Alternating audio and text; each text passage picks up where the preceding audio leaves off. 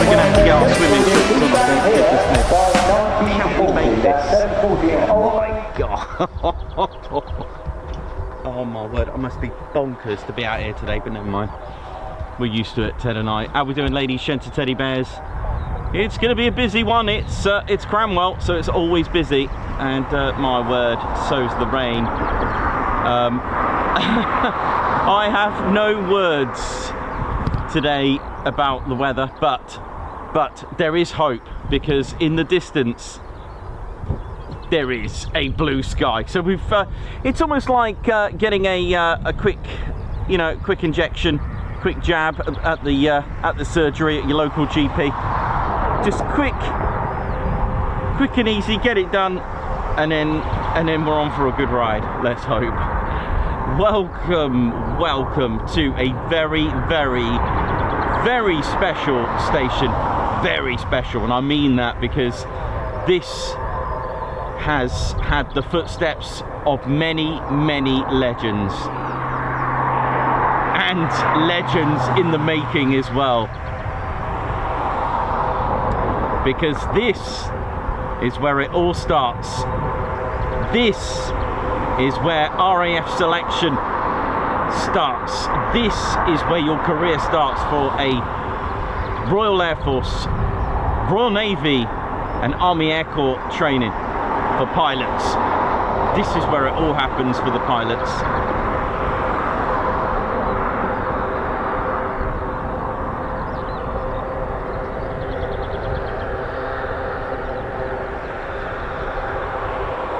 So we start things off with a Grob Prefect, and it's going to be a busy day because Cranwell is dubbed as the busiest RAF station in the country.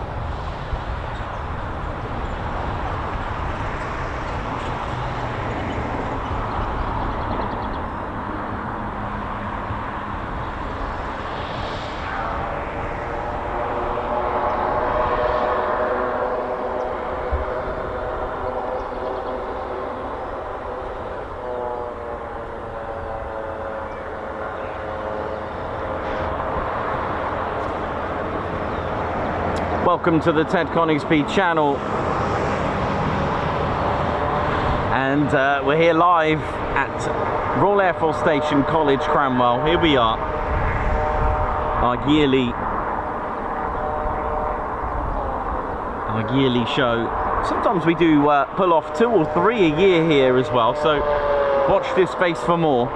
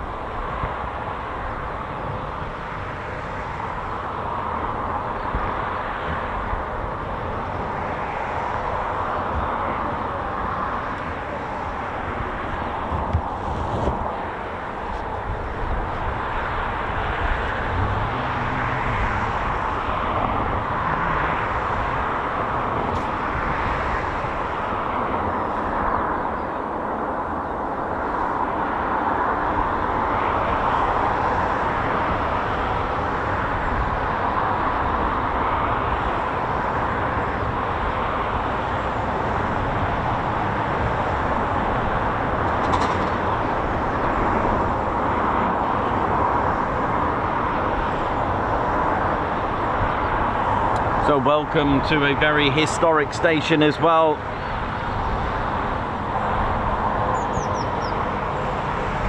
and we can't wait to see what happens today. This is the Prefect T1, the T indicating that it is a train. I believe there's another aircraft taxiing. It is the Grob 120 TP, the Prefect T1, a two-seater trainer, and also can be used for aerobatic low wing. And it is a carbon composite airframe, and it can actually pull -4G to +6G, and it supports the elementary flying training, and it flies with 57 Squadron. Operated by 57 Squadron, the legends that were once operating the many aircraft such as the Victor.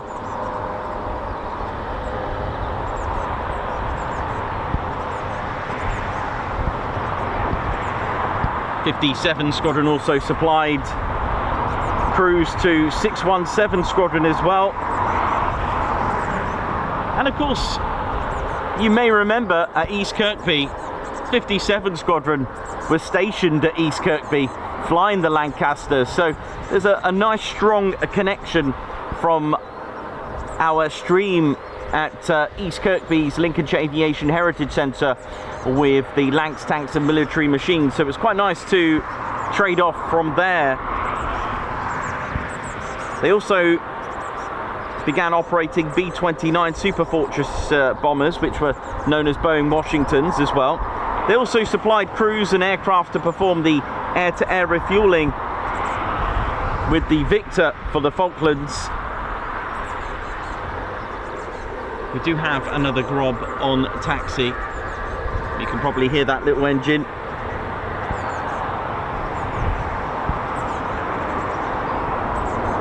The engine is a Rolls-Royce 250 B17F.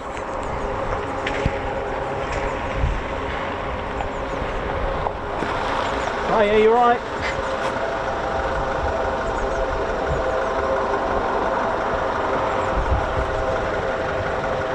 How you doing? Yes, mate, I'm good. You alright? Just come down for a quick chat. Obviously, we assumed who you was. I have phoned as well. We've had loads of people phoning up. Okay, no worries. Yeah, I did let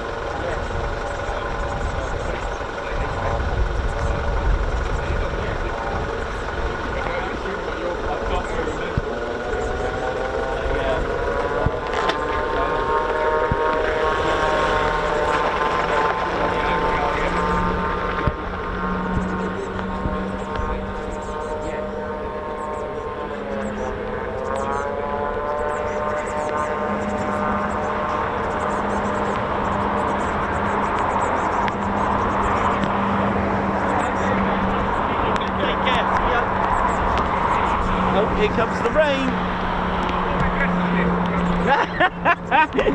Take care, man. Right, apologies, it's raining anyway now. Goodness me, we've got to hang on, Ted. Ah! It's absolutely pouring it down. I do apologise for that. Just needed, oh my word, hang on a minute. Hang on a minute. Oh my word, it's worse than what I thought, the rain.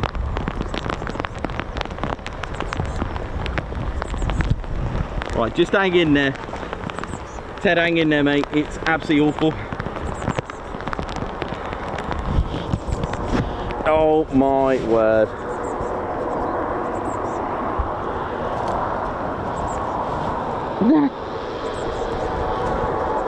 Right, we just got to hang in there for the rain.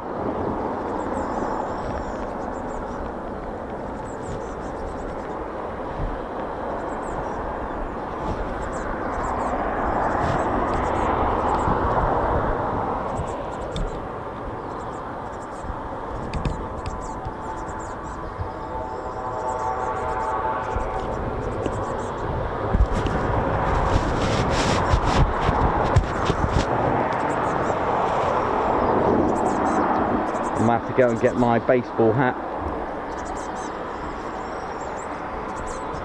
Yeah, all is good. Just had to just check in with a couple of people there, which is all good.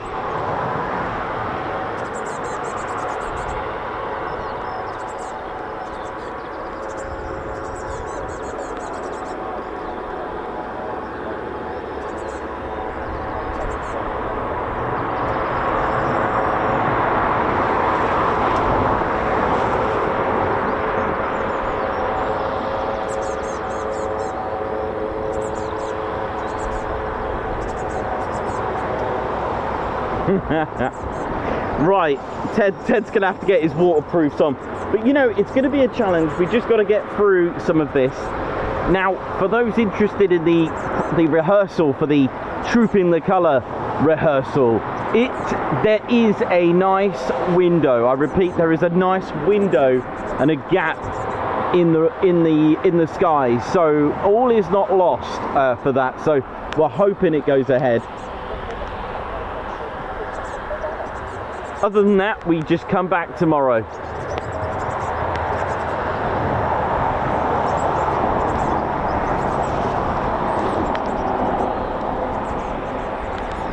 It is really coming down now, goodness me. Well, I'll do my best.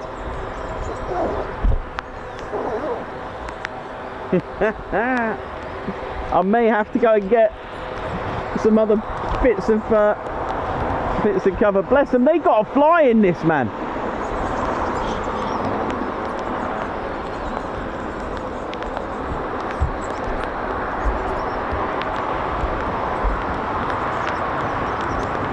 Should be all right.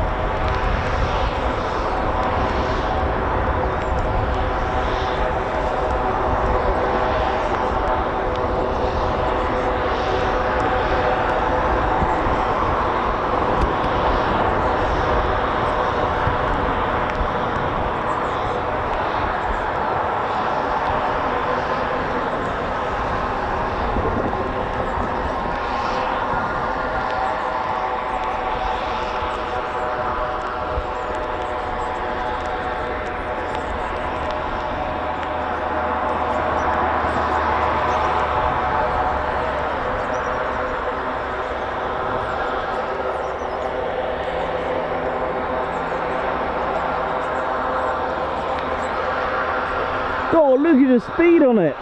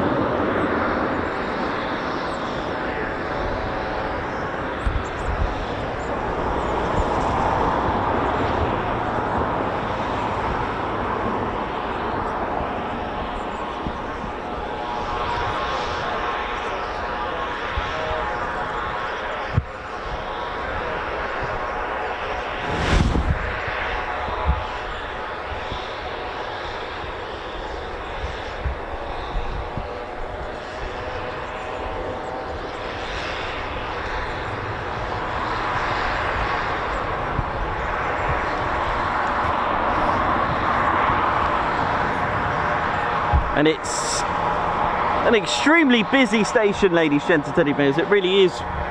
And this is where a Royal Navy pilot and Royal Air Force pilot will begin. This is where they'll get their wings, right here. But it's also part of RAF recruitment and selection. So it's officer selection. But we'll talk about that in just a moment. The rain has just started to stop a little bit. Please do share this stream. It's such an important station. It's great to give it amazing bit of love, because it is an extremely important one. Right, I'm going to try and do a little bit of Nikos style filming. Right, let's have a look. This is going to work. I'll do my best today, because it's a little bit challenging until about 10 o'clock today.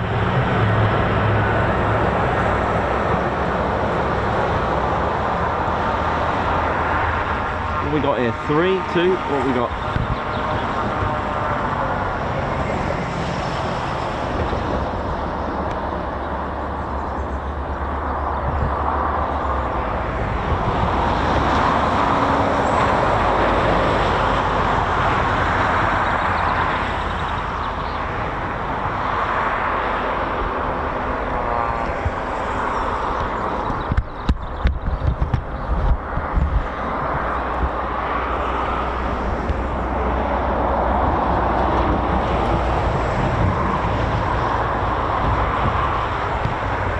So we have the Embraer Phenom T1 operating here. We've also got of course, the Prefect that you can see on the screens, and we do have the Grob Tutor.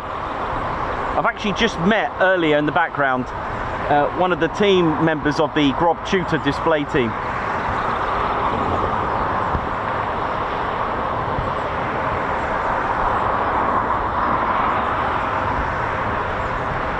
So how cool is this? This is the home also of the Royal Air Force Tutor display team now. It did used to be Wittering as well. Ted is here, don't worry, Ted's here. He will be making an appearance. We've got another two. We've got another 2 Grobs. Actually, do you know what? Even though I obviously I always contact and let those know that I am here. It's still nice that members of the public and others actually made a call. So that was kind of cool. So there we go.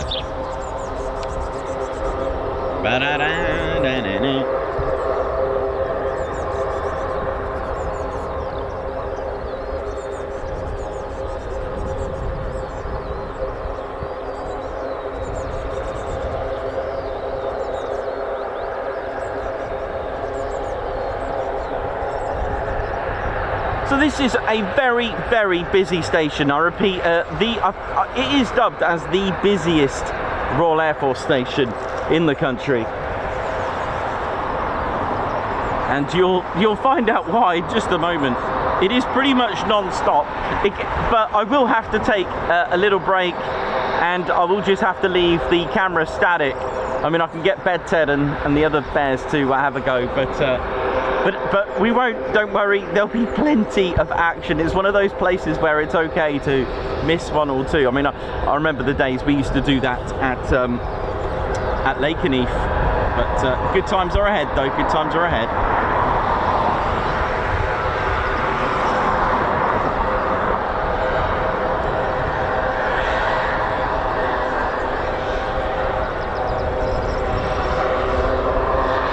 So if you're interested in recruitment, I'll be giving you all the details. This is where it all starts. And even as a qualified flying instructor, instructors are needed as well. They're required to train the next gen. I think the Prefect is such a lovely looking aircraft as well. A 2-seater trainer.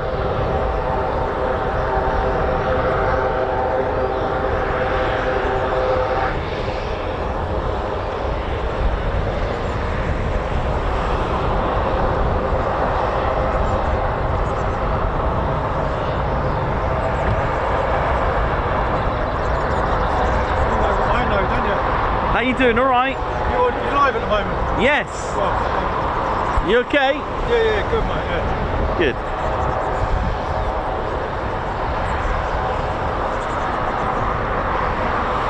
So for Grob Prefects, 57 Squadron doing the carrying out their elementary flying training from their history from flying Boeing Washingtons to supplying the air-to-air refueling in 1982 in the Black Buck raids. That's right, RAF Marham's 57 Squadron were assisting with their victors with 57 Squadron as well. We do have 4 Grob tutors, prefects, sorry. Just behind me to the north, there is a north grass runway that they use.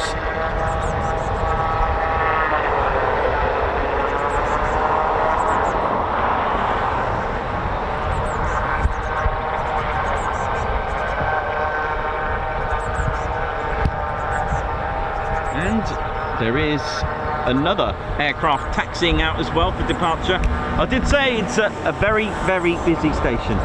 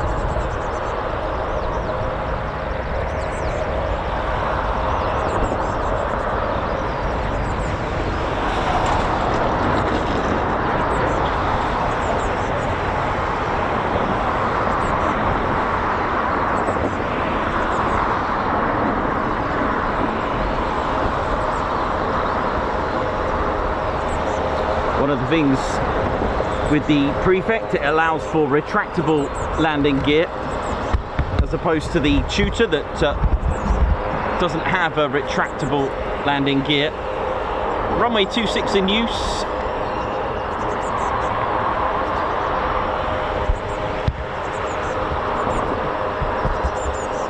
And we've also got some multi-engine training coming up now. To my right, we got the RAF Phenom T1. So this is for multi-engine. So for the pilot's career here, they will go off to RAF Bryce Norton after this, with 24 operational conversion unit, and fly heavies such as the A400 and C17 platforms.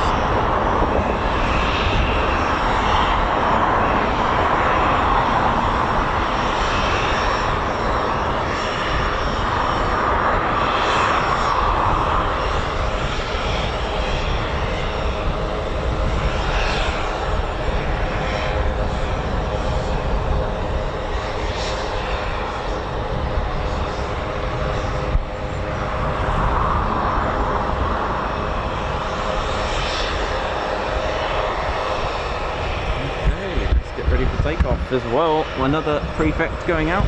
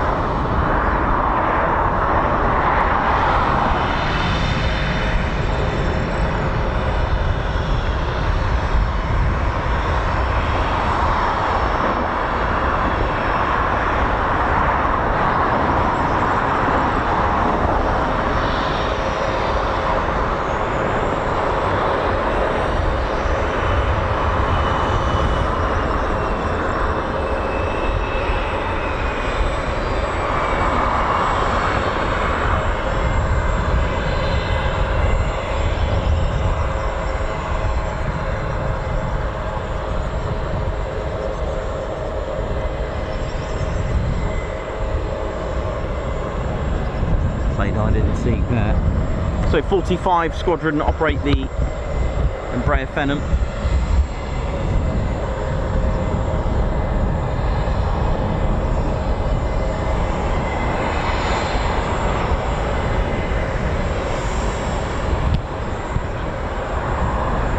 Hopefully we get the Flypast later. Yeah, hopefully. There is a nice window. Yeah, there is a nice gap in the skies for that, so fingers crossed it stays. Yeah. Got here yesterday. Went on campsite and used it about 10 years, 20 years. I had more water on the inside last night. Oh, whoa. Oh my word. Right, here we go. Another departure coming up.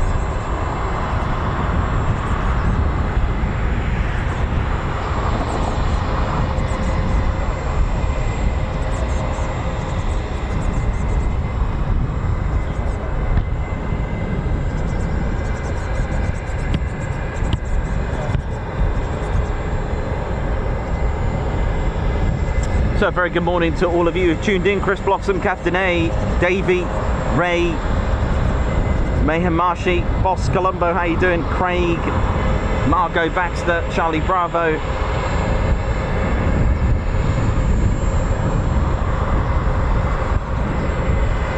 So I'll talk to you about all the way they're streamed into, because there are actually 4. But not everyone becomes a fighter pilot, okay? So it's just one of those things. Not everyone is going to be streamed to a fighter pilot. There are 4 phases.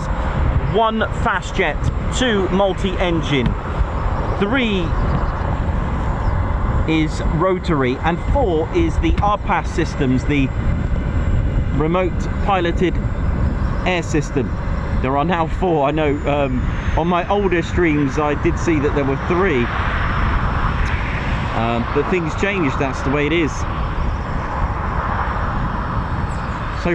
So for rotary, it's Shawbury, RAF Shawbury, so that's like a rotary station like Cranwell is in aeroplanes.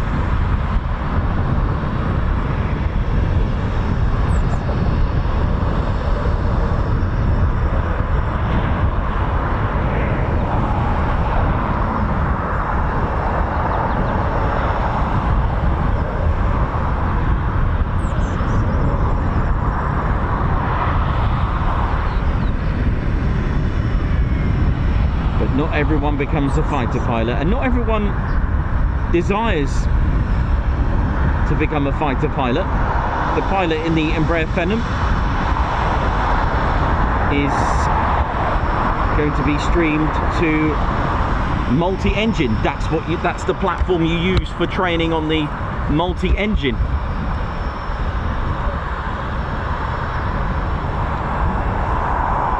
Which is just playing hide and seek at the moment. Hide and seek, look at this. Pretty cool, isn't it? But welcome to the Ted Coningsby channel, ladies and teddy bears. It's time for a multi-engine streamage now. And of course, for a fighter pilot career, it's here. And then after here, once they get their wings, it is all the way to Anglesey at RAF Valley.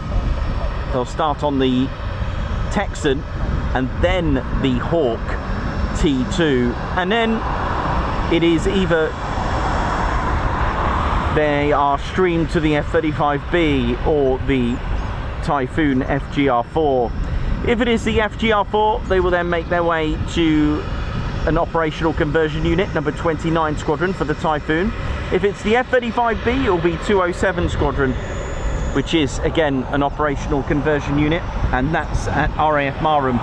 And that's for both Royal Navy and Royal Air Force 207 Squadron.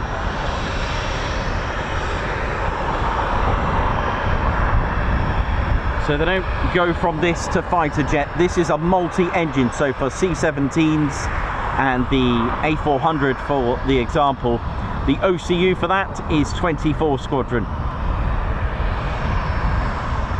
And 24 Squadron operate at RAF Bryce Norton. So it's all structured, it all has a process. Right, let's get this one. Let me just grab the camera while I can.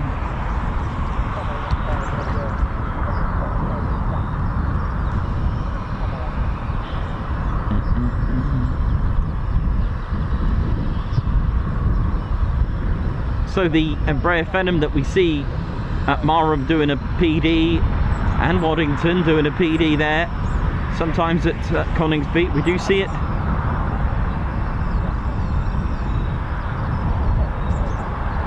Let's get fingers and paws crossed for today's rehearsal.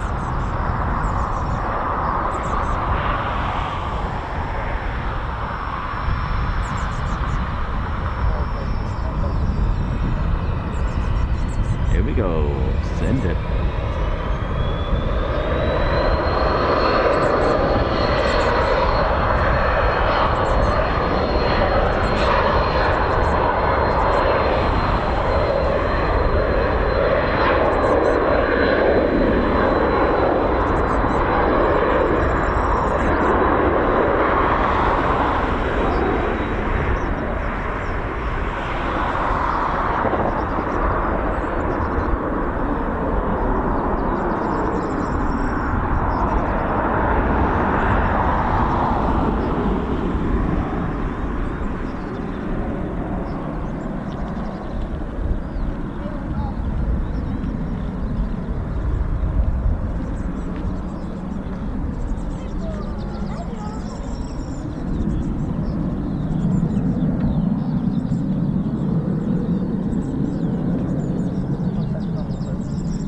Above all this, there will be some lovely, lovely blue skies. It's the only problem is it's facing reality, and coming back to this is it's a bit like going on holiday.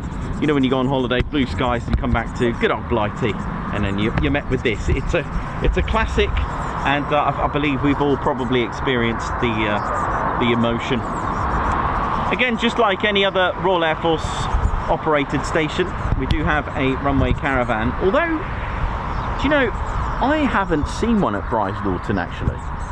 I was under the impression on my earlier videos they used to be, so I really don't know. There we go. But anyway, it does have a runway caravan here, so this will be in relation to which runway is in use, and of course beautifully labelled here, runway 26. So welcome to a, like I said, a really, really important station. It really is.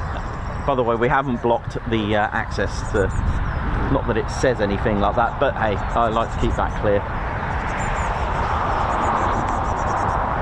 So my name's Nikos, I'm your cameraman, I'll start again, push back those dentures. Cameraman, a little bit of a historian and commentator. This is Squadron Leader Ted Coningsby. Ted, it's raining again, mate. I know, gonna have to just, I know, Ted's shaking his head. Committee. And this is where RAF recruitment and selection. It's also the HQ for many things, such as the Air Cadets as well. There's lots that goes on here, which Ted and I will give you the rundown. And Ted's just can't believe it. Ted, one of the things when we started out is that someone did notice that Ted doesn't have an officer's cap badge, even though he is squadron leader. There is a reason behind that. We did get one, we did have one, maybe I'll have one just for ceremonial purposes. But Ted is representing all of the Royal Air Force. Not everyone is going to be a pilot. So this is why Ted chooses the Royal Air Force cap badge to represent from the cadets to a whole array of trades. So that's why, and there is a reason for that, and that has been explained. So this is why we've decided, we did have a Ted size one, but we felt, do you know what, let's get Ted a bit of a universal representation, a bit of an ambassador, because he loves his Royal Air Force. I know, man. I'll tell you what though, Ted in his infant stages Ted would have come here, he would have gone to College Cranwell. He's off, he's gone. Oh dear.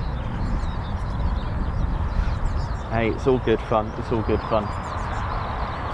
We've always said that, you know, if it inspires someone, one person to join through Ted, then that is a job well done. Even the infant stages of next gen, if Ted inspires someone to join the Air Cadets, then my job is done. Our work is done, isn't it, Ted?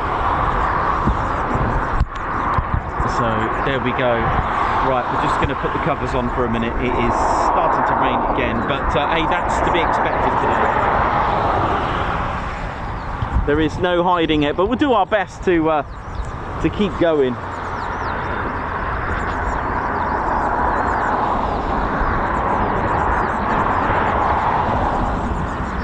Yeah, we'll do our best to keep going, and hopefully, fingers crossed,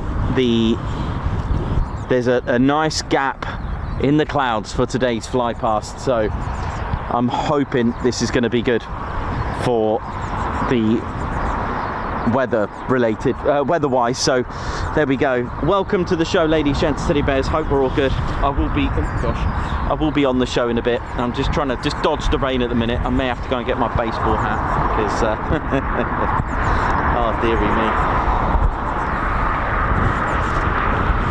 Let's just put a little bit of let's just dampen the sound of the rain. So a nice busy start here at Cranwell. Yep, they too have to put up with the weather, but for those that know, above those skies it is nice and blue.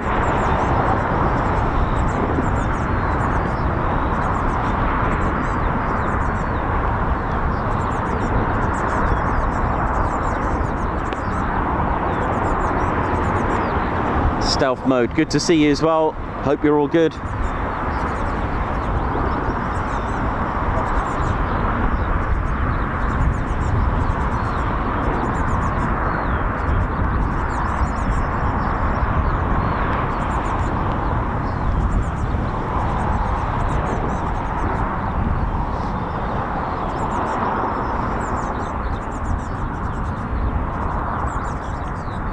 Yeah, good to see you as well, stealth mode. Hope you're good.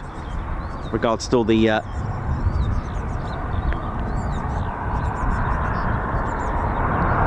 RAF Tutor display team that's here. So I hope we're all good. And of course, don't forget to hit the like button. Ladies, gents, teddy bears, do give us some support. Let's get this stream out there. Not many people know about Cranwell and how important it is, and it's a great place if you just want to do a bit of practicing with your photography, really, because it is an extremely busy station.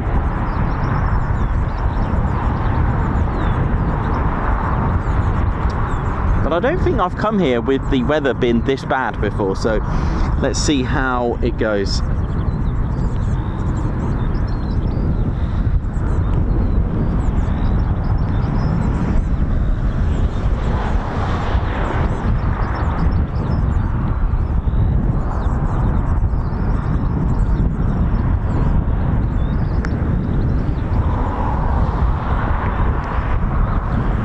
So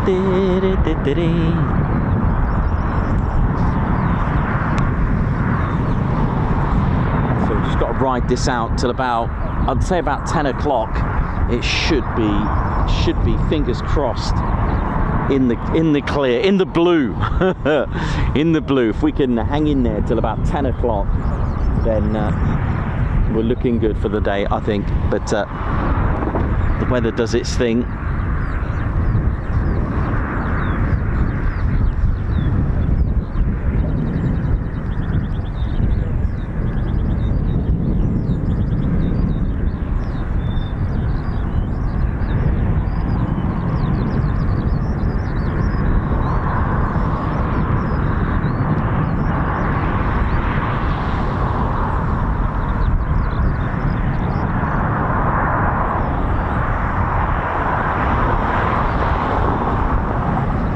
So yeah, like I said, we'll be in the clear from, I'd say, 10 o'clock local, so that is something to hang in there while I can. So we've got plenty of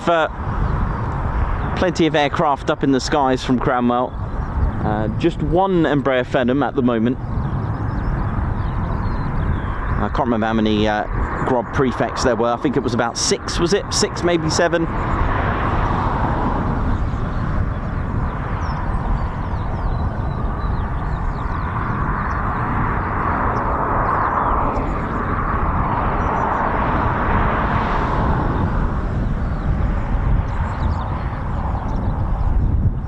Got a prefect coming in, but I can't even see it. Oh, just about. I can see it. Wow. It's coming in on initial, I think. Let's just get but yeah, we'll do our best. See what we can get. See what we can do amongst all of this. It's going to be a wet one. Goodness me.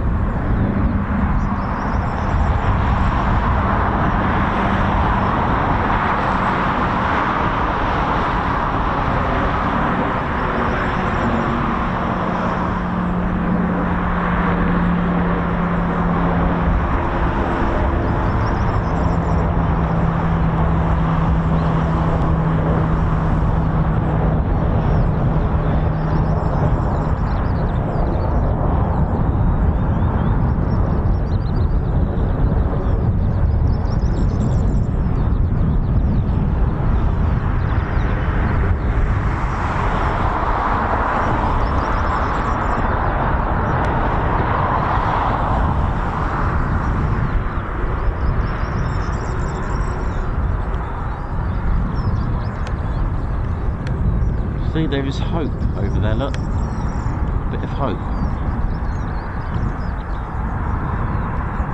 Busy carriageway over there, busy highway over there.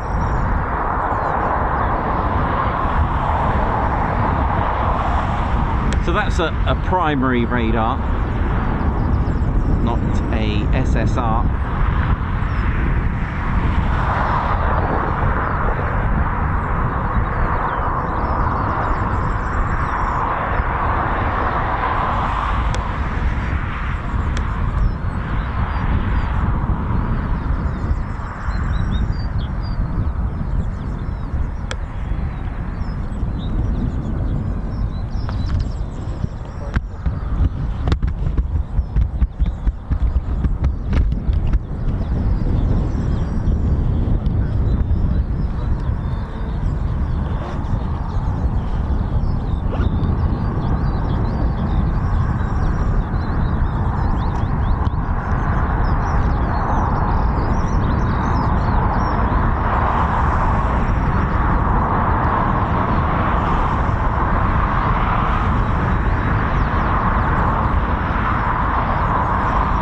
Sorry, just 1 second. Just going to do a bit of a... I'm going to have to do some of this, a little bit of maintenance throughout the day on the older screen. But other than that, I think we're going to be okay. I think we're going to be okay, he says.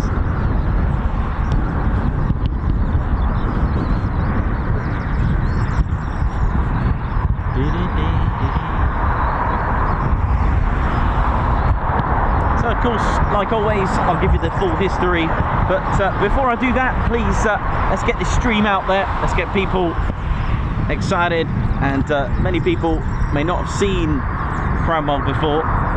It is very, very historical. It's a shame we can't see the college hall from here, but hey, one day I'll get you I think me and Ted did an old video a long time ago on our adventures at Cranwell, I think back in 2022, which was kind of cool.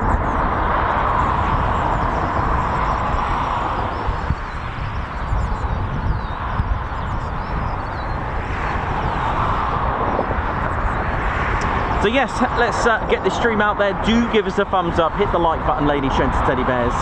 Hit the like, it really does help with the algorithmics. YouTube will know that if all our viewers are hitting the like button, then we could potentially get more exposure. It does its thing, maybe recommended on people's viewers with the same interests of military aviation.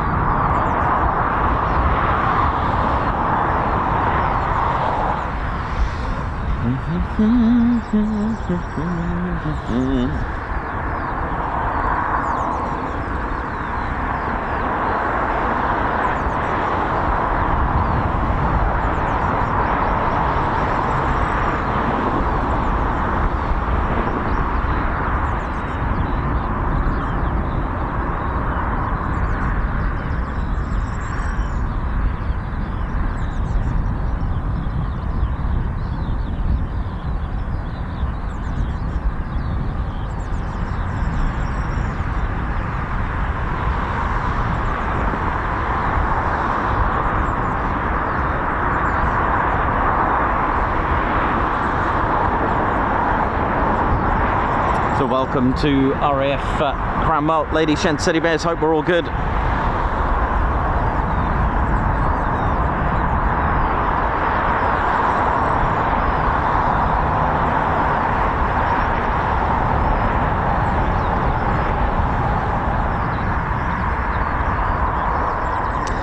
Cranwell also parents, just like a satellite station, RAF Barkston Heath as well, where GROB prefects also operate from.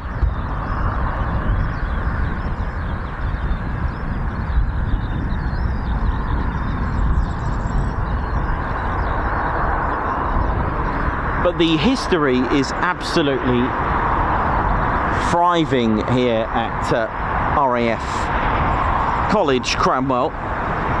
And it has two associated airfields. The Northern Airfield, of course, is the older one. It's just behind me, and it's still in use today. And it is a grass airfield. Believe the gliders potentially use that, and I can't remember if. Pretty sure gliders use that, but I can't remember if the GROB tutors use it. I could be wrong on that, but of course I've seen tutors here. But the Northern Airfield being older, that's where it all began for light aircraft. And Cranwell's history really can date back all the way to 1916, and its grass runway is still used today by gliders and light aircraft. Here, of course, being a larger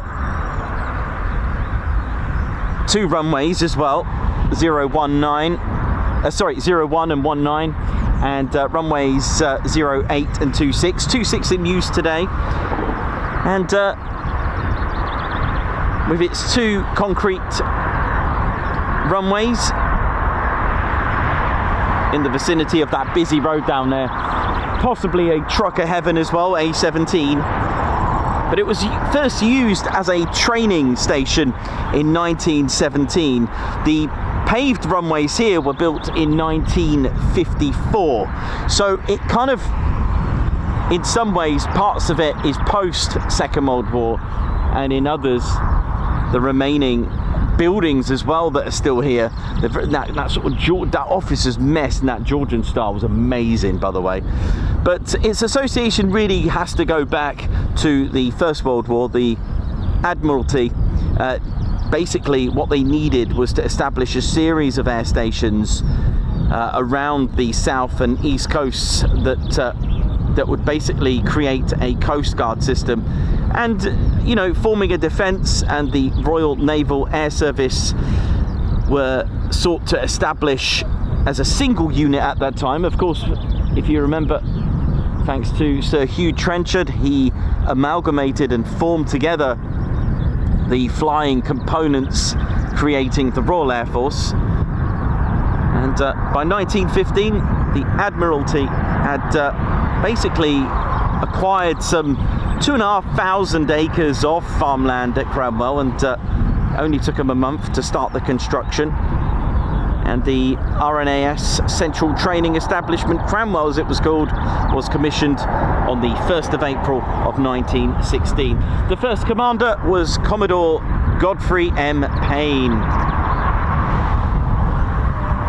Cranwell also had another name as well during that time. It was known as HMS Daedalus. In addition to that, there were various airships been flown. Also a boys training wing was also established here.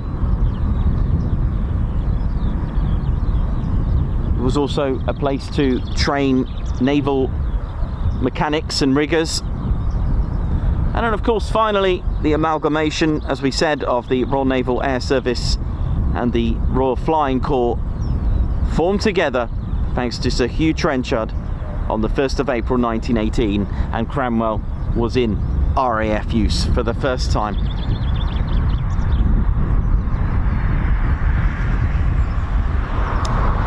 So the old title was now changed to Royal Air Force Station Cranwell, and officially the Royal Air Force College opened on the 5th of February 1920. That was under the command of Air Commodore C.A.H. Longcroft.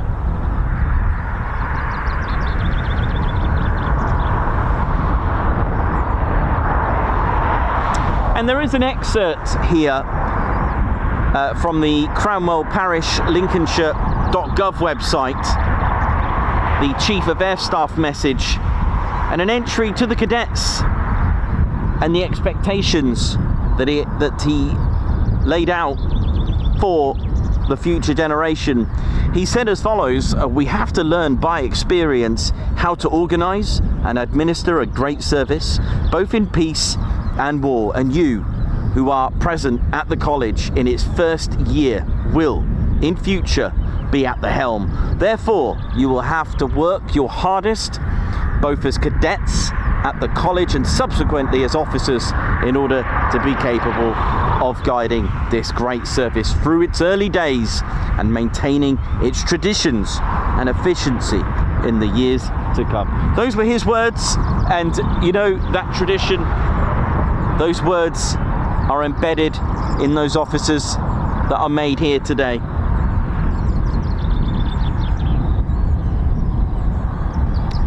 So the remaining naval buildings, such as the naval huts, were replaced eventually by more permanent college buildings in 1922.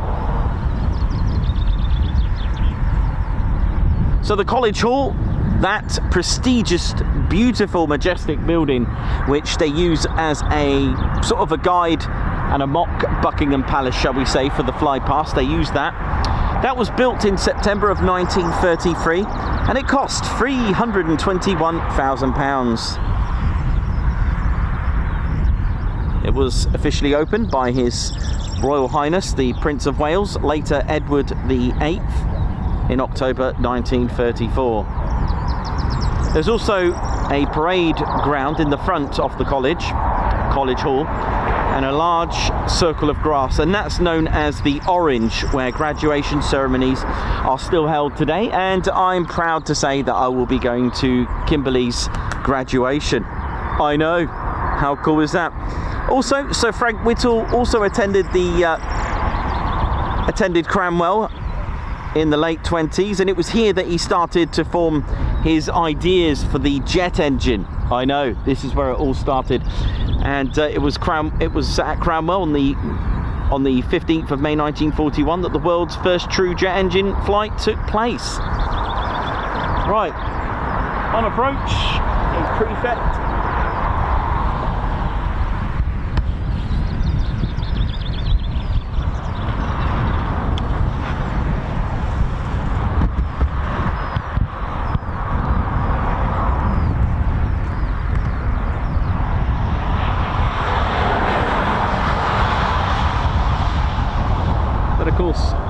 There is, of course, some history with that jet engine.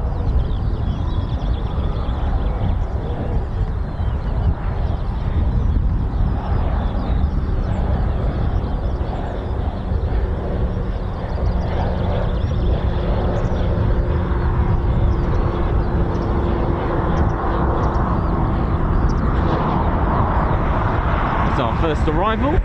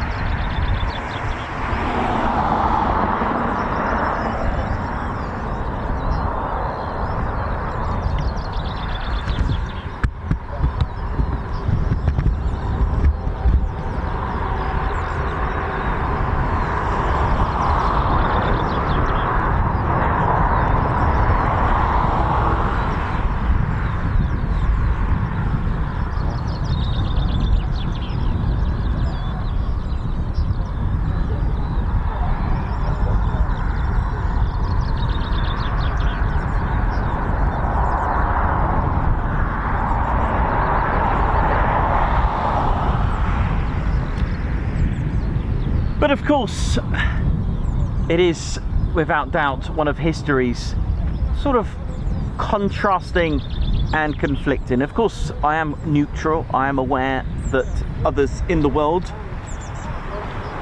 were also establishing jet engines. And August 27th, 1939, you also had the Heinkel HE-178, which was powered by a Hans von Ohain turbojet engine. So it is really a play on who got the patent, who was making this first, who was doing it. But at the end of the day, you have to give it to both of them. But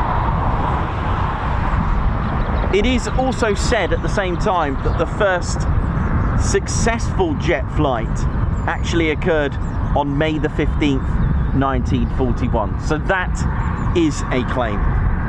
And for those that know the channel very well, would know that the Air Ministry always have a Air Ministry specification, and it was indeed, as you know, Sir Frank Whittle's aircraft was called the E28/39. So all of you will now know, who are fans of the channel, or those that know a bit of history, will know that the E stands for experimental. You will also know that the 28 stood for the 28th entry of that year, and /39 was the year that it was released. So he actually named that jet in the respect to the Air Ministry specification. So yeah, it's very interesting when you start to get into the topics of jet engines. But of course, it is said that the true first ever jet flight itself was indeed Sir Frank Whittle's E28/39, May the 15th of 1941. In 1995, the Red Arrows were also here as well. Just to quickly on a temporary basis while Scampton closed.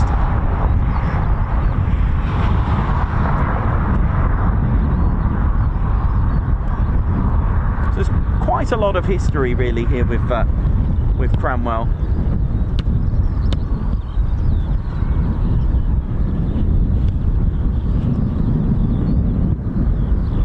But it is all about the recruitment.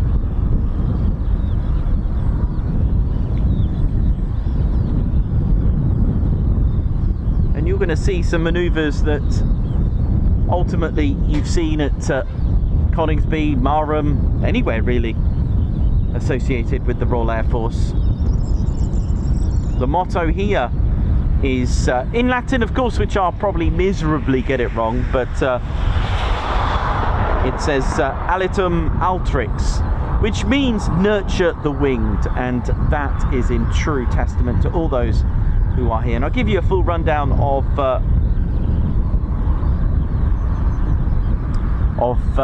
the units that are here.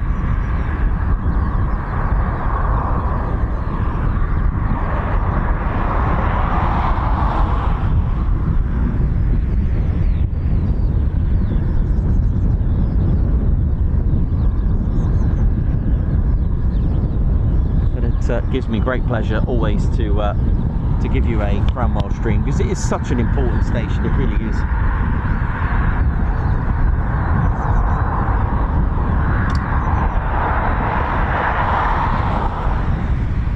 Ba-da-ba.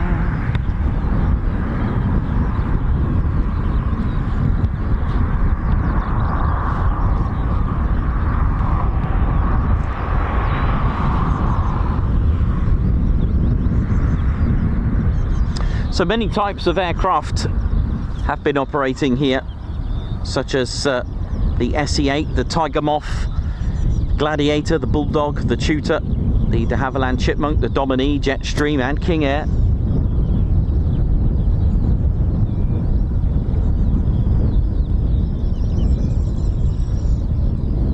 In the 60s, RAF Cranwell saw technical training, previously undertaken at RAF Henlow, which merged with training at RAF Cranwell. 1971, Prince Charles started his Royal Air Force flying training here at RAF Cranwell on the Jet Provost, which there is a gate guard of that, along with the, I think it's a Dominie that I drove past today. So we've had one back already. This is actually pretty quiet as far as Cranwell's concerned. It's normally a lot busier than this.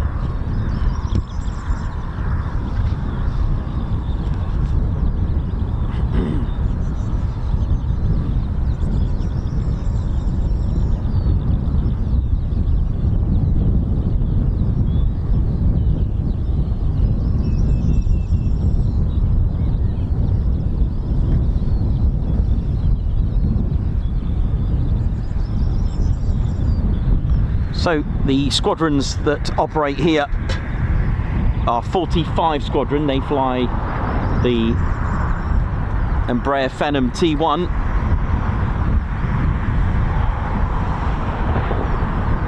and is 45 Squadron is among the few Royal Air Force units to see World War II combat against German, Italian, the Vichy, French and the Japanese forces. Aircraft flown in their career have included the Sopwith Camel, the Blenheim, the Vultee Vengeance, Bristol Brigand, Hawker Hunter, the FGA-9, the Panavere Tornado and the Beechcraft King Air. And they, of course, on the 4 streaming phases, they deliver multi-engine training to pilots. They formed in 1916 at Gosport, that's where they formed. Again, they too have an incredible amount of history.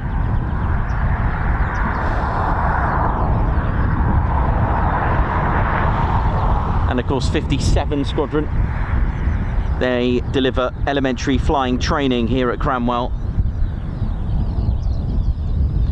Their instructors are a mixture of military and civilian pilots as well. A question I do get asked is to do with the qualified flying instructors. So they are a mixture of military and civilian pilots from a wide variety of backgrounds. Trainees undertake the flying and simulation where they are taught the basic aircraft handling, pilot navigation, instrument and low flying.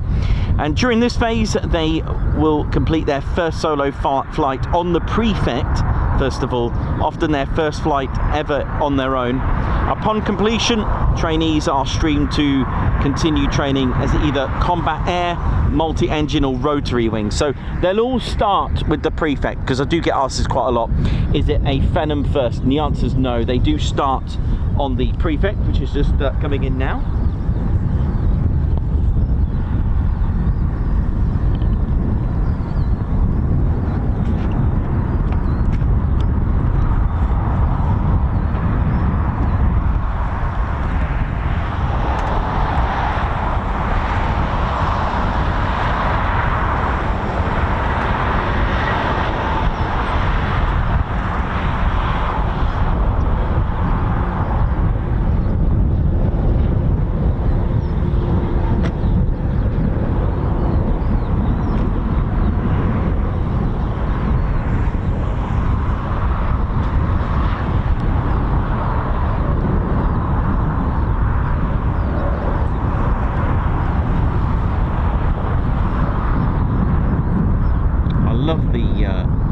The winglets on the wings there, giving a little bit more a comfortable ride, dealing with turbulence. It is a composite aircraft, so it doesn't have a lot of metal on that.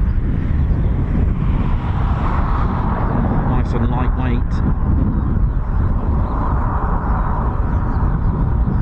So yeah, from here this pilot could be going off to doing rotary, multi-engine or fast jet. It's combat air really for them if they want to.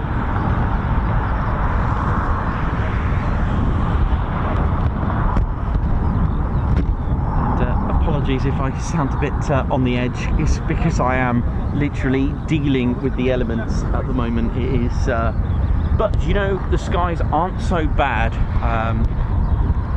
But yeah, thought I'd brave it and go for it. Why not? You know, life's too short. Hey, my favourite line in a movie, honestly, you are gonna laugh at this. If you want to know my personal favourite quote, are you ready for this? It comes from Bubble Boy. Yes, it comes from Bubble Boy. You know the movie with Jake Gyllenhaal? Yep, my favourite ever quote in life is as follows. It's from that sort of Mexican biker. Apologies if he's not Mexican, but just saying I thought he was, or at least South American, because of the way he talks, bless him. But yeah, listen, this is my quote, all right? And the quote goes as follows: "You didn't come all this way to play it safe, did you, SA?" I didn't have to add the last bit, but you didn't come all this way to play it safe. I mean, that is a really good quote, regardless of who said that and the character. You know, you didn't come all this way to play it safe. And I've used that in my mind. If anyone knows, has anyone ever heard of Catrig Falls? Or Catrig Falls, sorry, Catrig Falls. It is a waterfall in Yorkshire. I haven't been for a long time. And to get the photo I wanted, I had to get in the water, which, if my mum's listening, if the water didn't kill me, she will. I had to make a daring maneuver to get to this rock so I can get a good shot. I wanted to get there, but it involved like going in the water, you know, we're talking, oh dear. And I had I had that voice in my head, and it just said, you didn't come all this way to play it safe. And I'm like, yeah, you know what? Yeah, not recommended. Don't try that at home. Do that under supervision.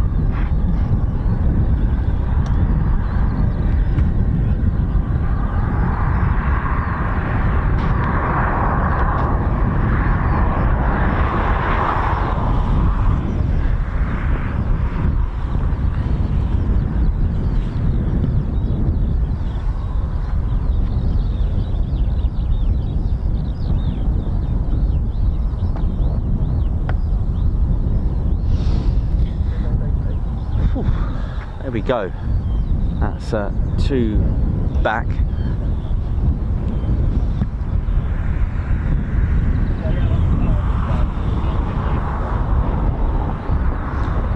So we may get the... Okay, so the hot topic today, before I continue... Oh, what's this? We got a... Oh, is that the Helimed helicopter? The hot topic today is, of course, the rehearsal for the King's Birthday Flypast, and we may get the photographer aircraft, which is a Juno, which is probably on its way at some point from Shawbury. Right, let's continue with the history as well. Just a quick one then. 57 Squadron, they formed in 1916 as well. They started flying aircraft such as the Avro 504s and the BE2s. They converted to the Prefect in 2018. We've also got number 8 RAF Police and Security Squadron, so a big shout out to them. Again, all these roles are important to make an Air Force. They are unique as the Helimed helicopter. Someone's obviously having a, well, hope everything's okay. We'll leave that. Yeah, so they're quite unique, number 8 Royal Air Force Police and Security Squadron, in that it focused entirely on protecting people from their first entry into the Royal Air Force at either RAF Halton or RAF Cranwell through Phase 2 training and onto their first assignments. The Squadron HQ is based at Cranwell and provides policing and security to all Royal Air Force training establishments, which includes Royal Air Force College Cranwell, Cosford, Halton, Henlow, Honington, Shawbury and RAF Valley as well.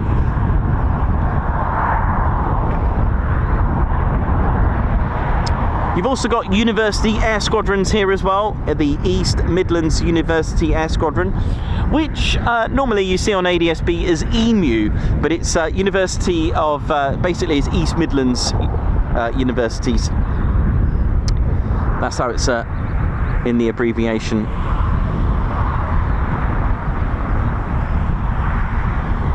You've also got number 6 Flying Training School. They reformed at Cranwell on the 7th of September 2015. They oversee the RAF University Air Squadrons and the Air Experience flights, which you may see abbreviated as AEF as well. It's also the home of Air and Space Warfare School, band of the Royal Air Force College. It's also the headquarters for the Air Cadets, RAF Disclosures as well, RAF Officer Training Academy. Also, Royal Auxiliary Air Force Band, Specialist Investigations Branch, the Tedder Academy of Leadership, Robson Academy of Resilience, the RAF Recruitment and Selection. So that's a really important thing, ladies, gents and teddy bears. It really is when it comes to the recruitment and selection. Which is of course based here with Armed Forces Careers Offices throughout the UK, England, Scotland, Wales and Northern Ireland. RAF Recruit Select performs the critical role of recruiting the high quality people needed to sustain Royal Air Force operational capability today and of course into the future. It is an ambitious, agile and inclusive organisation that provides a best-in-class recruitment experience, delivers the talent needed to build the next gen. So, from next generation Royal Air Force RAF recruitment, home, regular reserve, and the rain at the moment. Display teams, of course, we've got the RAF Music Services and now the Grob Tutor display team. Satellite station, it does have one, the parent RAF Barkston Heath as well. So we've got a little bit more drizzle on the way.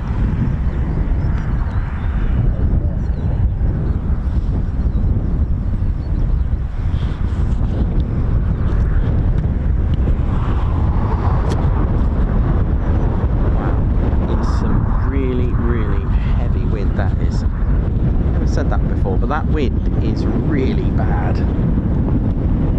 Wow.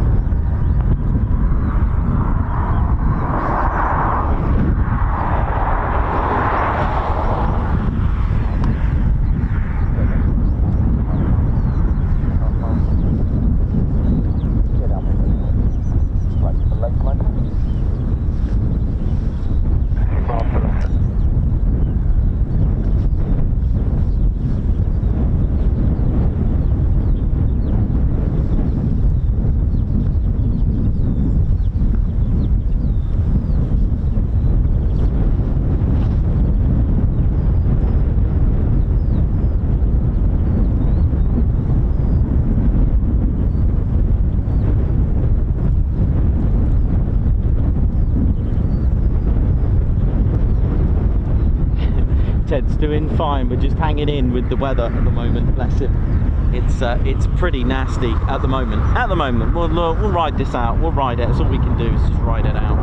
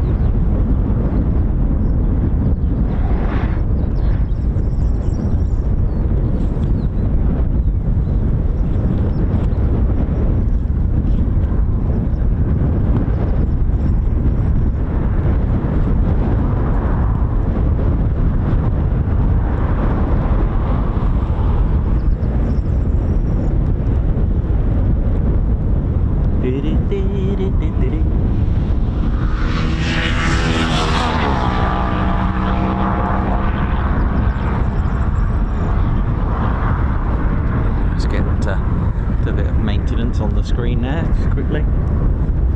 Sadly, it's the way it is, but I am going to go for it. Obviously, I am going for it today, so let's see if we can just hang in there.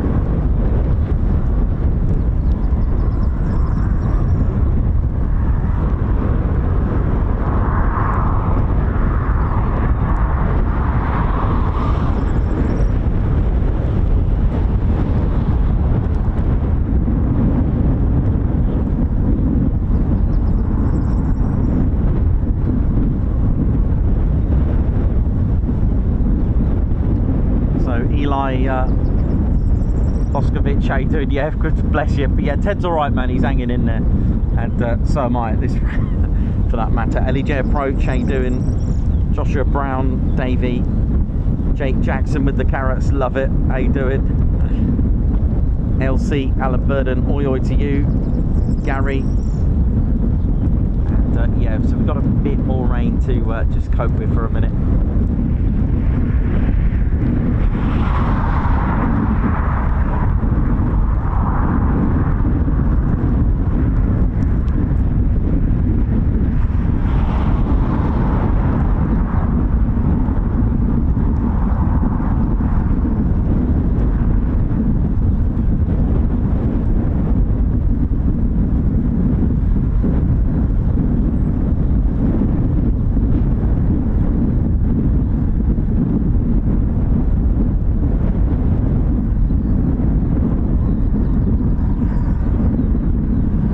Actually, what's interesting, I don't think the ILS is available today, so this is a bit of a challenge for the crew. It is, so they're using other. I've seen a NOTAM somewhere. I think ILS was unavailable on one of the runways, so they're using talk down. They'll use other methods as well, of other instruments as well. But yeah, I'm pretty sure I've seen something, or maybe check ATIS. Sneaky Josh, how you doing? Hope we're all good and well. Wibs, oi oi.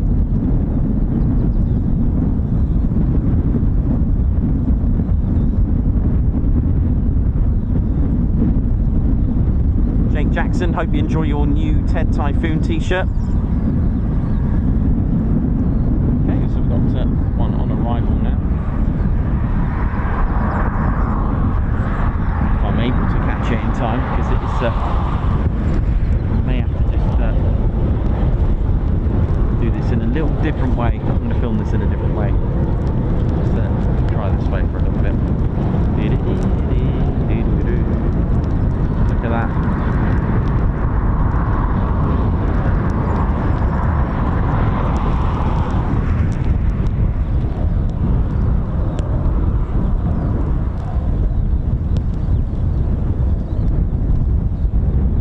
I suppose it's a bit, well, you know that feeling when you're doing your driving lesson in really horrendous weather.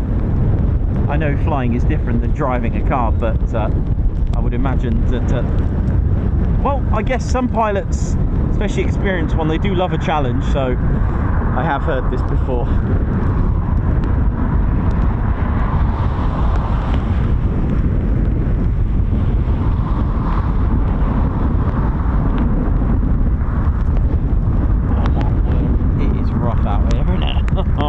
You can probably hear that. It's really, really rough, man.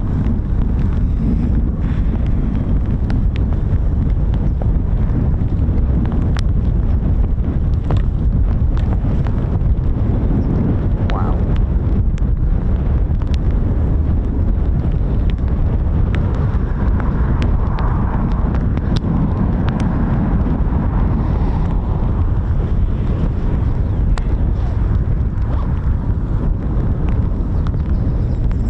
The rain is just going straight on the lens because that's the direction. I mean, I could give you a different view, which might help actually.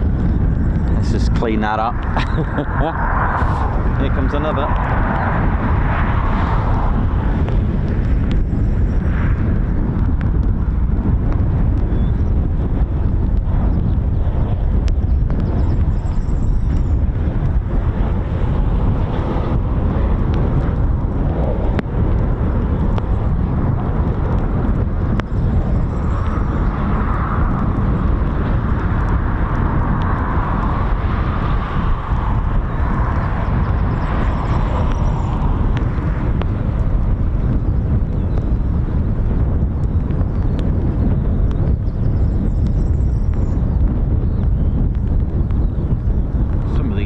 I'm very familiar with from RAF Waddington.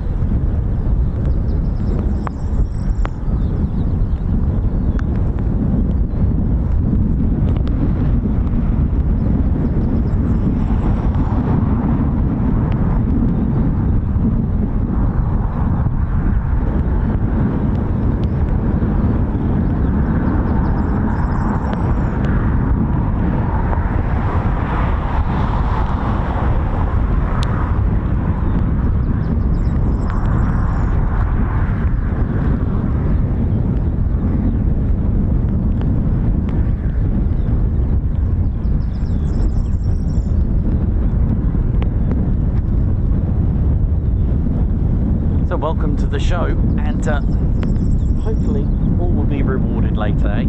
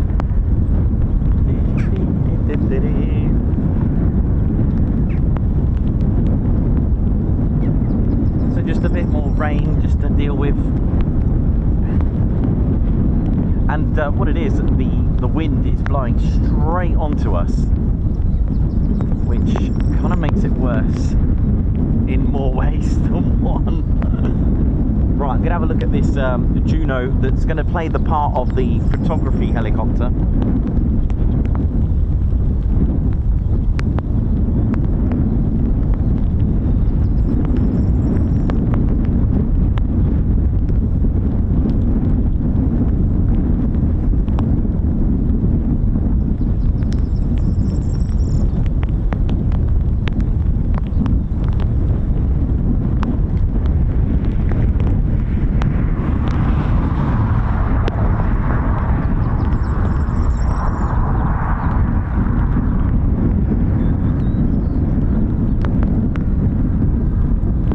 Faith Marshall, how you doing? Hope you're good. Alex Raven, Davey, Ellie J, Captain A, what's going on? Hope we're all good and well.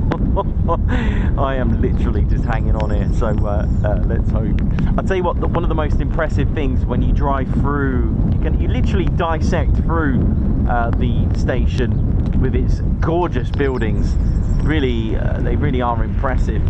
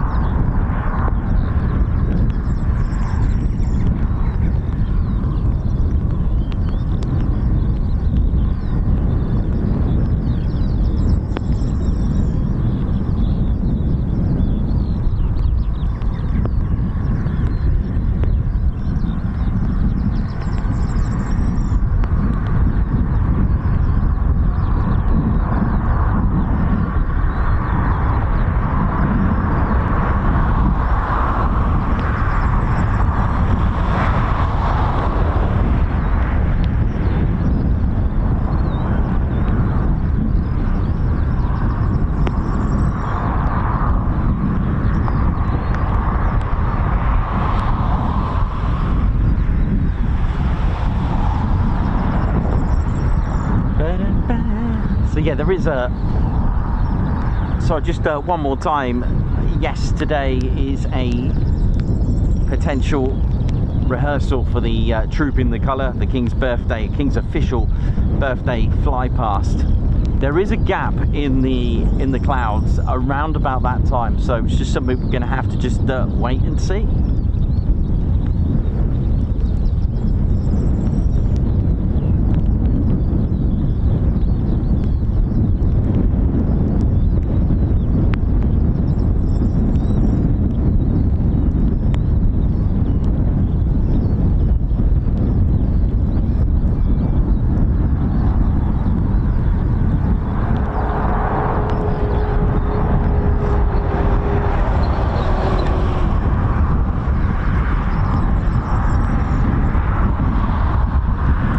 When the rain stops, I'll pan it round over to the grass airfields. That's another approach. Wow, that screen looks like it's seen better days, doesn't it?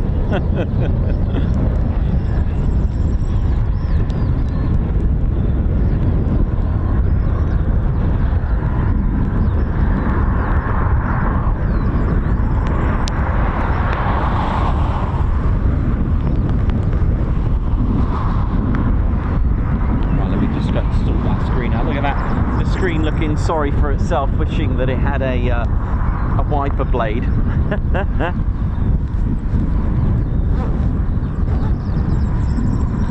me just take care of that there now.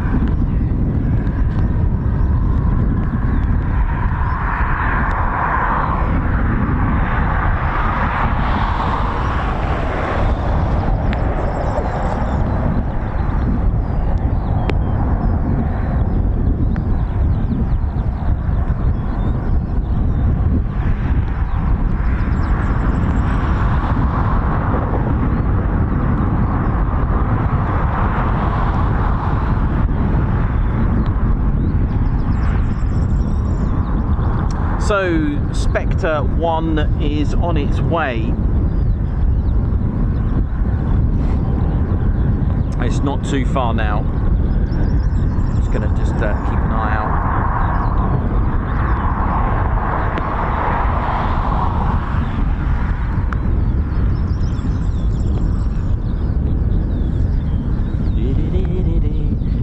back update tomorrow, but tomorrow it actually looks worse. So yeah, we'll see what's going to happen there. All the college buildings. Yeah, I'm just waiting for this rain to stop, which blue skies are among us very shortly, hopefully. Let me just pan it round over here, get a little bit of rain off it there. Oh, is it? Is it going to Waddo? Okay.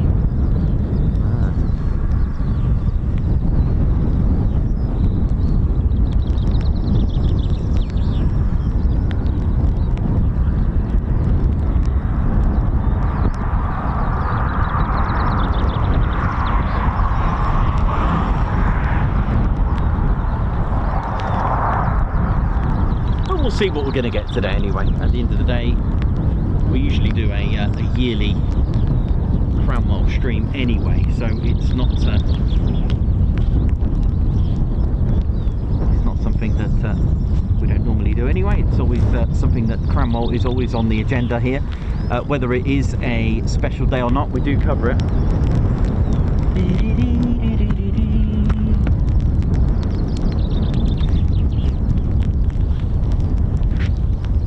I can see why the Red Arrows go to Greece for their PDA and final training workup for the PDA. Maybe I should do the same. What do you reckon?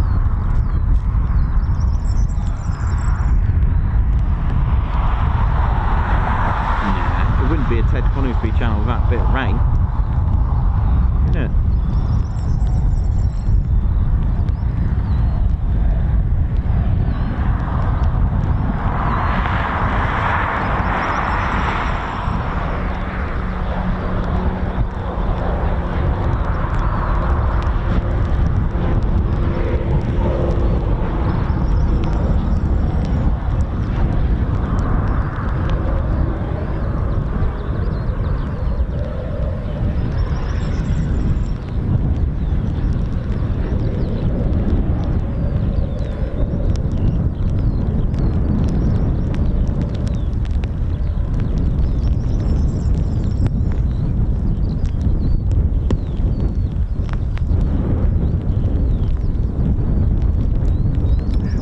While I've got it turned this way, I might as well show you the grass runways.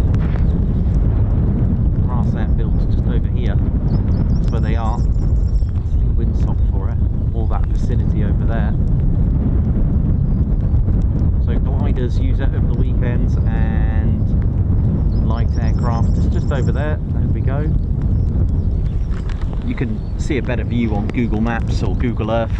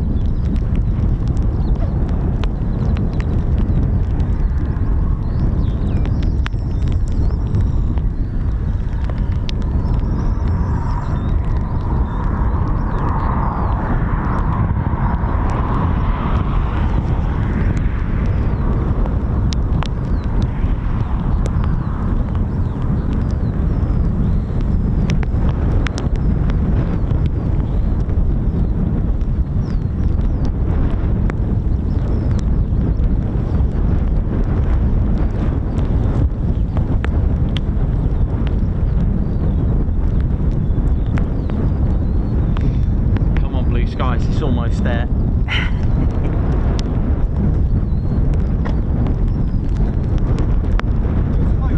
You're right there?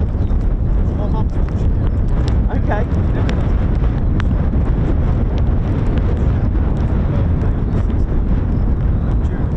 She's 80. Just get note.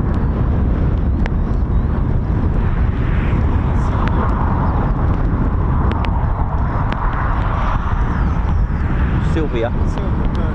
Sylvia. Yeah, from. How old is she going to be? 80.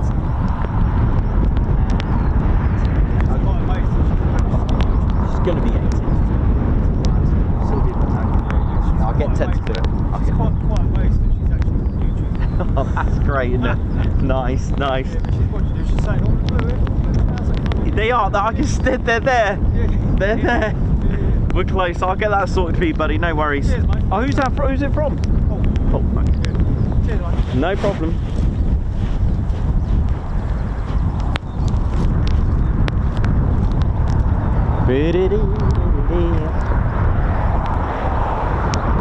Just a little bit more heavy rain just coming now, and then I think we're going to be all right for a little bit.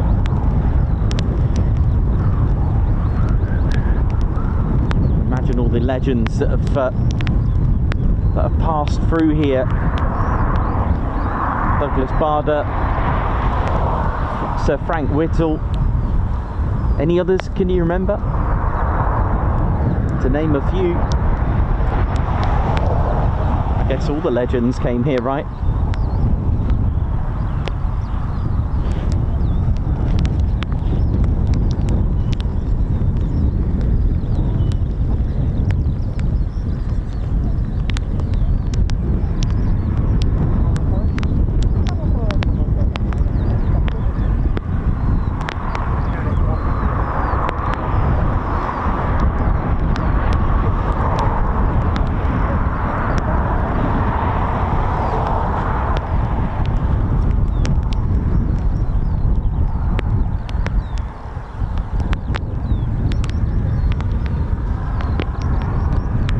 Cranwell 48, not too far.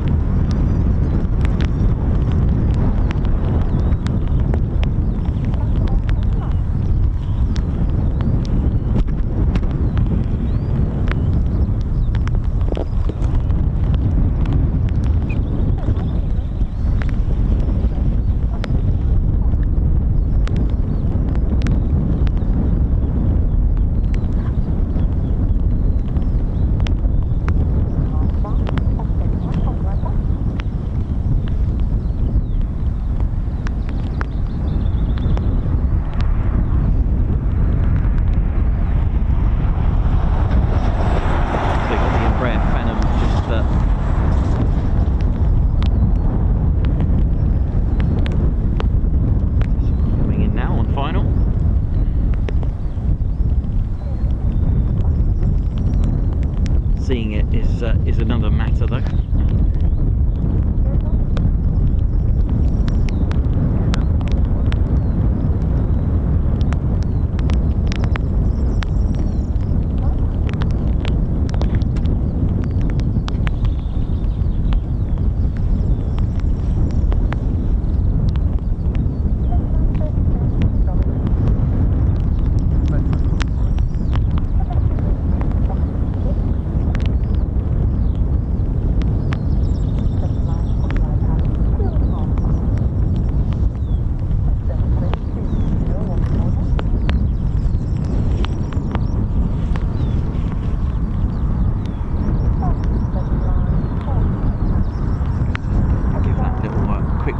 Spruce up.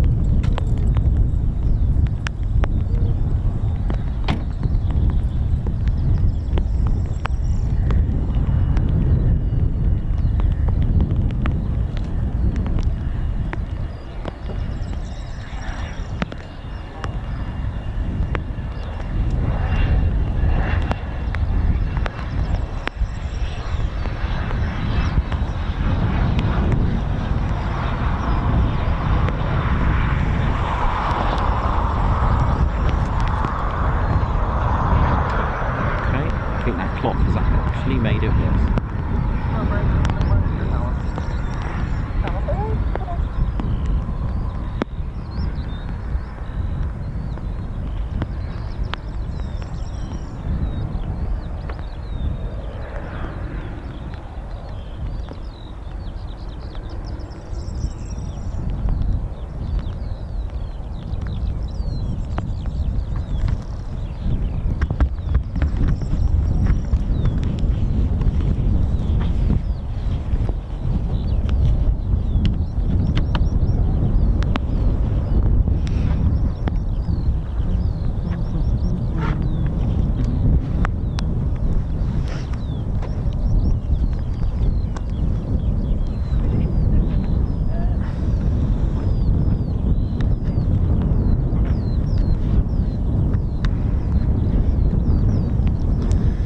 Right, that's taken care of that for a minute. Right, we're almost in the blue skies at the minute. So the Juno's gone to Waddington, so that's normally the commentators and photographer as well. Right, Ted, where are you, mate?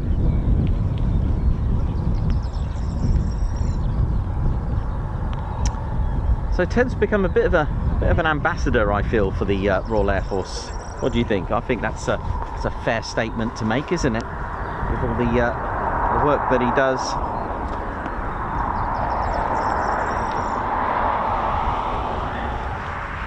Let's pop that there.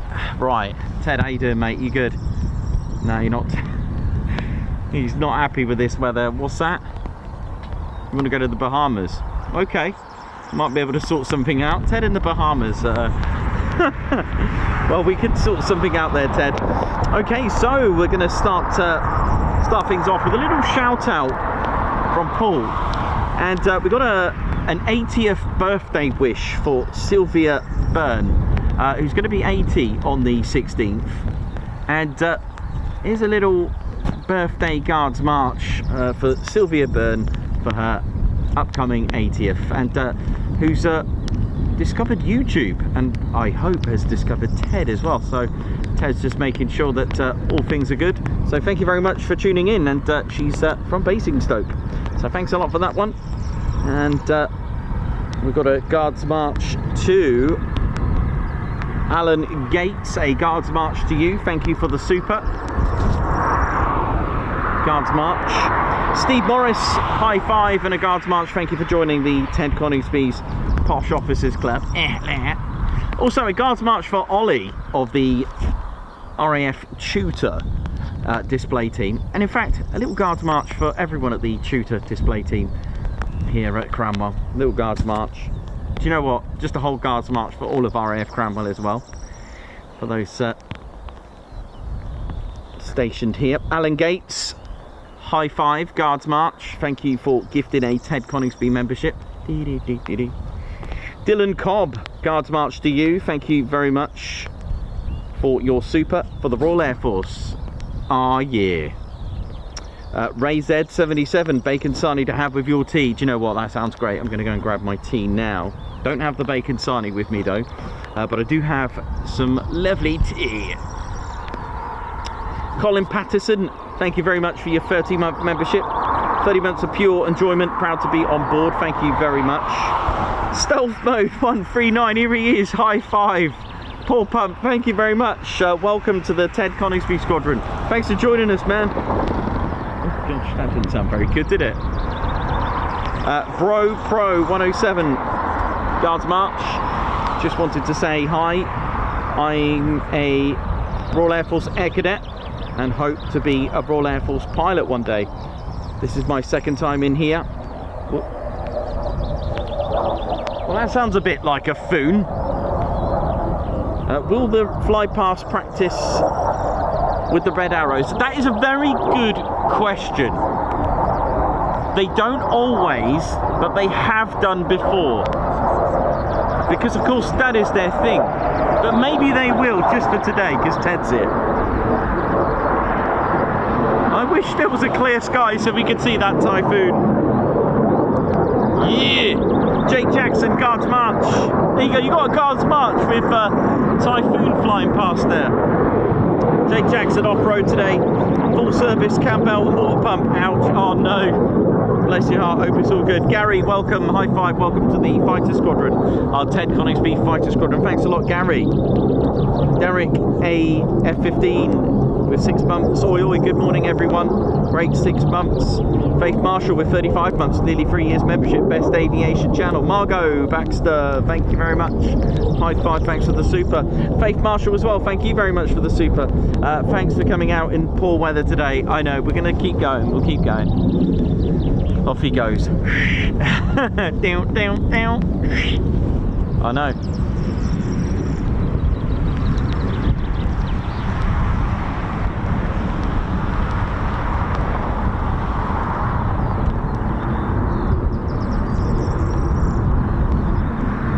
Shame we couldn't see the Typhoon, but as you can appreciate, it's not the best weather today. But that said, it is oh gosh, have I broken it? No, it's still here. Are we still live? Just keep going, just keep going. If it works, just keep going, innit? Goodness me, I feel like I'm having a losing battle with the weather, but you know, another thing as well, never fight the elements, just work with it. It's a lot easier and it's a lot less stressful. Yeah, I've had too much fresh air and I'm on one of my silly moods today, if that's all right. Yeah, that's it, I do get them. Do you ever get that? You get in one of your silly moods? Yeah, I love it. It's good fun. I feel liberated. I feel like the when I was up Gummer's How, do you remember that? I went all silly. It was brilliant. I loved that. So you're in for a treat today. I think the blue skies are coming now. I did say 10 o'clock we should be in the clear, in the blue.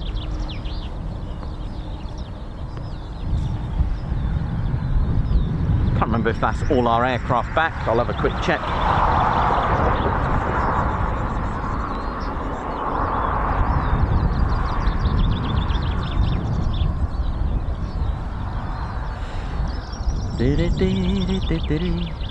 So this is where it all begins, and I just want to highlight that, how important it is here at Cranwell. This is where it all begins, and especially, of course, I know we're Royal Air Force orientated, or at least Air Force orientated, because of course we do have our brothers and sisters at the United States Air Forces, such as Mildenhall, Fairford and Lakenheath. But the Royal Air Force pilots, they provide power on behalf of the country, operating state-of-the-art aircraft. And don't forget this, because a lot of people ask me this: how many aircraft are stationed here, there? Let's face it, the Royal Air Force operate worldwide, okay? Don't forget that. And of course, one thing that I have learned as well, which is something that they'll push through here when streaming to their future gen, is don't limit yourself. Never have a limit. Just you apply for more than one position here, and the Royal Air Force will help find that right role. That is how they'll stream you to where you're going to be. They'll stream you, okay? You can put in a request for what you want and they'll look into that, but they'll stream you to what they believe, you know. And don't forget, they've got a strong record of proven.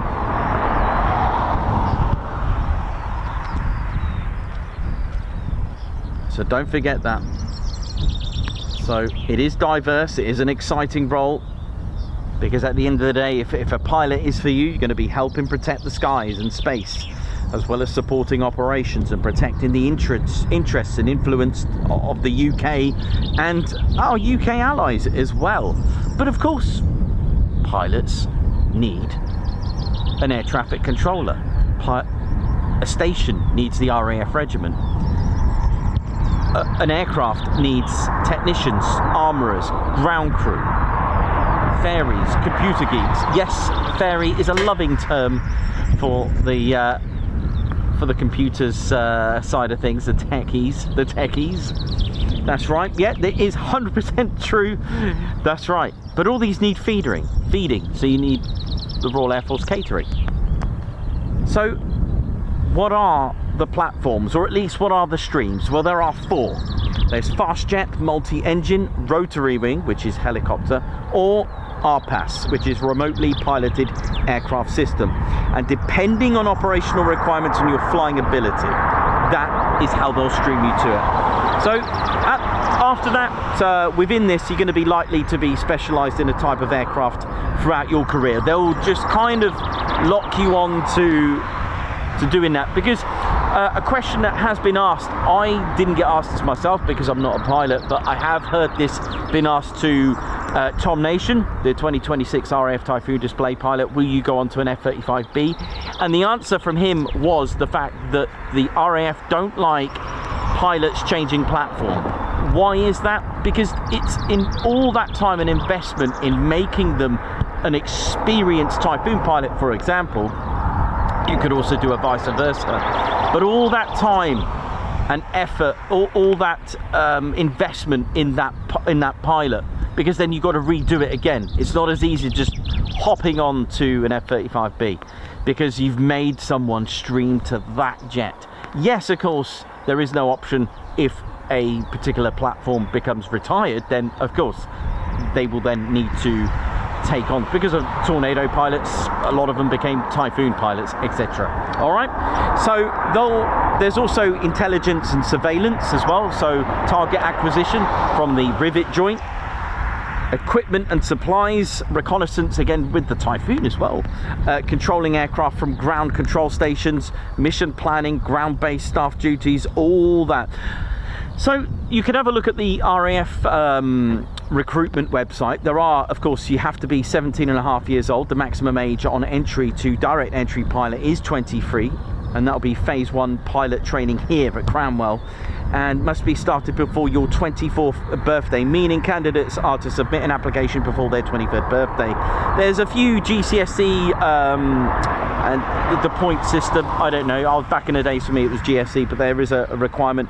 There's also a minimum of UCAS points as well, I think it's 64. Of course there is residency and all that kind of stuff, and nationality criteria. You've got to commit to 12 years service, and there's also the health and fitness criteria. You've got to pass all that. So you've got education, fitness, all that kind of stuff as well to go with that. So phase 1 training, that's the IOT, all right, initial officer training, all right, that lasts 20. I'm gonna go through it with you. So initial officer training is 24 weeks. In fact, I'm going to turn the camera around in a minute and say hello to you all, see how you're all doing. Hope you're all well.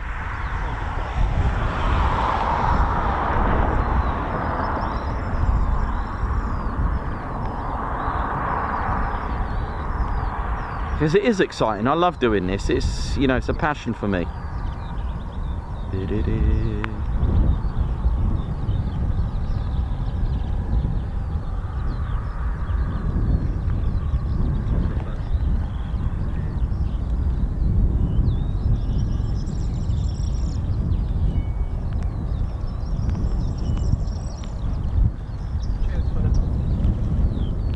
Oh yeah, you're welcome, no problem at all. I hope she has a great birthday. Oh, good. It's getting better, the weather. Getting better, come on. You're here all day? Yeah, fingers crossed for the for that. Yeah, once that's done, I'll finish up. Yes, that'll be nice. That'll be good.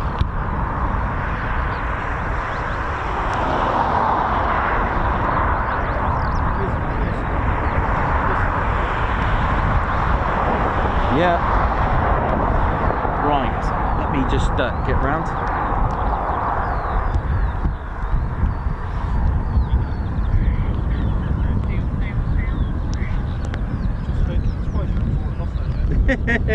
No, never. So used to it.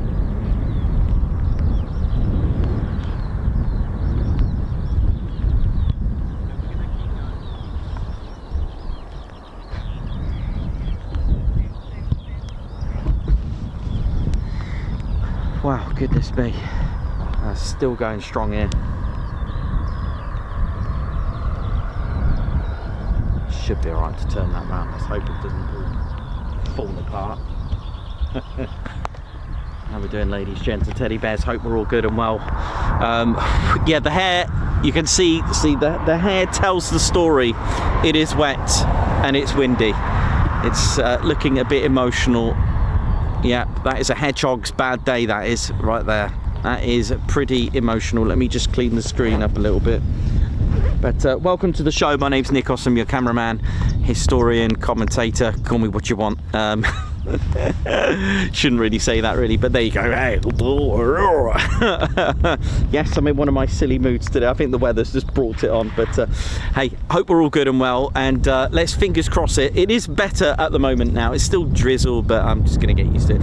But yeah, so you're going to have phase 1 with the training if you are, on recruitment, and that's called the initial officer training. It lasts 24 weeks, and it's here at RAF Cranwell. So the career begins with here at RAF College Cranwell, and for those who don't know, we are in Lincolnshire, England's second largest county, and this is where you'll complete your officer training.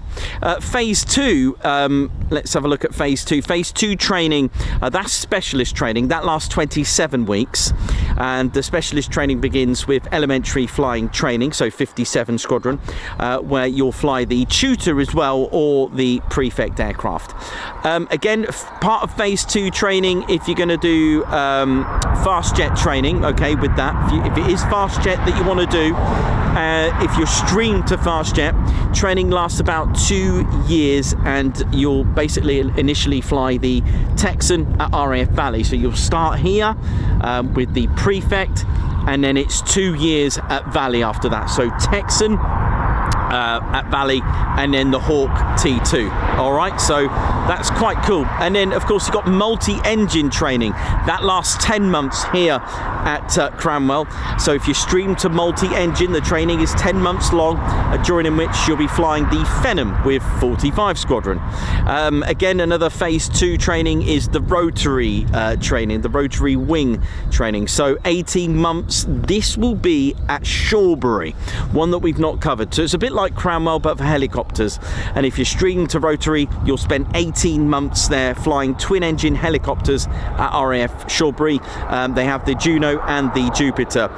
And the other one again is pilot ISR, which is the RPAS systems, the remotely piloted air system. So for that, it will be flying the Protector with 54 Squadron at RAF Waddington. And then, of course, you'll be posted to 13 or 31 squadrons, depending on what's there at the time. And then after that, it'll be your first tour. So that's specialist training. That is going to be ongoing. There's no time limit. During your first tour, you're likely to serve overseas or detachment on an exercise. You then get career prospects, which is an initial commission of 12 years. There's in-service degrees, which is development. There's transferable skills.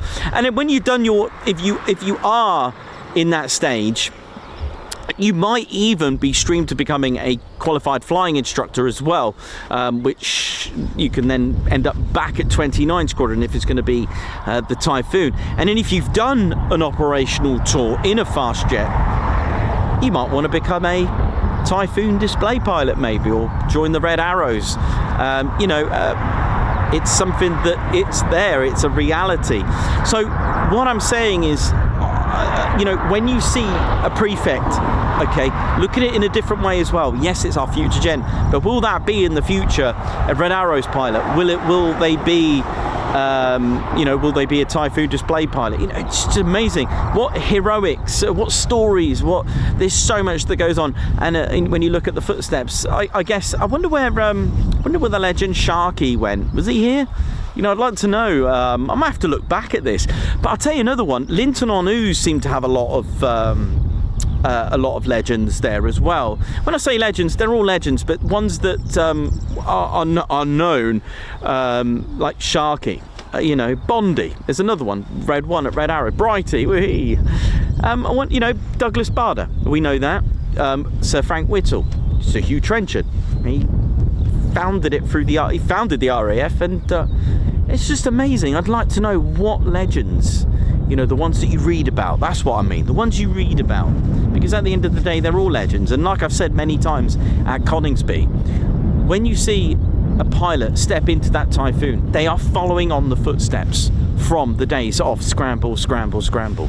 We spoke about QRA, 22 minutes for a biplane to get to intercept level, which was really too late. But, you know, technology improves, and, you know, training improves as well with that. So it's something that, what's going on out there? But anyway, I'm going to go and grab a cup of tea, and I'll leave you to it for a moment. I'll try not to step on this.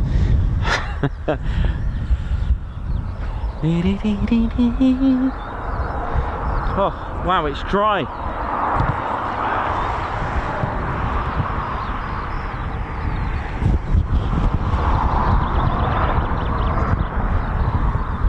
Don't forget, when you see emergency crew, don't panic.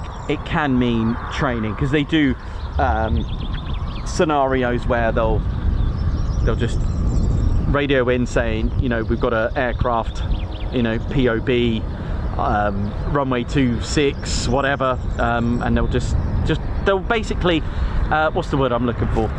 Yeah, I was thinking of a better word than reenact and scenario, but they'll put a scenario in effect and play it out.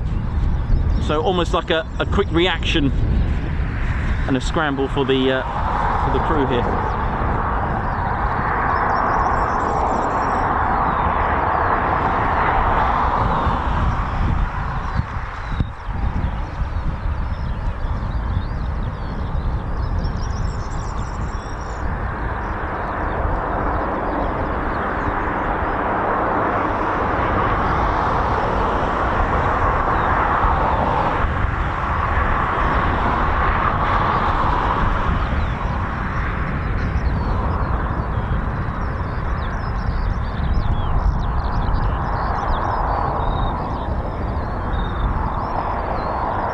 So, question, when did College Cranwell start? Well, technically, it was formed from the Royal Naval Air Station service. So the RNAS, right? So it was started life as a naval training station. But if you want to say, when did it start in the Royal Air Force? 1918. So the Admiralty literally acquired the land in the vicinity, and that was in November. So in December of 1915, may I add, that is a long time ago. 1915, the constructions began, and it was established on the 1st of April 1916, and it was called the Royal Naval Air Service Central Training Establishment Cranwell. It then became HMS Daedalus after that, and then of course the 1st of April 1918, the RNAS and the Royal Flying Corps merged and became the Royal Air Force. So another aircraft taxiing out. It is a little grog Prefect there now, look at it.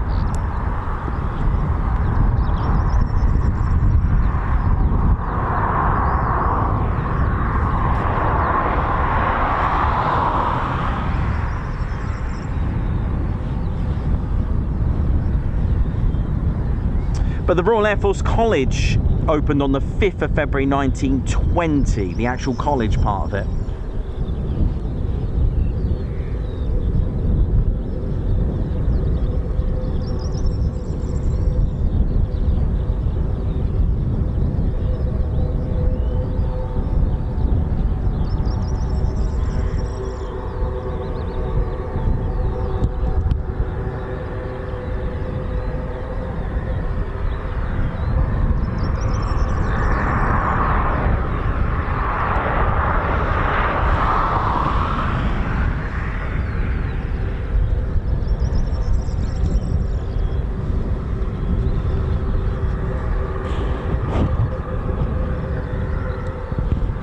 So there's our Grob Prefect, look at it, beautiful. And it's kind of like a future replacement for the Grob Tutor. The Prefect features many different things. First of all, the appearance with that cute little red nose and the winglets there for a smoother ride. retractable landing gear as well.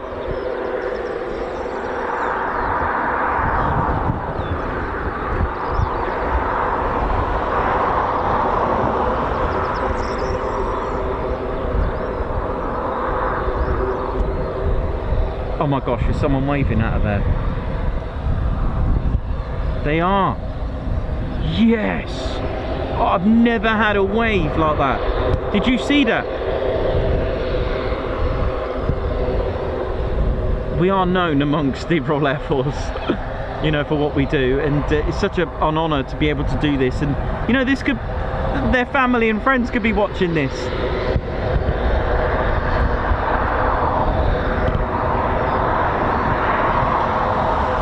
Oh.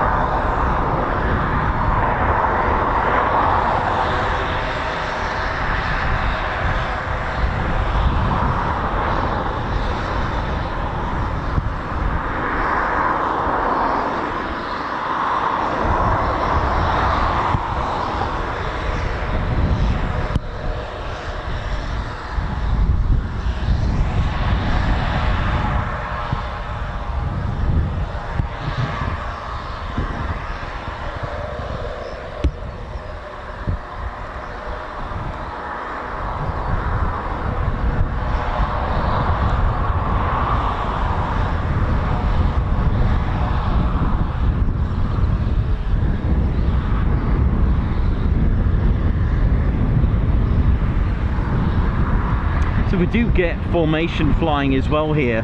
We do have 2 ships, 3 ships. I think 3 ship is the most I've seen here at Cranwell. It's so good to be back here. I love it. I love coming here. It's just, it's a bit like a really busy Mildenhall, as opposed to the chill factor, as in that side of things, that chilled out vibe. It has that here, and then it's just constantly be, mind you, I must admit it's actually quite a bit of a quiet one as far as Cranwell's concerned, even though we had a bit of a launch through the filthy weather, but there we go.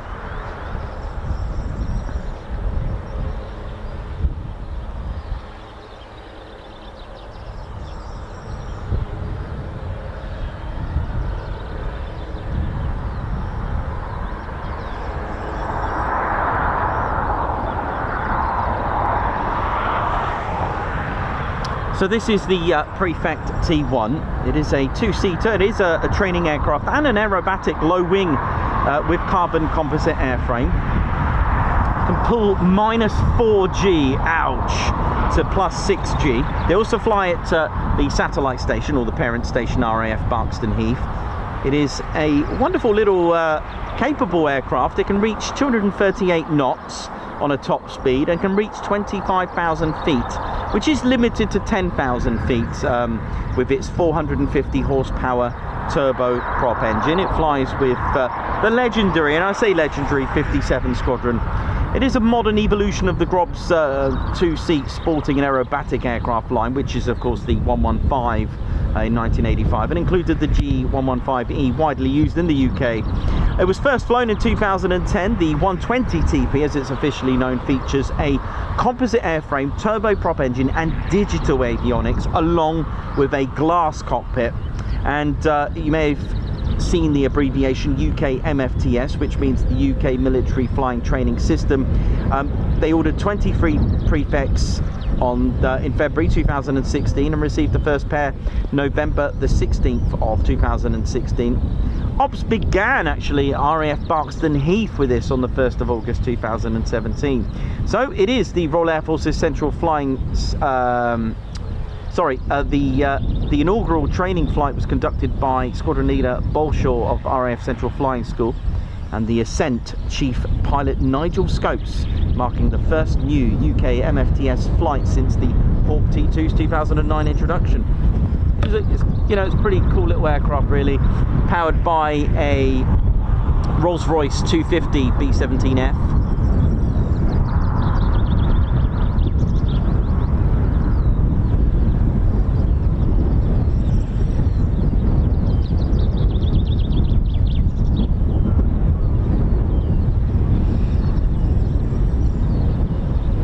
So it was formerly called Allison Model 250, but it's a 250 B710F. It's got 450 shaft horsepower.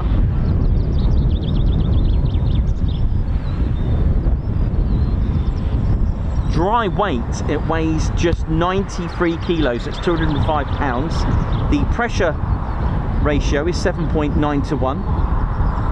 And the M250 family engine can accumulate, or has accumulated so far, a whopping 200 million flight hours apparently. Wow. And still going. Yay. Brilliant, love it. And this is where it all begins.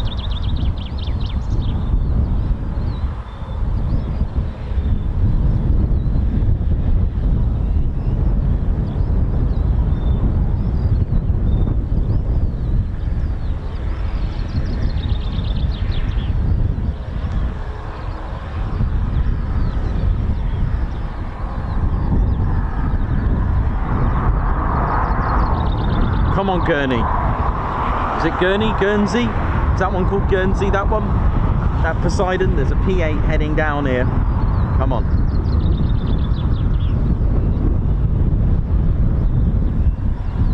Charlton 29's going to have a busy day today.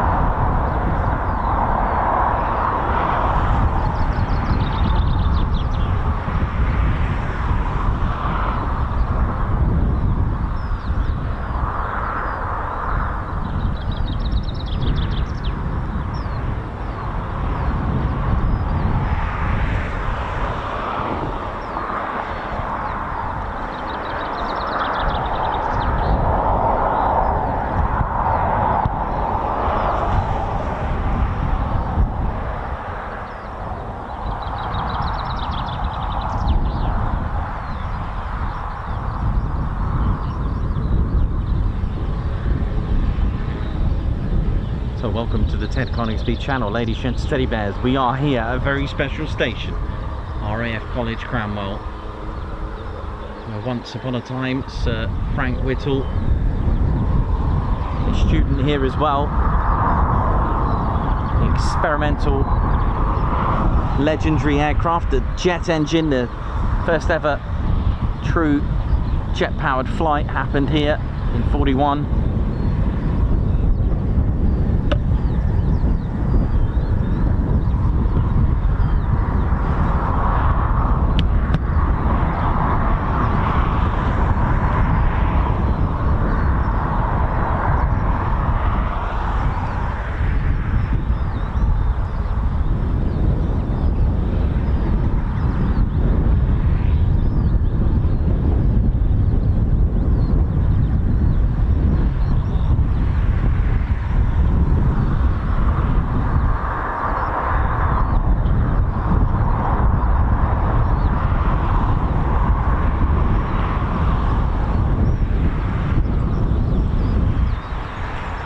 Okay, here we go.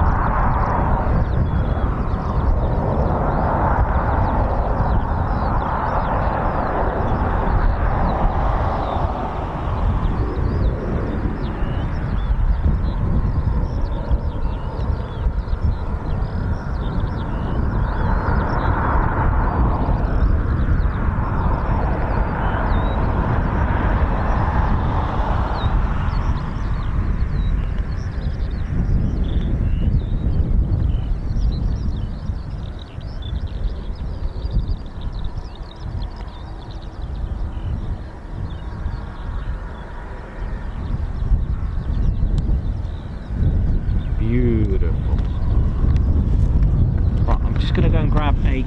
Goodness me, that wind is really annoying me. Sorry, I know you don't need to know that, but it is. In fact, yeah, now I'm not going to take this cover off.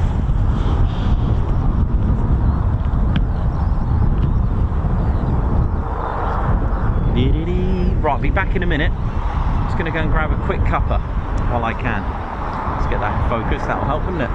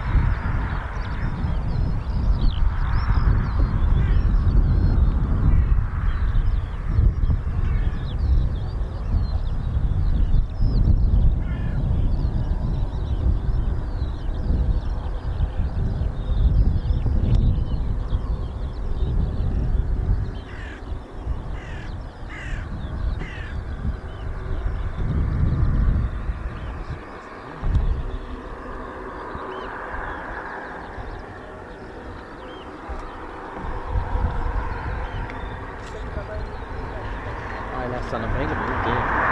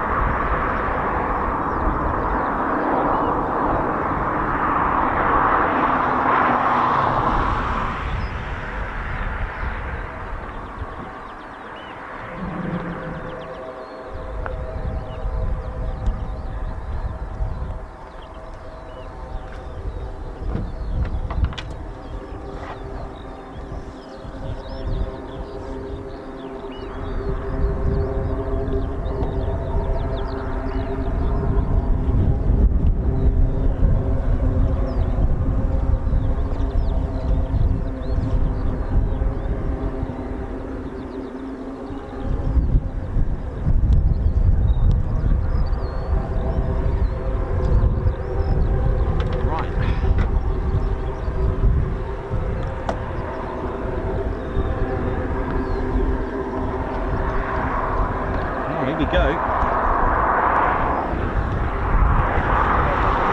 Right, dare I take this off, but I am. I've just gone and done, I'm in a silly mood, so that's fine. I'm going to take that, oh gosh, what's happened to that? I've gone and risked it. I've gone and taken the my rain cover off, so you know what that means. It's going to absolutely hammer it down there.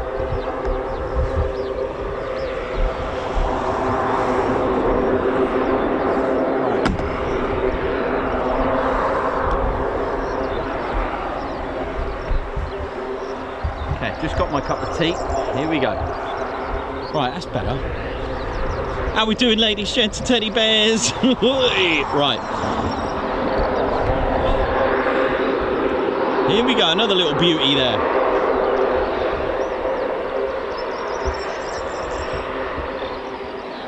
Well, all seems to be okay at the moment. There's a lot of aircraft that are participating in the Flypast that have just been moving around. F-35B that's just recently landed at Coningsby. Got a P8 Poseidon heading its way.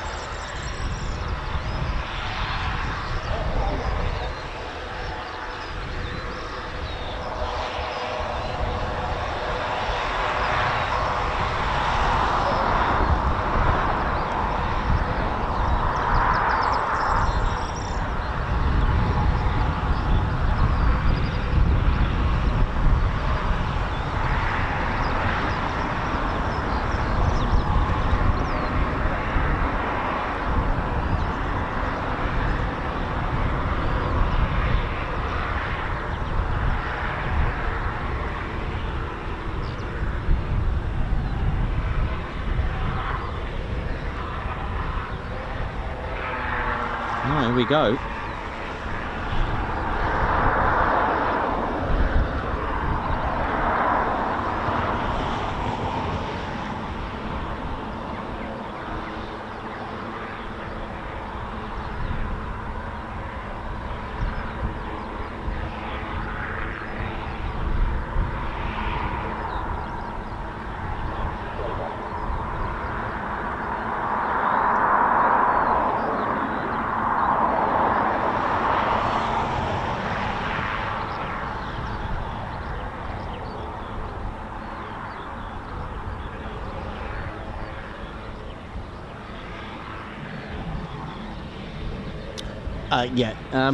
So with the clouds, the state of it, not a chance. Well, it looks like Tartan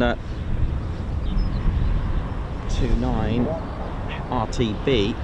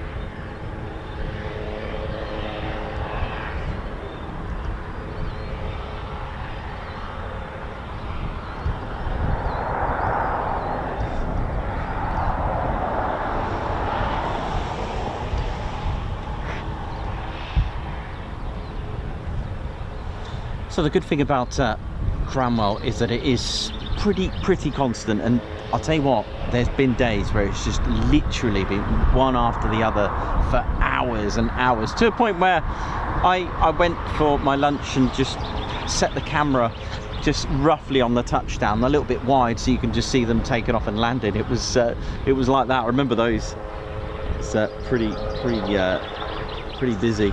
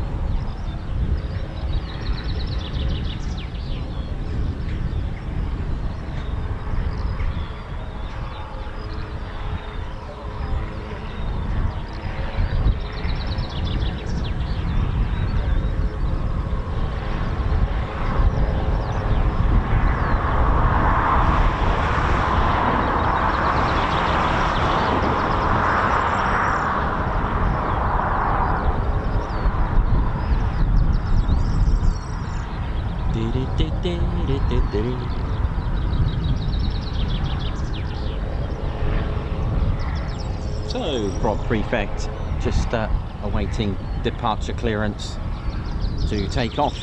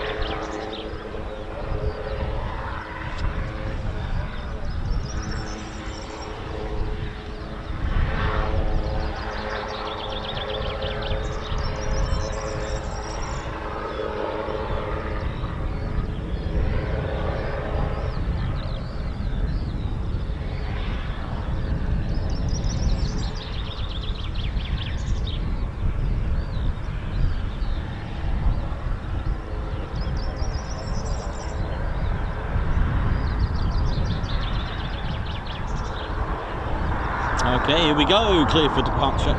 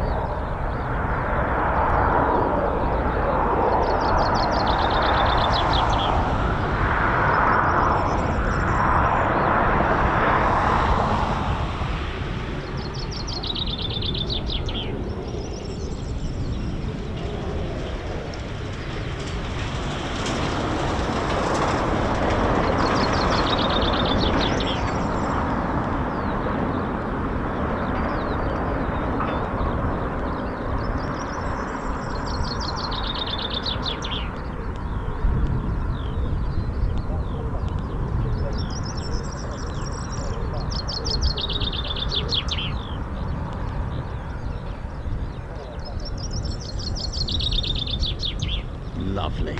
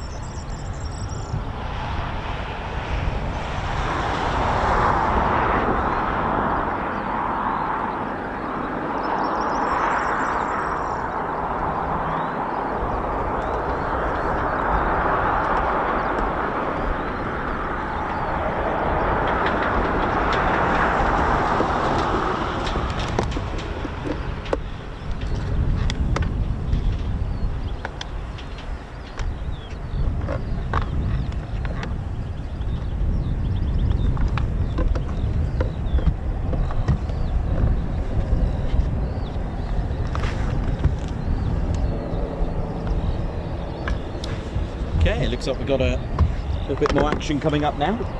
Looks like a Phenom.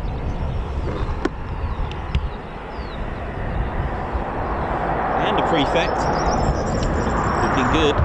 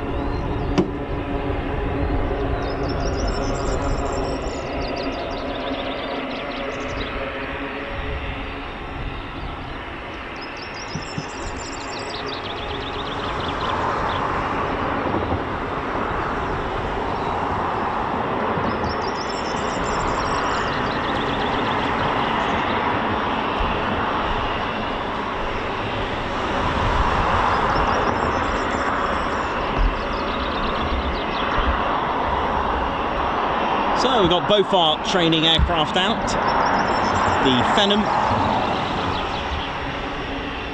and the Prefect. Look at this. Nice little shot here. Look at that. I love shots like this. Yeah. Oh, and another one. Here we go.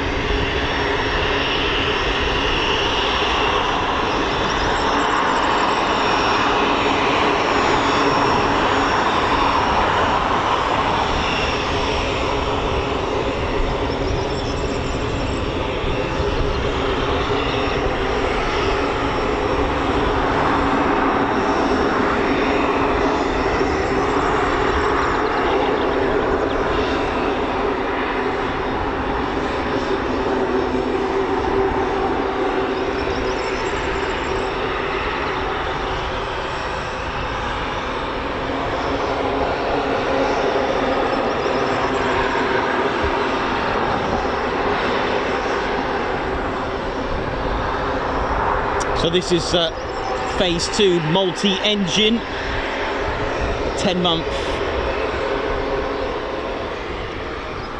which also requires the additional Prefect air specialist training as well.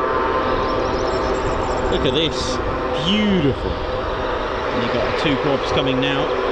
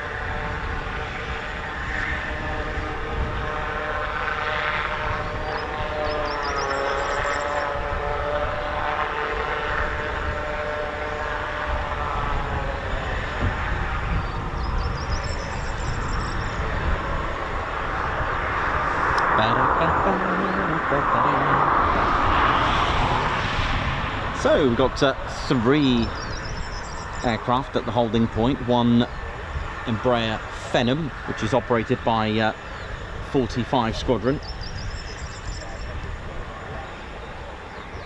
So this is for multi-engine streaming.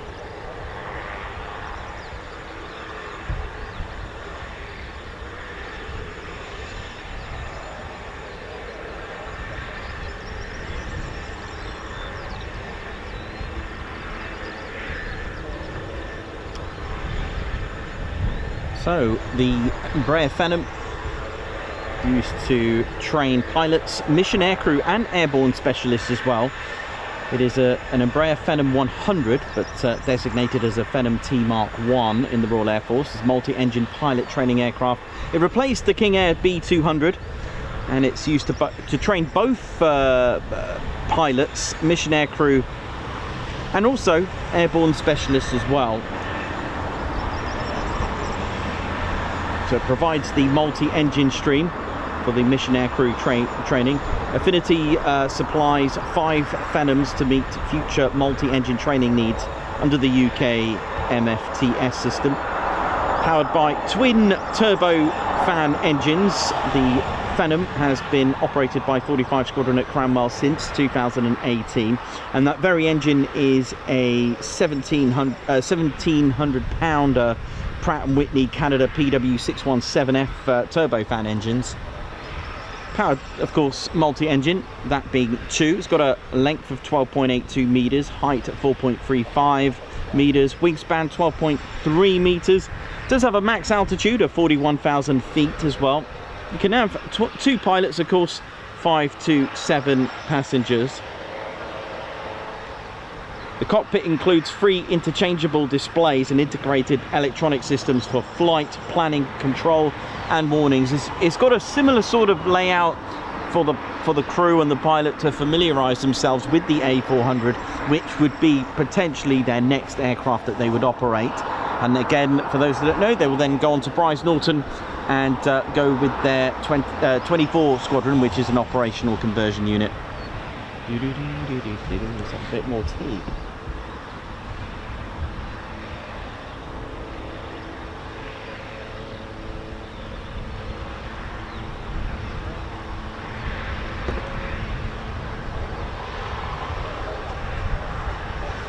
Right, here we go.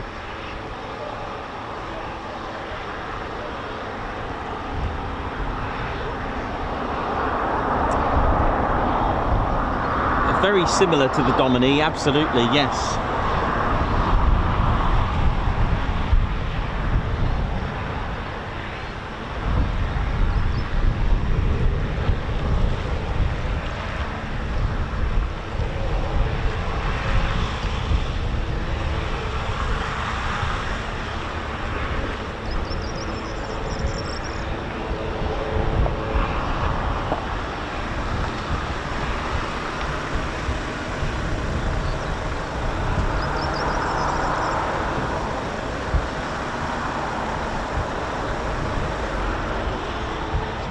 So welcome to the show, ladies, gents, and teddy bears. So we've got 2, I think it was 2 airborne, haven't we? I wonder if these 2 are going to go out, the 2 prefects together. We do get that, which is pretty cool.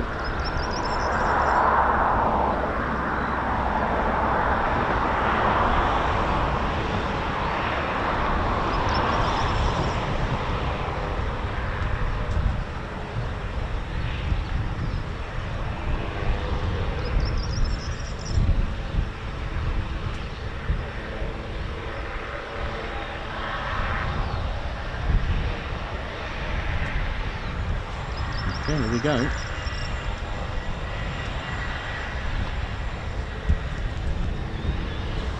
All going out, all on the move.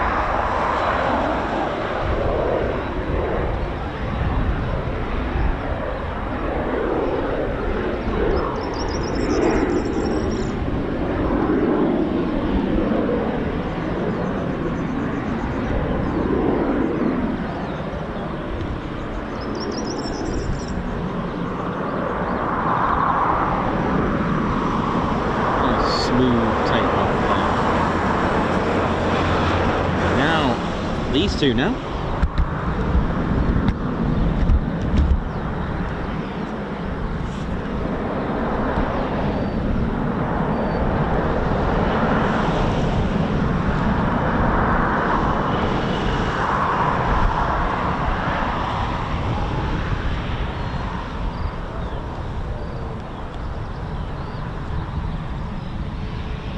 Ted's just instructed me to just take care of the screen a minute, so I do apologise. Give me 1 second.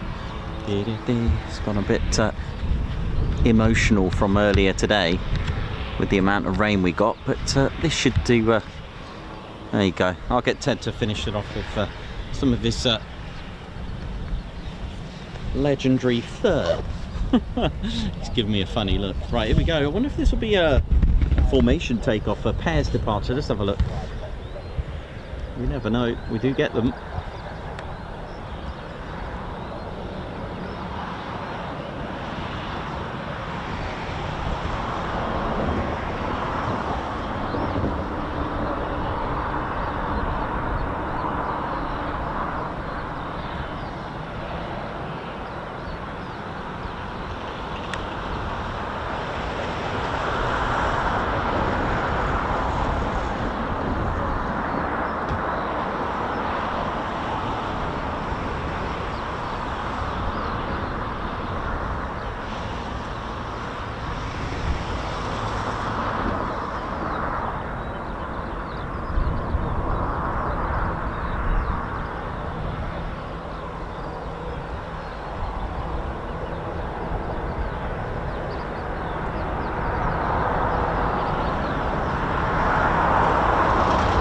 Thumbs up.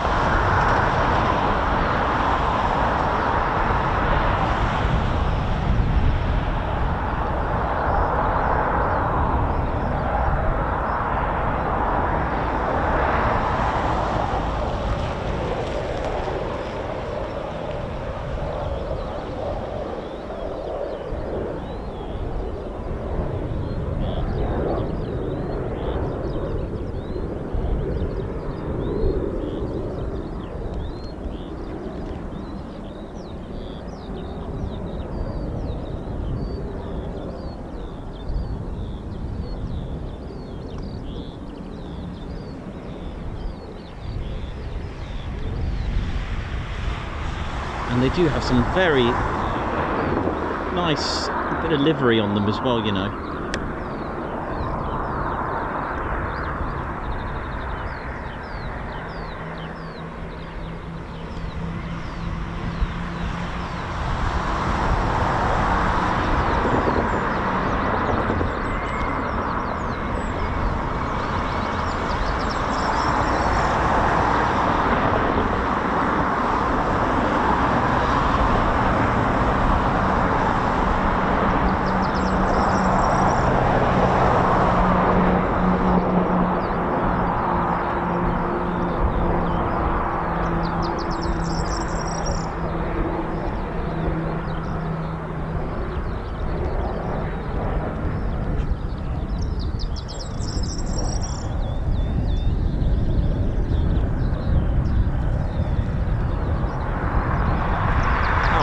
Very nice. Follow my leader, isn't it?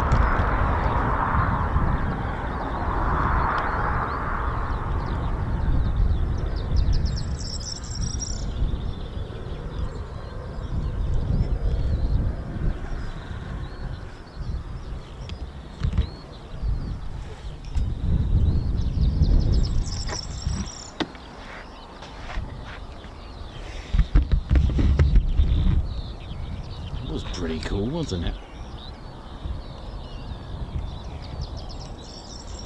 So again, they do train Royal Navy and Royal Air Force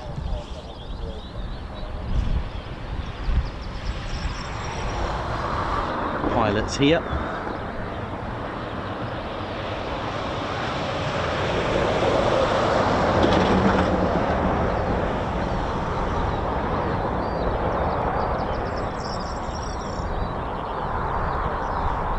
And their next aircraft, if it is fast jet, that they will be streamed on. By the look of it, I would I'd probably say so by the by that sort of level and type of flying. They will then spend 2 years at RAF Valley, and one of the aircraft first of all will start off on the Texan, and then the Hawk T2. This is what they'll be this will be the last aircraft fast jet, if they are going to be. This will be their first ever fast jet that they'll go on to before going on to the Typhoon or the F-35B. So this is the Hawk T2, and how cool is that? So it is missing the additional pylons, but some of my aircraft do get a bit of a batter in. Bit of a longer nose than the T1, but this is what they'll be flying in fast jet on their training before going to Typhoon or F-35B, and that's for both the Royal Navy or the Royal Air Force pilots. Of course, for the F-35B does both, but this is it. This will be what they'll be streamed from this finally. Okay, so the Hawk T2, and then we'll see where they're going to go, whether it's Typhoon or whether it's F-35B. Of course, if they're Navy, it's going to be an F-35B, right?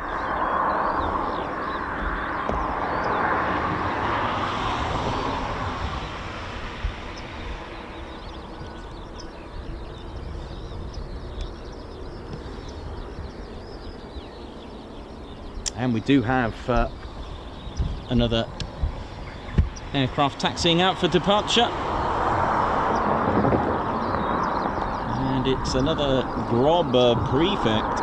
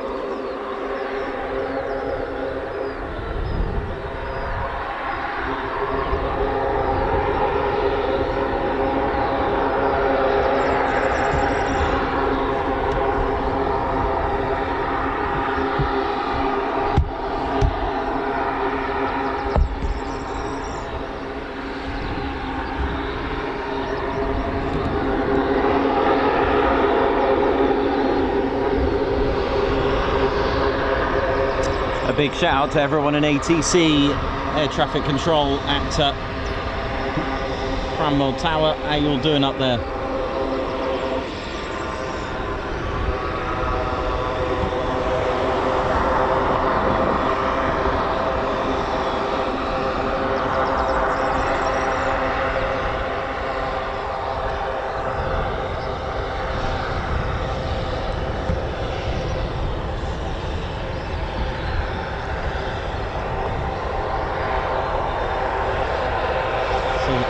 the instructor on the left, the student on the right.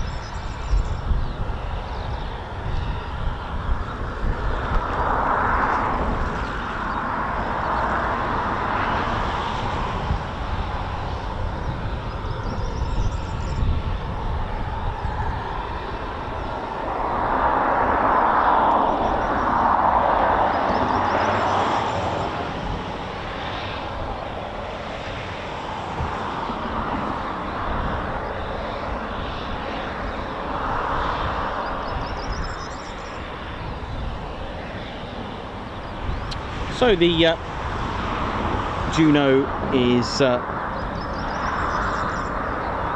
airborne, leaving Waddington at the moment. We've also got the A400. Now you may see some aircraft missing on ADSB, they don't all pop up. And of course, the aircraft that you see today, it's not the full complete list, this is just a rehearsal if, and fingers crossed and paws crossed, it goes ahead. Let's hope that break in the weather is okay.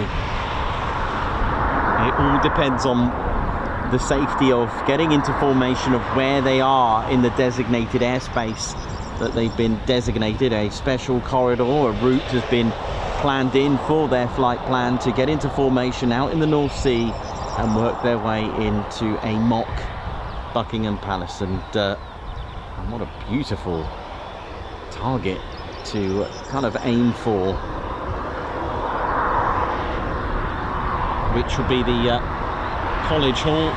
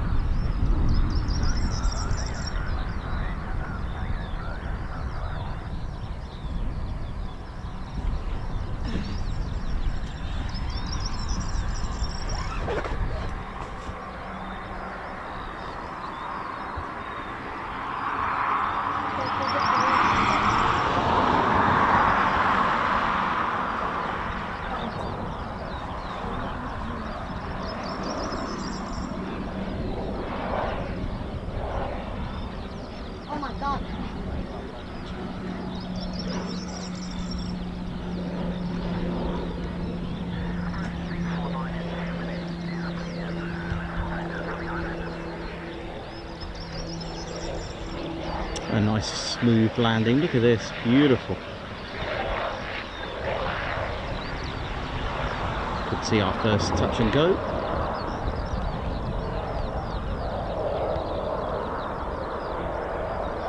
Power back on. 450 shaft horsepower.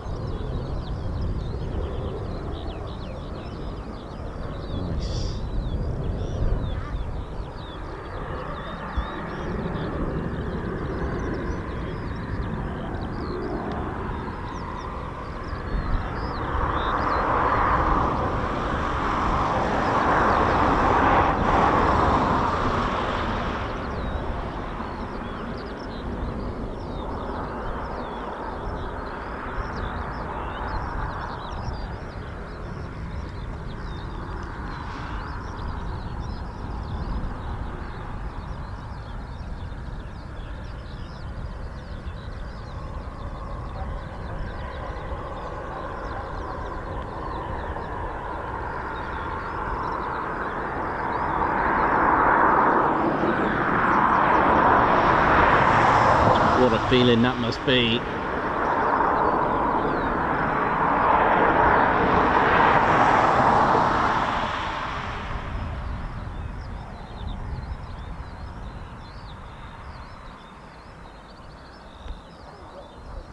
Beautiful, lovely bit of flying there. Catch that shortly.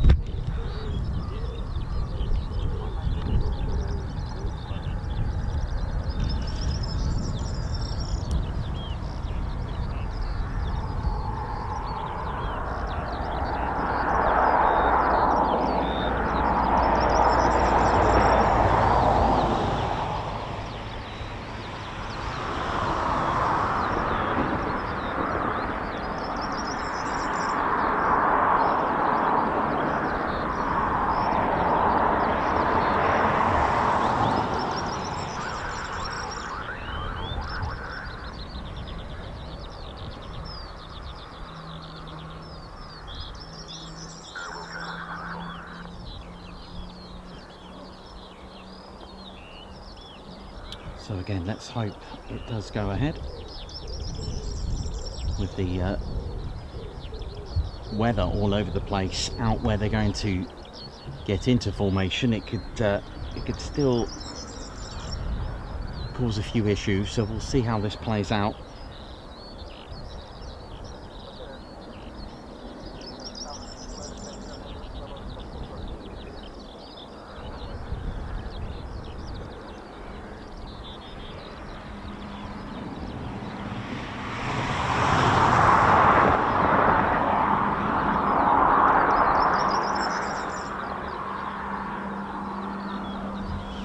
So coming back round for another approach, so another circuit to add. This is all part of their training, and we see this even on a front line training level as well, with the Typhoons and heavies as well.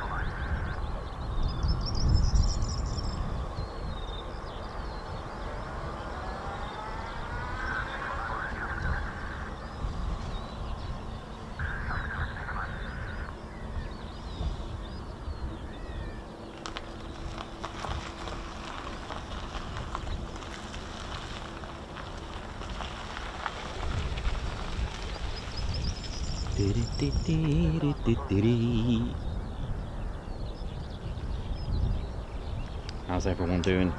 Welcome to a very special station, as mentioned earlier today.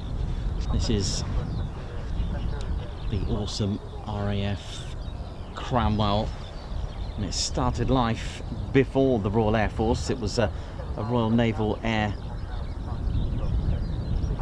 Service, a station here, RNAS.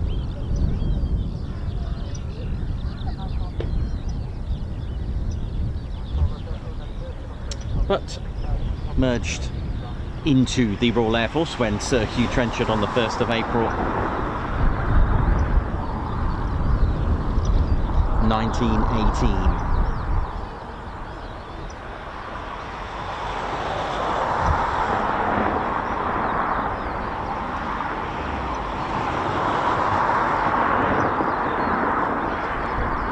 So it was when the Northern Airfield just behind me, it's part of the older station, and it was used for light aircraft and airships from 1916, and it still remains as a grassed airfield today. It's still there and still used today for that matter for gliders and light aircraft. And of course here the Southern Airfield, a much larger airfield, and with its paved runways.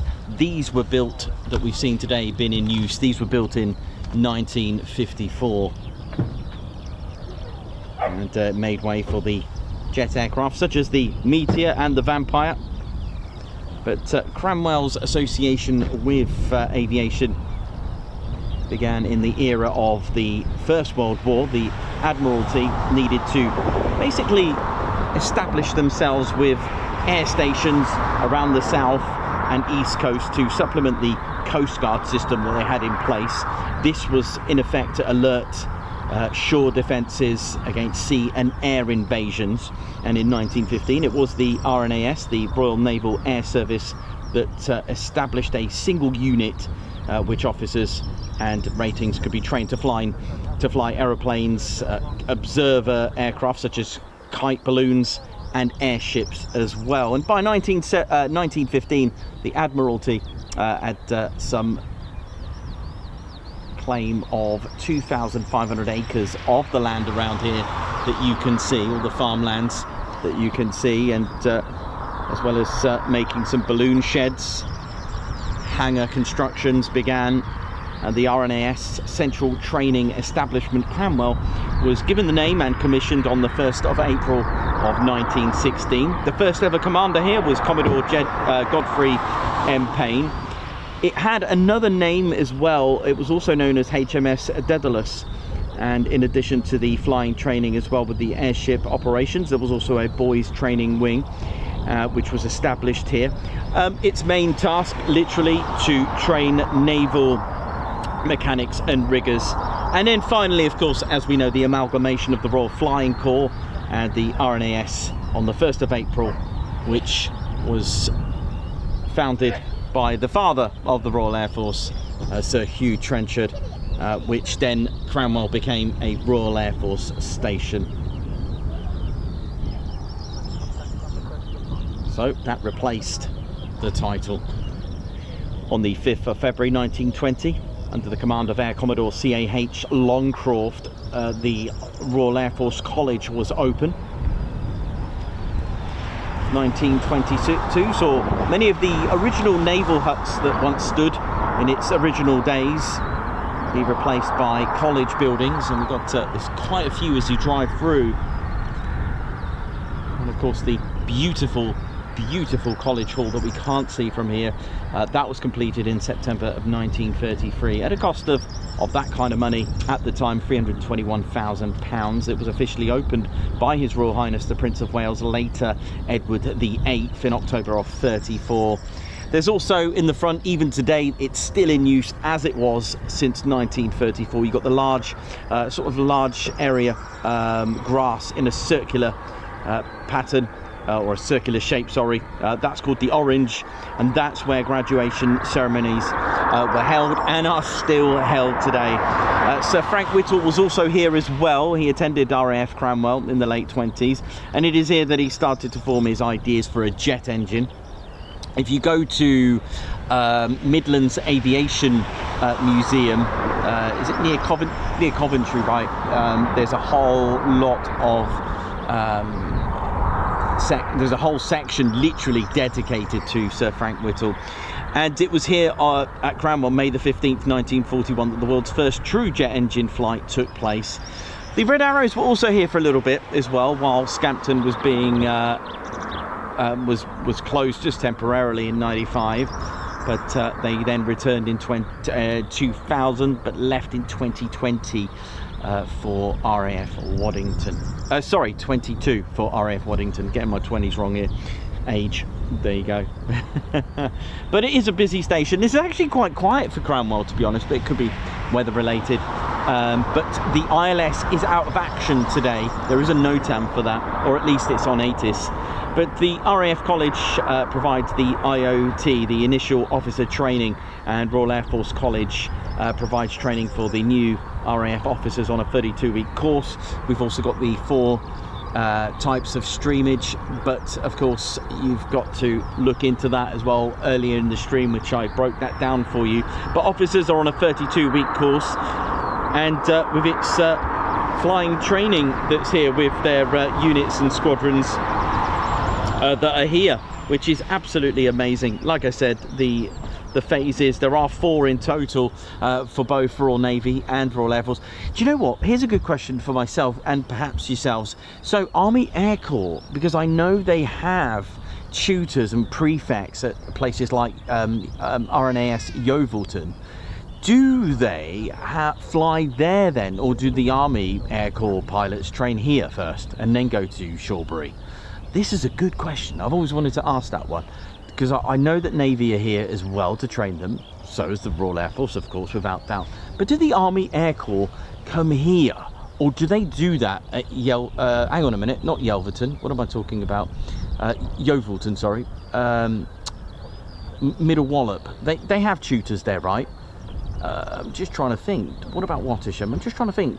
Maybe I've answered my own question. Maybe they do come here and fly. Perhaps. It's just a question. Did the Army train here as well on, let's say, a prefect on the first? It's an interesting one. Or do they do that over there? I can't see why not. I don't see why not. But hey, I can't tell you that because I don't know the answer 100%.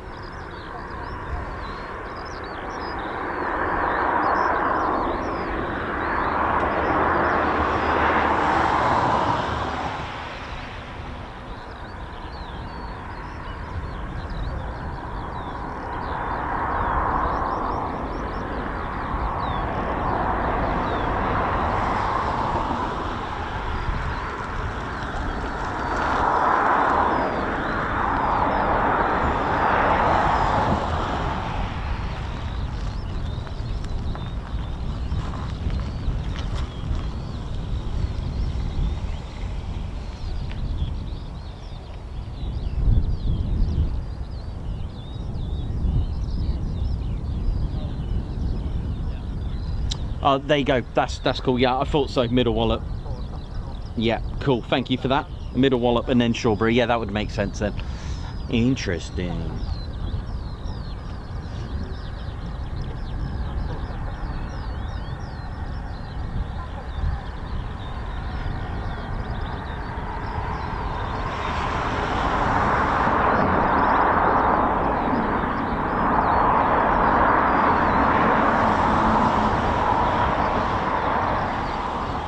Yeah, because when I went to Yeovilton about last year, there was we did see some prefects operating from there, and I thought, hang on a minute, I wonder if they do some form of training on there, and Middle Wallop as well. I did get to see them, but thank you for answering that. That would make sense. Probably Purbright. Yeah, thank you very much, Purbright. Shawbury. Yeah, cool.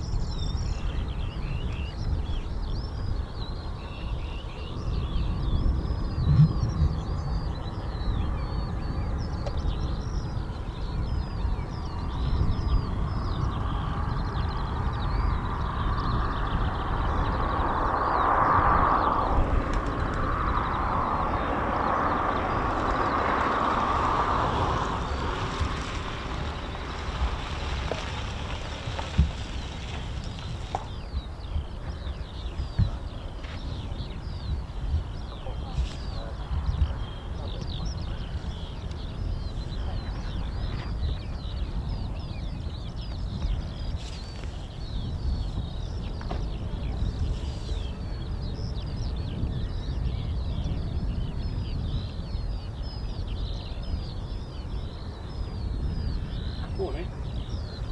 Hey, how you doing? All right? How's it all going? Yeah, not bad. We got the live stream earlier. Oh yeah. Let me come down and say hello. Yeah, no worries.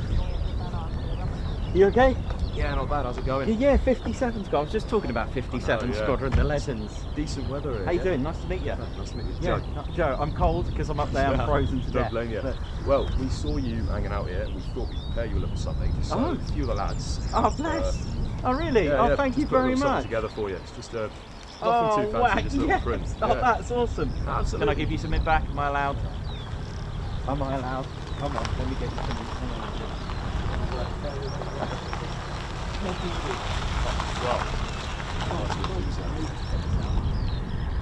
Head's orders. just on the session, you've got some signatures on the side.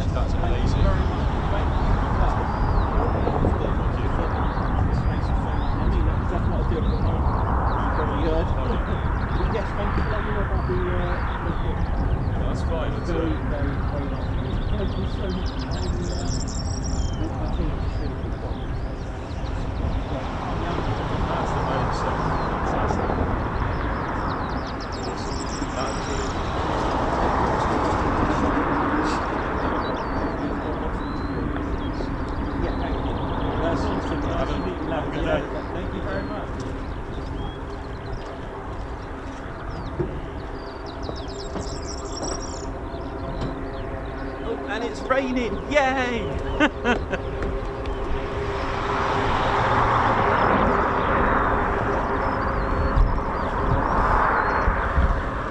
Wow, I've just had something really amazing given to me from the station. So, wow.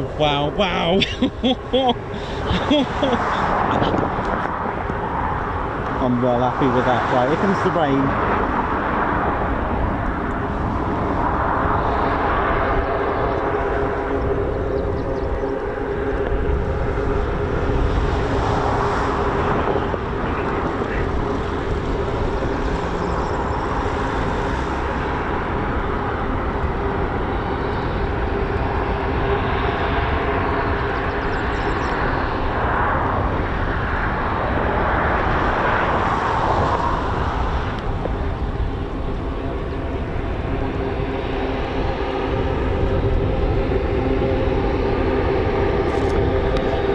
Try my best to hang on. I've got to work with the weather, but the weather should be all right for my little window that I've got.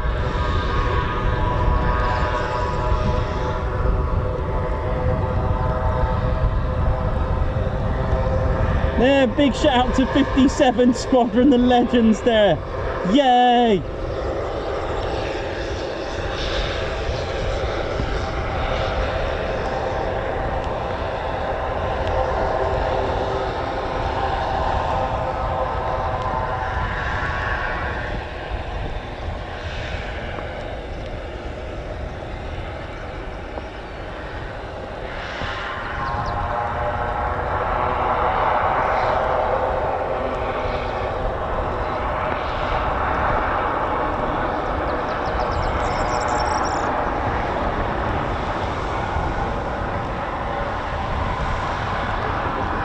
And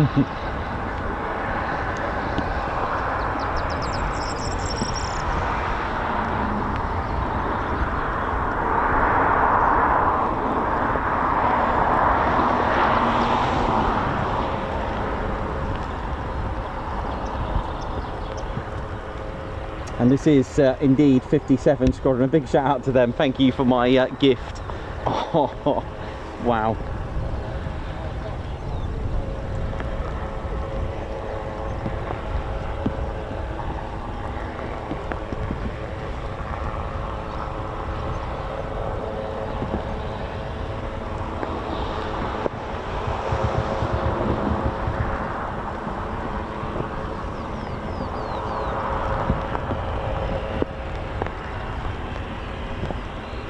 Also got a Embraer Phenom as well taxiing out. I'm just hoping this clears. I haven't actually got the rain cover on anymore, so oh dear. Oh, better move this bit of electrical gadget.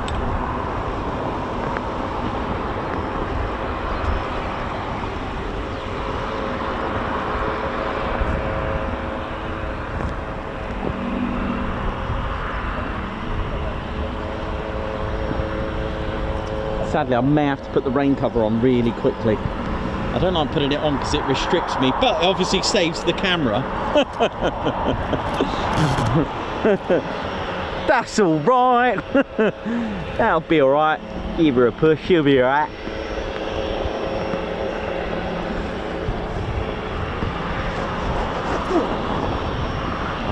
Yeah, I'm going to have to, because otherwise I won't be able to film properly here. This will be a bit emotional.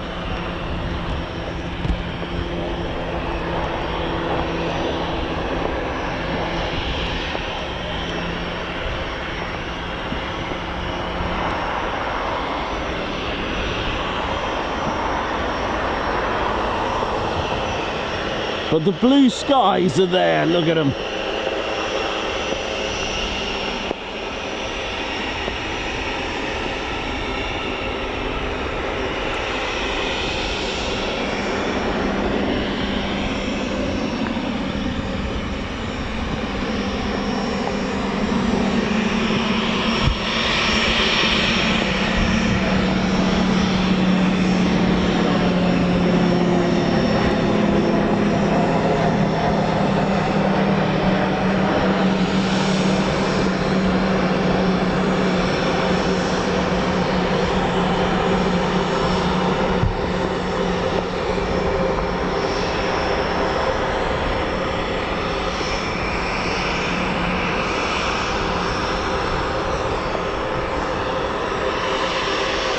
So 57 Squadron started life, formed in 1916 on the 8th of June at Cotmanthorpe, Yorkshire, when it split from 33 Squadron, taking on its parent unit's part-time training role to allow 33 to carry out their primary main role, which was at the time a night fighter unit. Operating the 504s first of all, and then eventually the BE2s, and then switched later on to the two-seater pusher biplanes, the FE2D. They also had a spell in France as well, moving to Thionvillers on the 22nd of January 1917. Once their aircraft became obsolete, the FE2D, they did suffer heavy losses supporting the British offensive at Arras.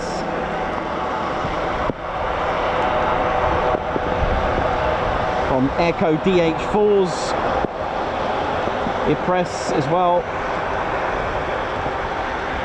taking part in the Battle of Langemarck, August 1917, the Battle of Menin Road Ridge as well in September of 1917.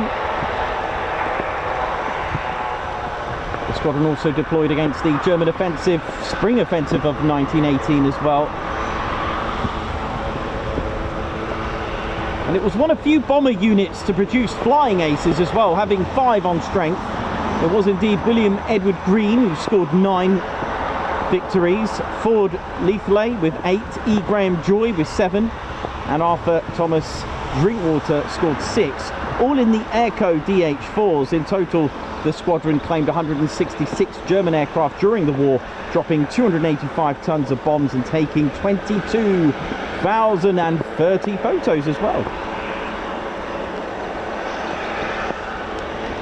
They disbanded on New Year's Eve in 1919, but they reformed again in Neverhaven on the 20th of October 1931, equipped with the Hawker Hart.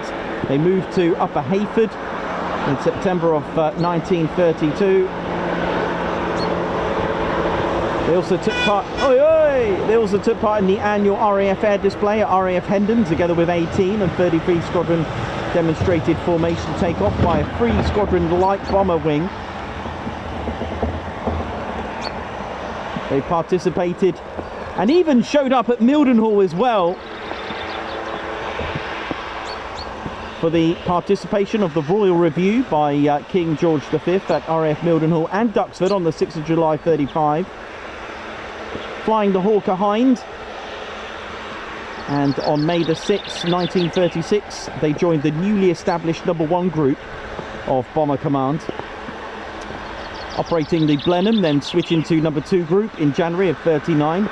And then during the Second World War, they moved to France as well with the British Expeditionary Force. They moved to Feltwell, flying one of my favourites, the Vickers Wellington bomber. They operated at Scampton with the Avro Lancaster, and of course moved to RAF East Kirkby, which from there they formed from their B flight 630 squadron as well. Right, let me see if I can film this underneath here. Right, here we go.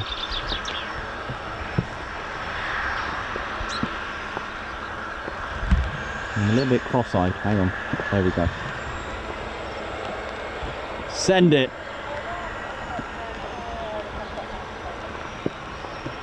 So isn't that amazing that they were at East Kirkby, right? This very squadron right here, flying right now.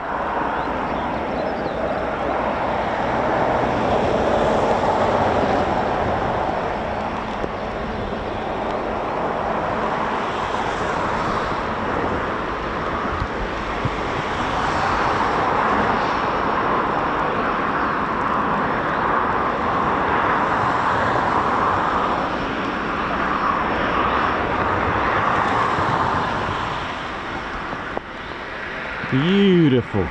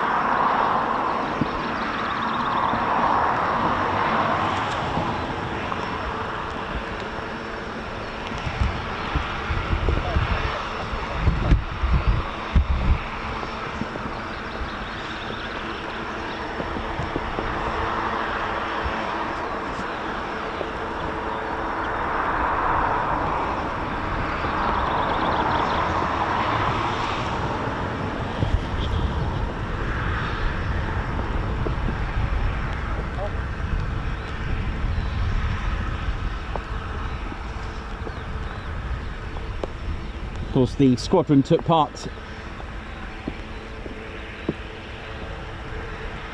in the Falklands War, but sort of early Cold War. The squadron was reformed on the 26th of November 1945 at Elsham Wolds. They did have a renumbering, and it operated the Lancaster 1 and 2 along with the Avro Lincoln.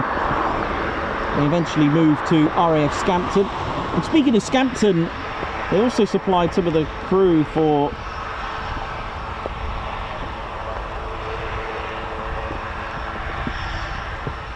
the Lincolns. They also had a spell at Waddington and were operating the Boeing Washington at RAF Marham, and that's kind of like the link there. And they also used the Boeing Washington, which was a B-29. It's how the Royal Air Force designated the Boeing B-29s. They did actually operate these at RAF Coningsby as well. They then switched to the English Electric Canberra from May 1953, moved to Cottesmore and Honington, and also returned back to Coningsby. So they had a spell there, and of course it was time for the Victor, where they reformed on the 1st of January 1959 at Honington as part of the V Bomber Force.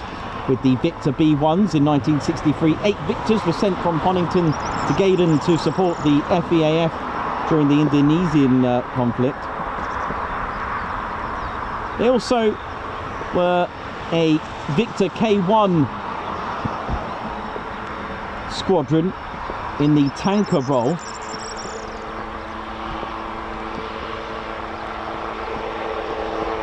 And then of course 2nd of April 1982, the invasion of the British islands of the Falklands, invaded by Argentina. 57 Squadron along with 55 deployed to Wide Awake Airfield at Ascension Island and supported the complex missions that you do need rocket science to work it out, but hey, it was the Operation Black Buck raids. So yeah, so Waddington's Vulcans and Marham's tanker support, they were actually operating from Ascension Island, if that makes sense, like a forward station.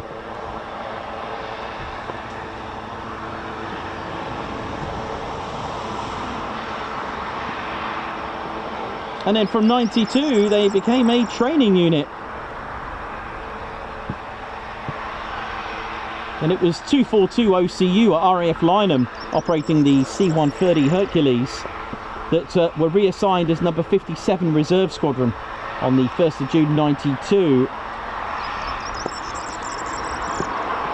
And then of course today they operate the Grob Prefect, which is over here. So 57 Squadron fly this, and number 45 Squadron operate the Embraer Phenom on our screens right now.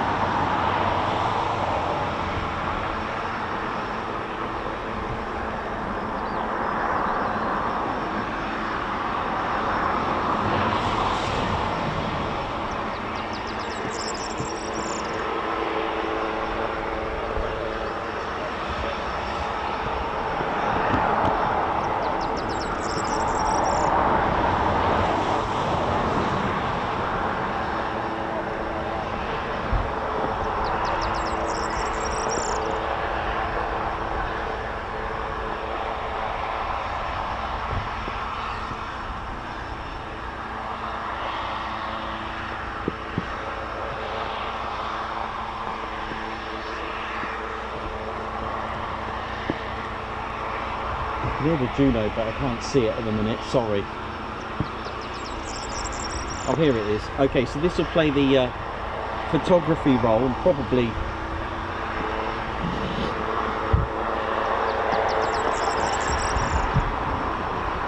I'll see if I can do this. Hang on, bear with me, get it? There's always a bear with me. Yay, better. Right, let's have a look if I can sort this out.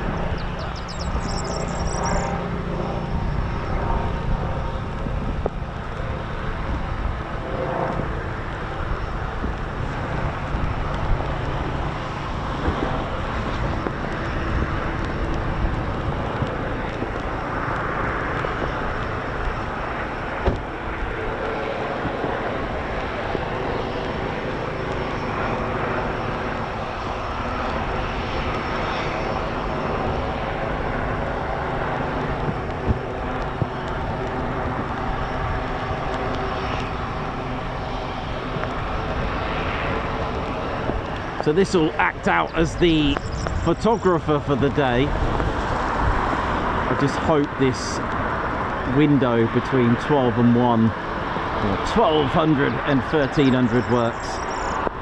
Come on. Because tomorrow it is drier in the sea over here. Although I'm still going to be out tomorrow. Oh my word, it doesn't look good, does it? But that does over there, and that's the window I'm hoping for. Come on.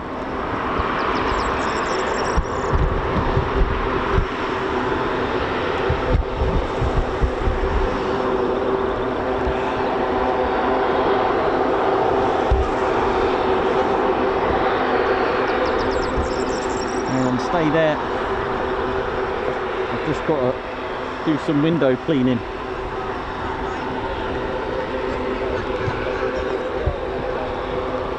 I'll be £1, please. Cheers, mate.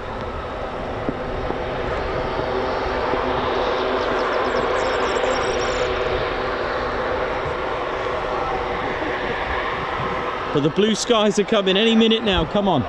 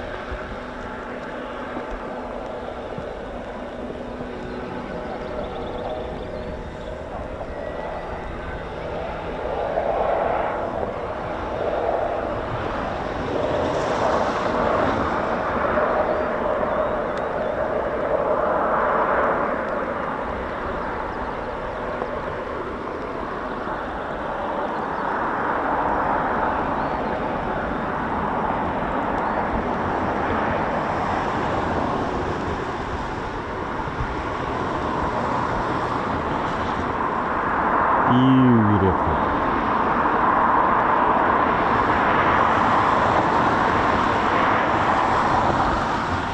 Nice sky, actually. That's really nice.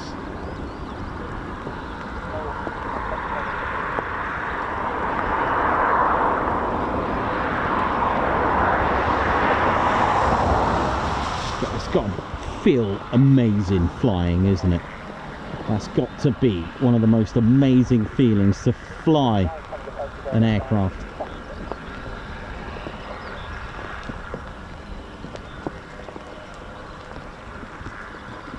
How are we all doing out here? Hope we're all good there now.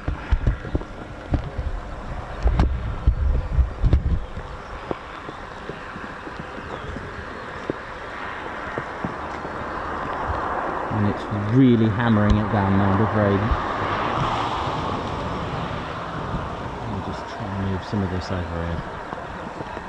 But we've also got a little gleam of sunlight just trying to push through and give us a bit of hope.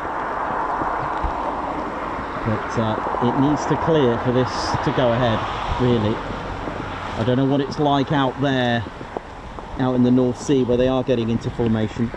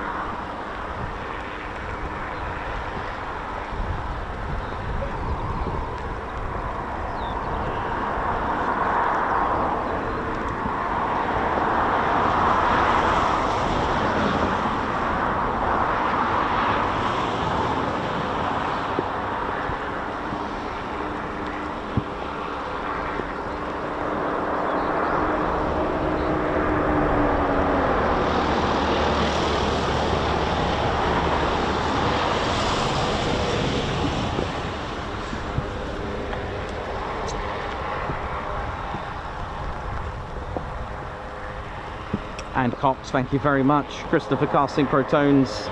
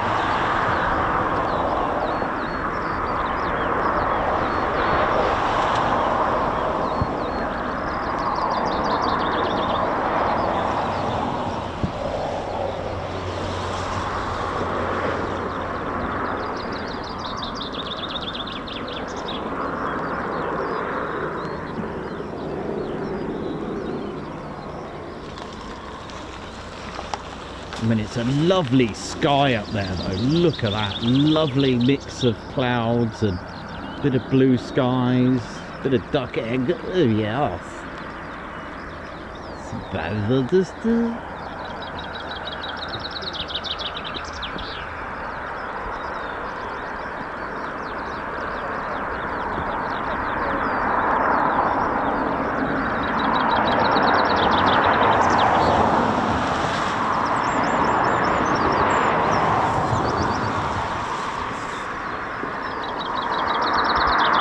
Lovely.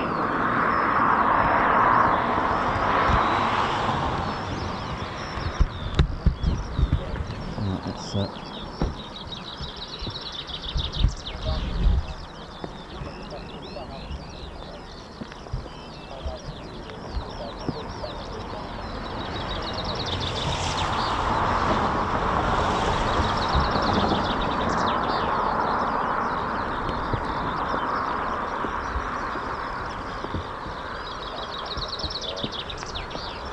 just very slowly it's clearing up nicely here now. So our 1 hour window starts in about 5 minutes if this rain just depletes And there is a good 1 hour window. It is possible. Come on. And of course, even on the day, it could all, I mean, it's such a heartbreak for all those involved. Even the rehearsal, it's not easy, you know, to just put it together, yeah, get a few aircraft, blah, blah, blah. You know, there's so much involved to get a fly past organised like this. You've got to dedicate a flight path along with the plan, of course. Naturally, they dedicate a no-fly zone, all the extra work involved in it, the mechanics, engineers getting it, all the aircraft, making sure they're all tip-top, ready to go. The pilots will be taken away from their operational duty, and yet on the rehearsal side of things, and yet on the main day, an honour to fly for the King and country, for the King's official birthday, also known as Trooping the Colour. But the fact is that should things be denied by the weather, all the heartbreak, all the time, all this planning, even everything, even dedicating a spare day to reserve just in case the weather doesn't play ball, it's for the rehearsals, that is. But you don't often see the Red Arrows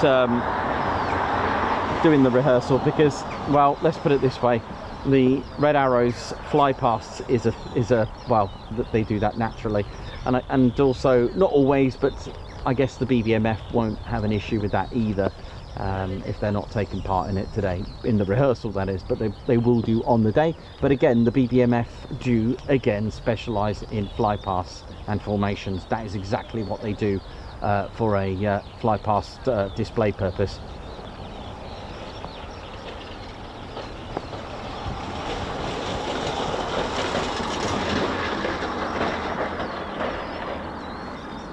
And they are at a staggering, if I've got this right, they are only 12, just over 1,200 feet. Is that it? That is, wow. Wow, that's actually quite a scary height if you think about that. Is that it? Or even 1,300. Let's call it 1,350. That's 1,325, 1,350 feet above sea level. That is, wow.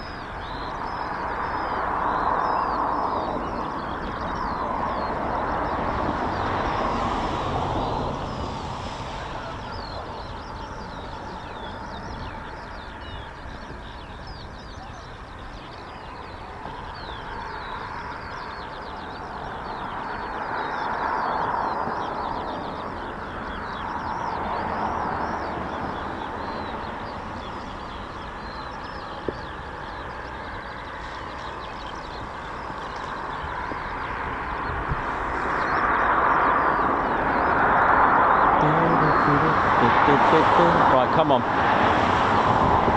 We've got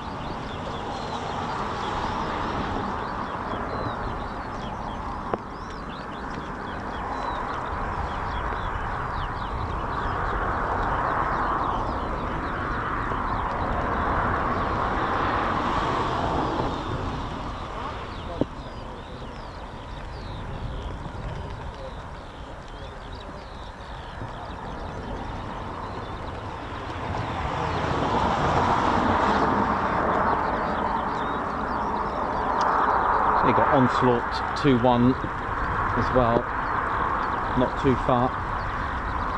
Which, again, the rotary usually lead the rehearsal, the slowest aircraft. We'll try to get a bit of a head start.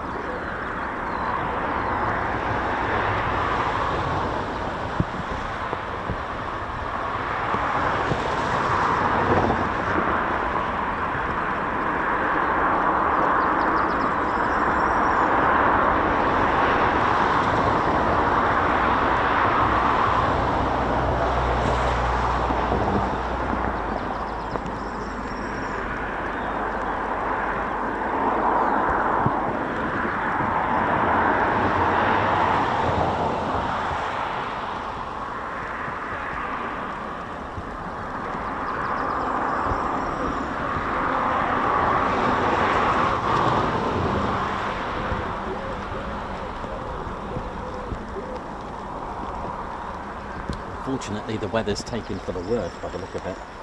Oh dear. That isn't good. That is not good at all.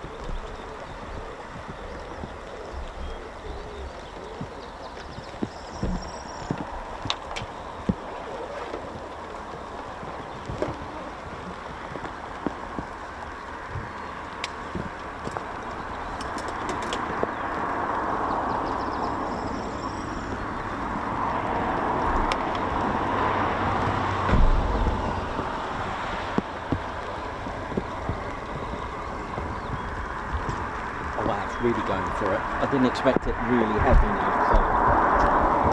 so Okay, no worries, no worries. We've just got some really heavy rain now, so you can probably, I don't know if you can hear it, I've got a bit of a muffler on there for the rain, but oh, what have we got over here?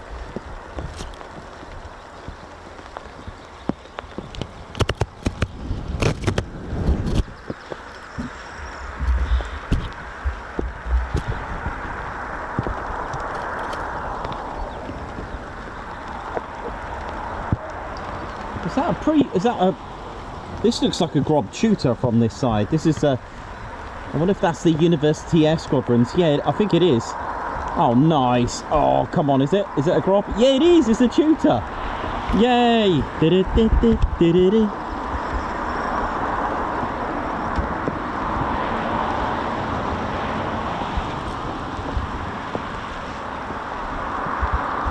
Look at this.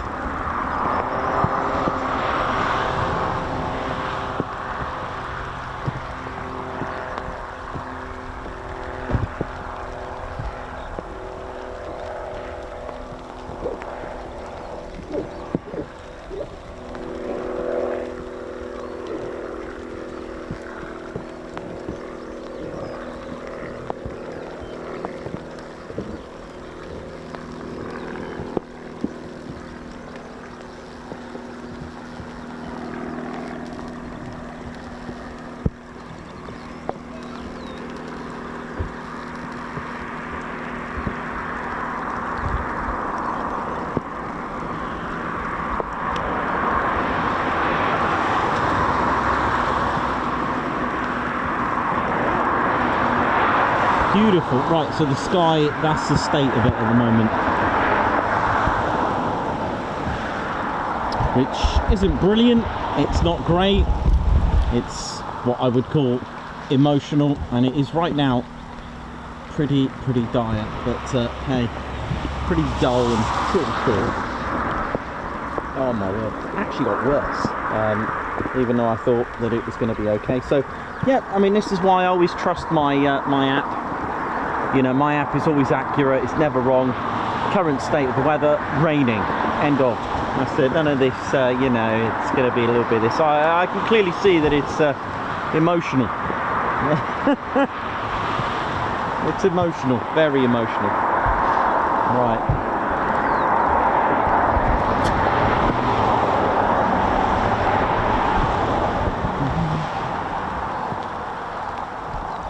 It was nice to see the Grob Tutor as well. So that's all the aircraft that are that operate from Cranwell.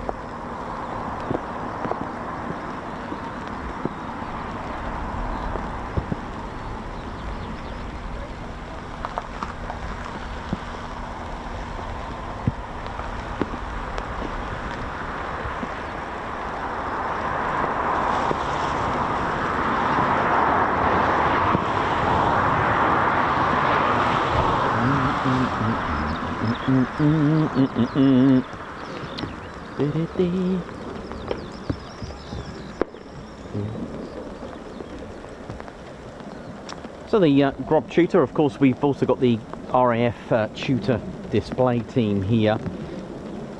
The Tutor does fly with 115, 16 Squadron and the Grob Tutor display team.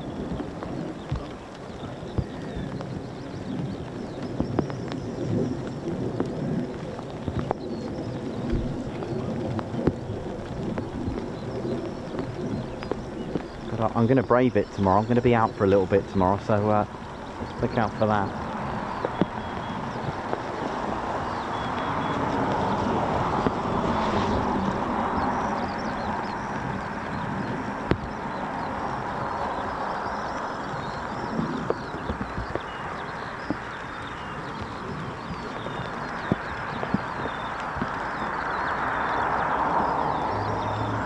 And Ted's not shy of Buckingham Palace. He's flown a few times over Buckingham Palace.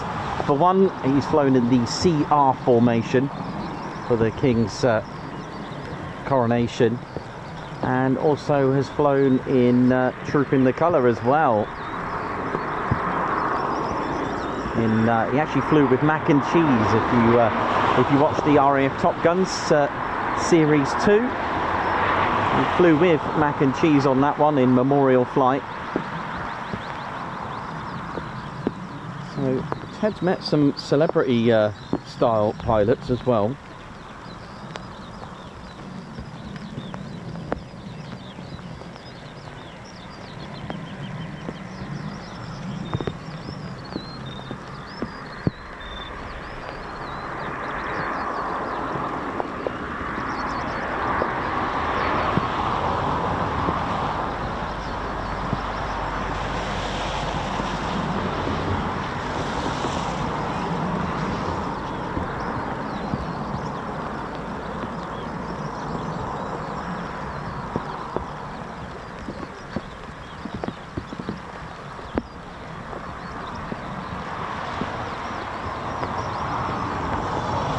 So Camel, which is the Embraer Phenom call sign for the Flypast, that's there. The Typhoons are heading out there. The Chinook will probably meet them en route. By the way, the Chinook and anything else like that won't be going all the way out to be in formation. See, again, it's all about the timing, it's all about preparation. But the Chinook, if it is part of it, call sign Onslaught 2-1, will have a head start so that it doesn't impede on the speeds of the other aircraft, of course. Mind you, the Chinook is, the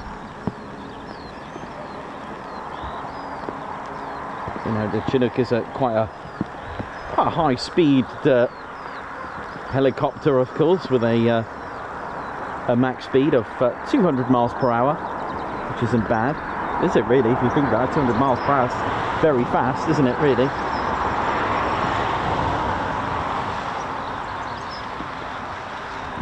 But it is officially awful today.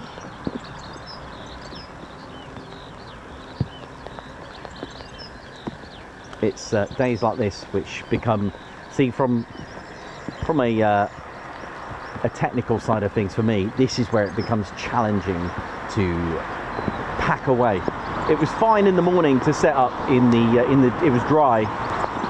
That's easy.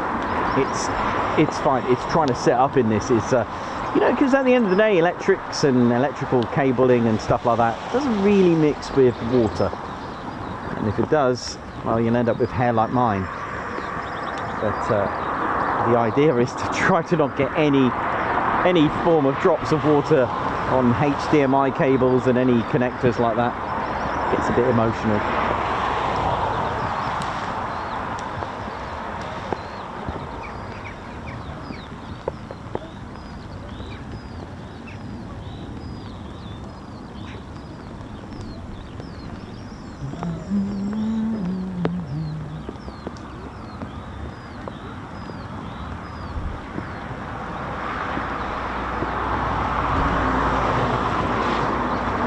So usually over Southwold,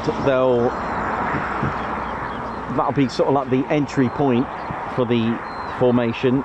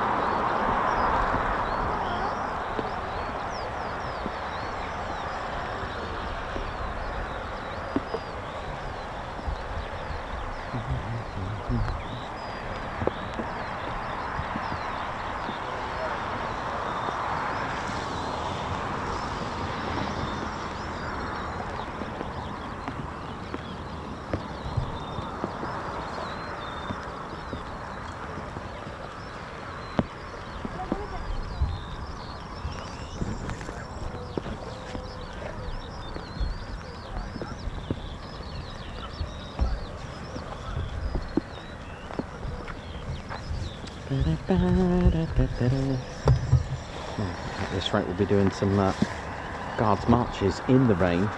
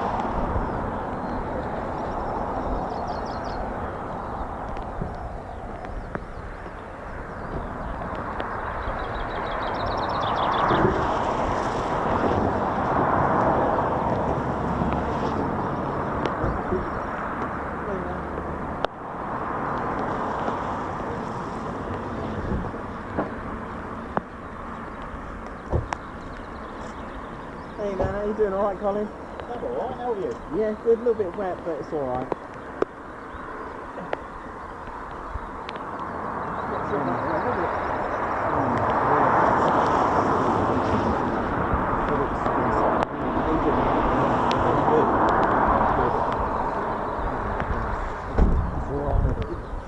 Yeah, I've been watching you. Really sorry for you. Well, it should be alright for you. It's a bit iffy. Over there is iffy. Over there is just like horrendous. But it's just. I thought it was gonna. I thought there was a window, an hour of window, but it hasn't taken into account the drizzle. The only good thing is that dry. Yes. So yes. There is a benefit to it. I wonder if they're still with it. Well, last time I looked, they looked for the garage. The biggest.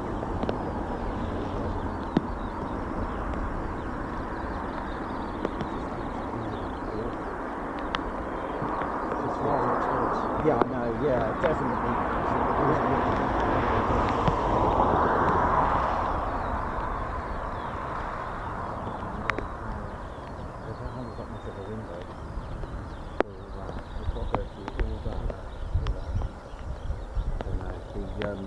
The Juno's gone back to Waddington, so that's not a good sign. Let's see. Mind you, the flying here has been brilliant. Actually. It's been really good. What did they give me? Oh, the song print for the flying, so it's really good. The little sound goes, yeah, it's really cool. Yeah, it was really nice. Right. I mean, that looks nice over there, but it's over there that looks emotional.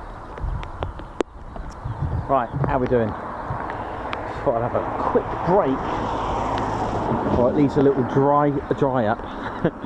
Just need a little bit of luck now today for this, if this is going to go ahead. As it, no, it really doesn't look good. It's over here that's the concerning part. This bit here, it really doesn't look good. But hey, it's how they feel up there. It's what it's like up there that only they can tell what that's like up there. Goodness me.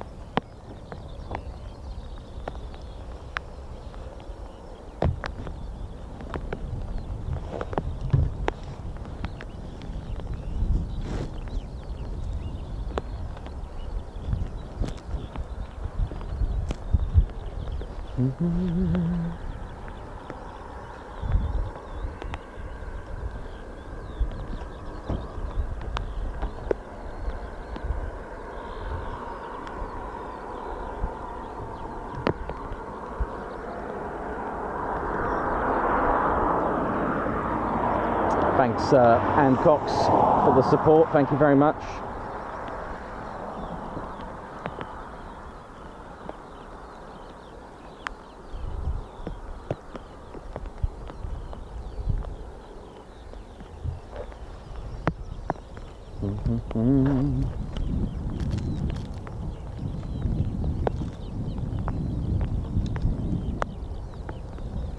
See, everywhere else seems to be okay, as you can see, but from the left, when we start looking east, it doesn't look great.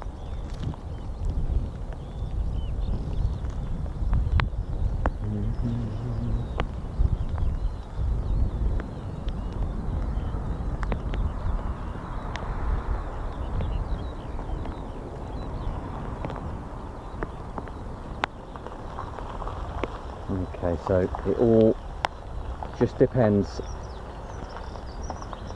on the formation out there.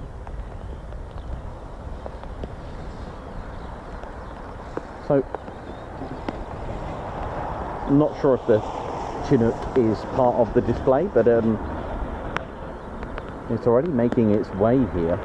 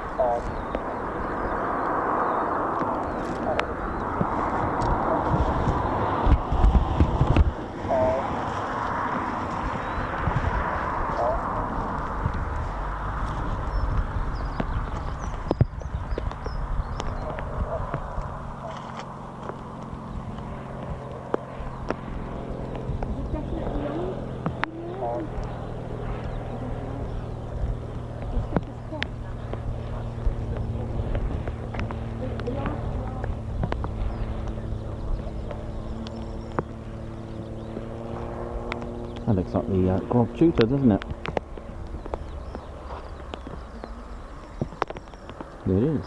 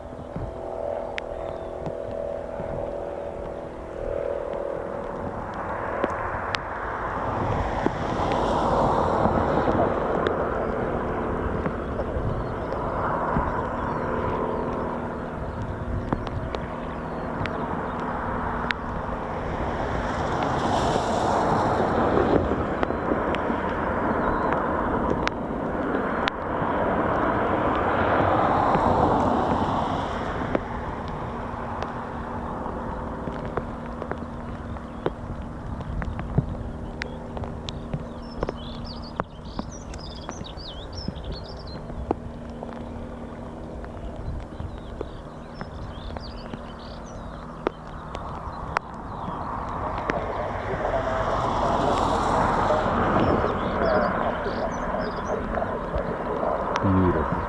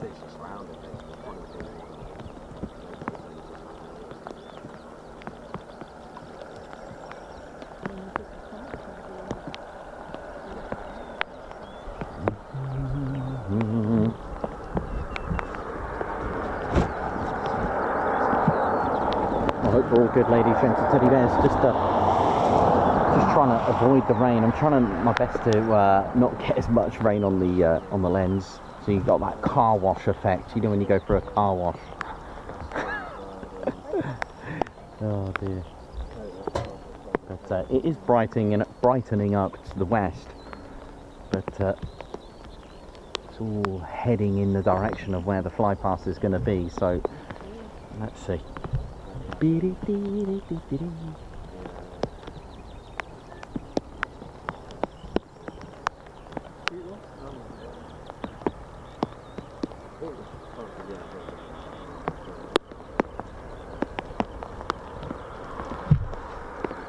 Well, we do have some form of wildlife.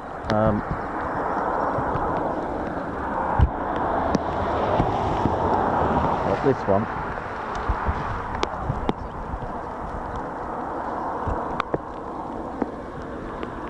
Well, whatever it is, it's a very wet bird. It looks like a rook.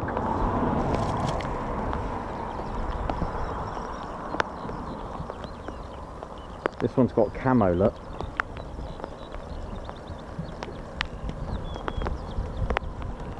And it's about to get extremely wet. As you can see, the rain there just pouring it down. It's such a shame, but hey, that's what it is.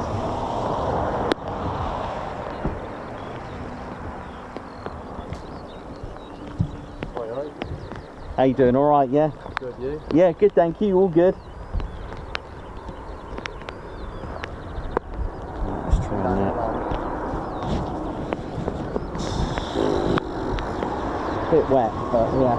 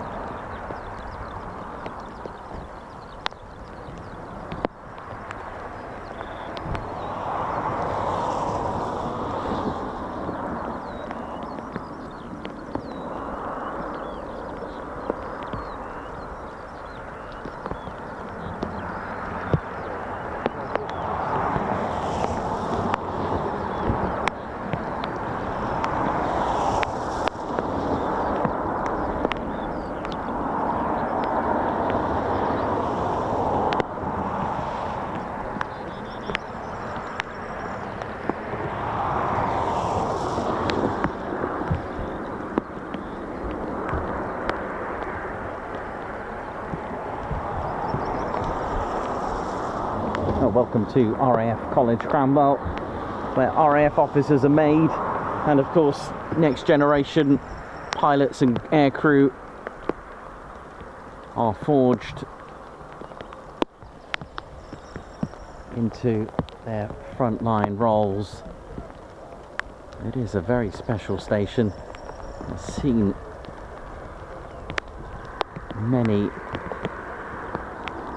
many historical figures come in and out through here. And that's something to remember. If you are driving through, make sure you have a safely, of course. So have a look at the college hall as well.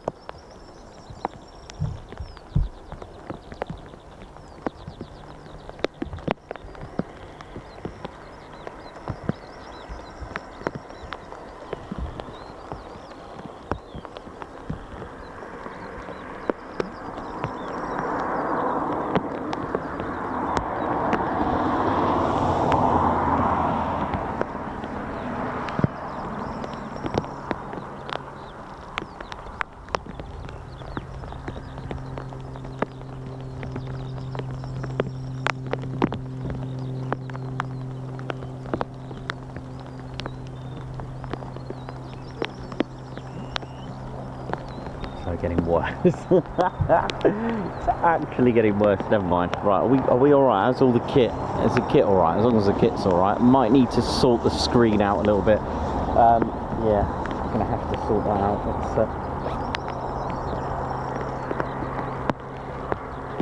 Let's see if we can sort the screen out.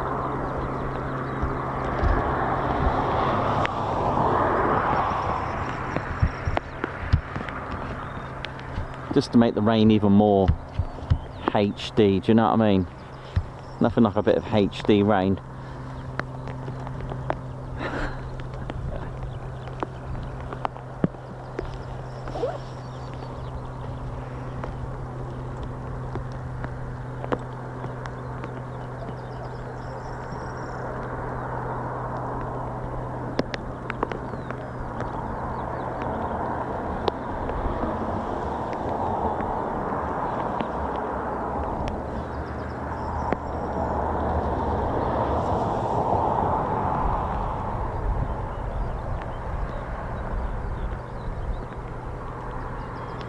On the plus side as well, as far as photography and videography is concerned, well, I won't have the sharpness of the sun right in my face like I normally get here, so there is a plus side. Of course, I've always said this, even with wedding photography, you know, overcast days are much better for light, and also a cloudier sky is better than a blue sky. Thanks a lot for those visiting our online store. We've got some amazing new patches out. The Bowler Bears patch, the Ted Curry's patch. They're all out now. tedconingsby.co.uk. The online store's back and running like never before. Also got a new key tag as well. Also got a new key tag F22 Ted, which I'll show you at the end of the show. And it looks like it's all running in. It looks like the A400 is about to run in as well. It looks like C17 has broken away from its pattern. The Poseidon, Tartan, they've all turned in. Tartan being the Voyager, by the way. So it looks like a go-go. So, all in the green. I can't get a signal on mine. Can't even watch you. Oh no! Oh man! It looks like coming this on. But they are running in. Just started running in. Yeah, just started. Here we go.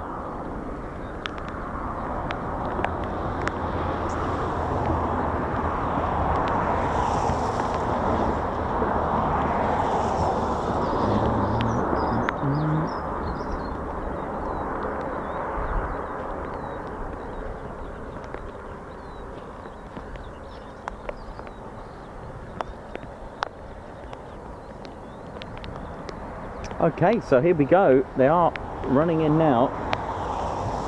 When I say that, not immediate, by the way, they are starting their procession. 15, 20 minutes. Yeah.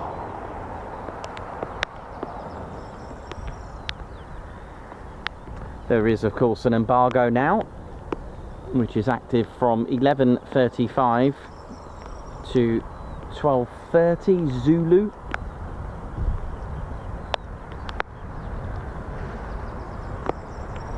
For those who'd like to know, just add one hour. It's basically GMT.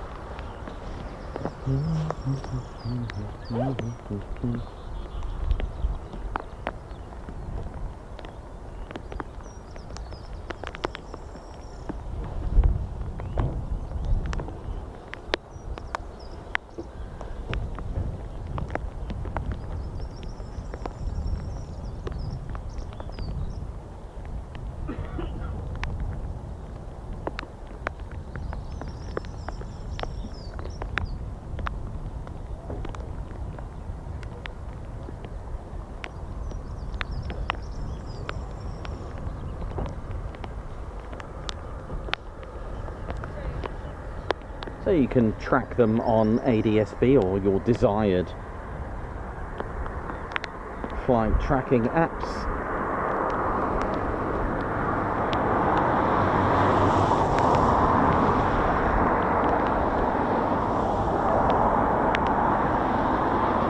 Links Rainbird, how you doing? Ann Cox, Ed 3242, how we doing? Alex Raven, Christopher Carr, and welcome Phoenix Rising, Margot, Davey.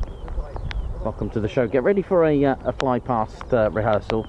They're going to use the College Hall as the Buckingham Palace. And yes, I can confirm they are on their way. Silver Trig, how you doing? Oi oi to you. I'm now on the chat so I can see what's going on.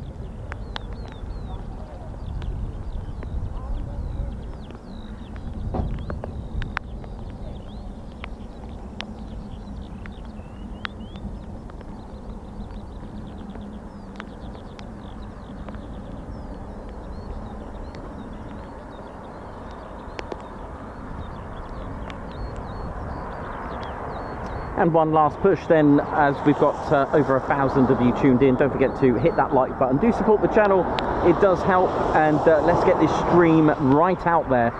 If 1,000 of you watching, if we all can hit the like button, give us a thumbs up. This will help the reach and the YouTube algorithms do its little thing there now, and it will give it a chance to send out the vibes to other viewers who have not, I know, can you imagine that, not discovered our channel? I mean, what's going on? We're like the Ted Coningsby channel, the only #1 dedicated military aviation channel that's out there, day in, day out, rain, sleet, snow, not in any particular order, sometimes all of it all at once, 4 seasons, sometimes 5, whatever you want to call the 5th season, dry rain, that's a good one. But there we go. So, Spectre 1, the helicopter that's going to be acting as the photographer and supervisor for the fly past, as is now airborne from Waddington.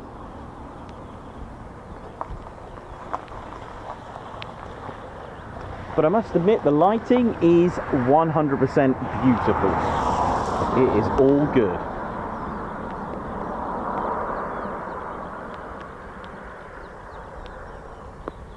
Gary, thank you very much.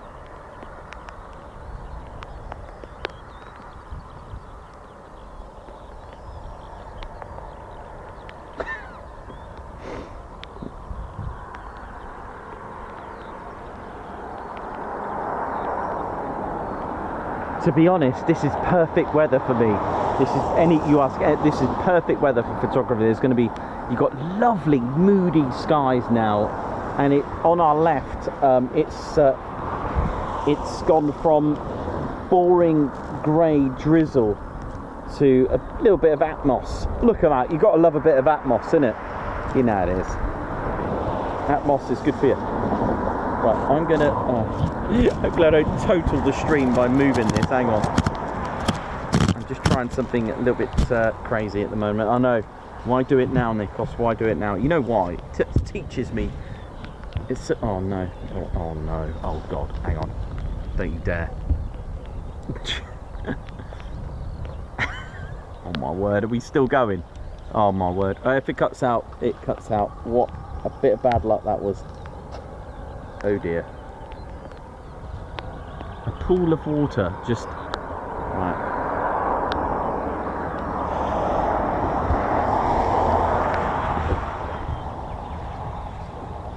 I don't know if that's alright. This will have to go for a little...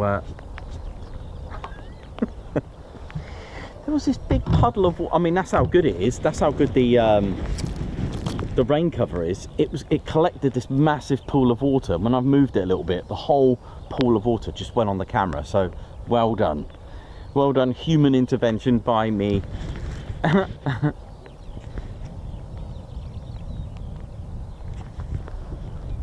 It's alright, I was wondering what that glare was. I thought I've ruined it, but...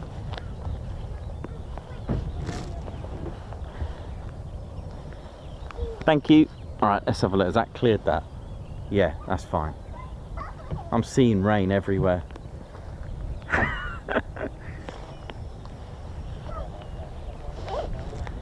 Okay. Yeah, that was a bit of bad luck, that was. The rain cover collected tons of... Oh, you must have experienced it. If anyone's been camping, you know the pool of water. Oh, no. You touch it and it's game over. I don't know if you've ever done that, but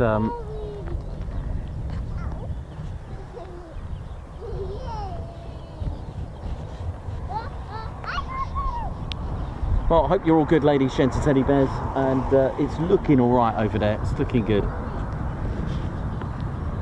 Just trying to wipe the I couldn't believe that. It collected this massive pool of water. I'll tell you what, it's really good if you're ever desperate for water and you know, need a bit of hydration, just leave this thing out here.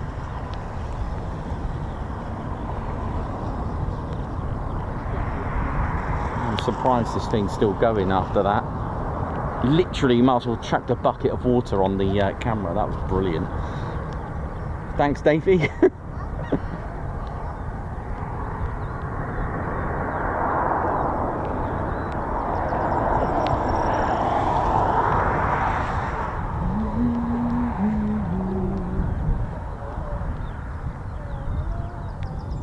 Bobby, how you doing? Lynx, Rainbird and Cox, welcome to the show. Just in time. Yeah, it looks good. Let's have a little track on whereabouts they are at the moment. They are right, so we've got our photography chopper, just you can probably hear that.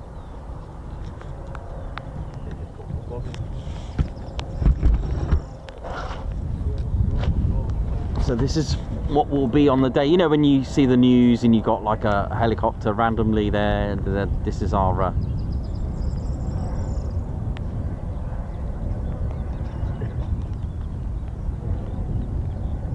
should get myself one of them.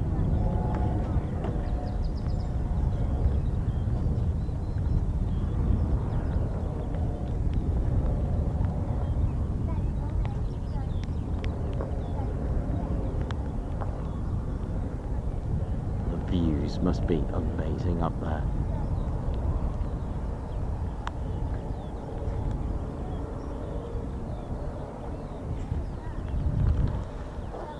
Right, let's have a little track to see whereabouts they are.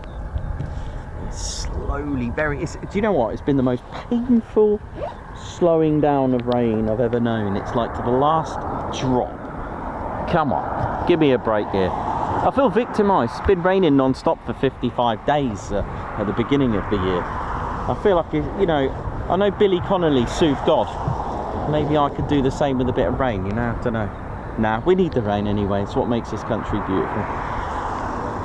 It's what makes it nice and green. And without water, we wouldn't be here. Water! Right.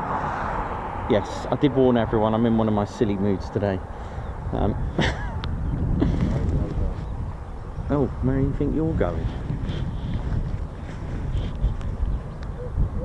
Right, it's looking pretty impressive. If anyone's not aware of this, it would look pretty impressive.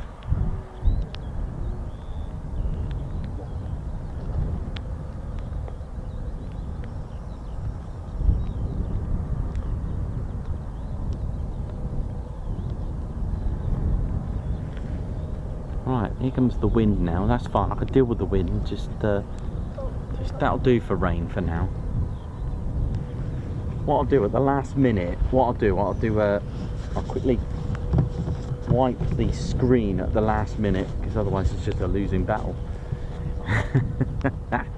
Right, welcome to the show. If you just tuned in, this is the rehearsal fly past for the King's birthday, the official King's birthday, also known as Troop in the Colour of Tradition. It's been around for quite some time.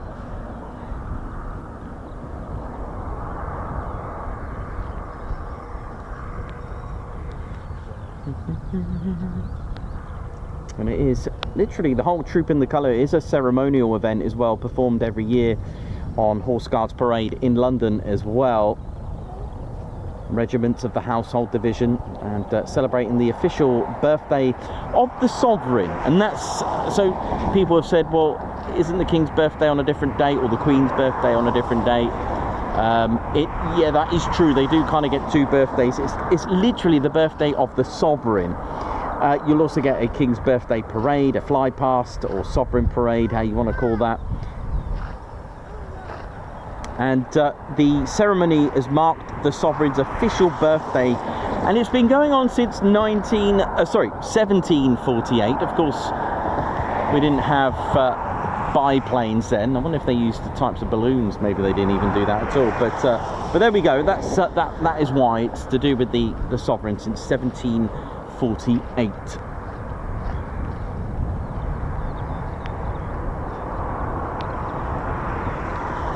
But you could also go back even further with the Queen's birthday parade as well. First performed during the reign. Also had the King's birthday parade. Sorry about that. I'm going to get that right. With the reign of Charles II, 1660-1685. In 1748, it was decided that the parade of Troop in the Colour should mark the official birthday of the Sovereign. So in 1760, after the accession of the George III, it became an annual event, and it's been ever since. Here we go.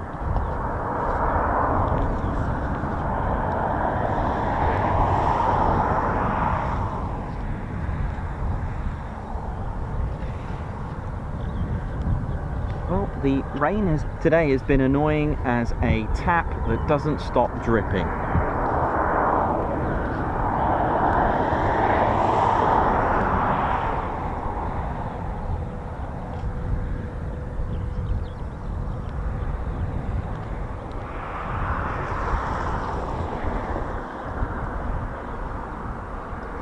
Right, any minute now, really. Right, let me see if I can get rid of that, which nearly cost the whole thing.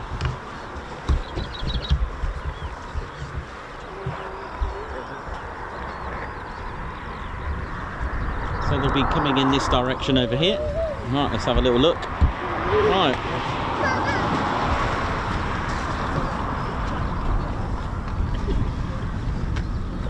They'll be coming. I think the first to enter will be the Chinook. There's a Chinook. Oh, you love a Chinook. Tell you what, might as well move this a little bit.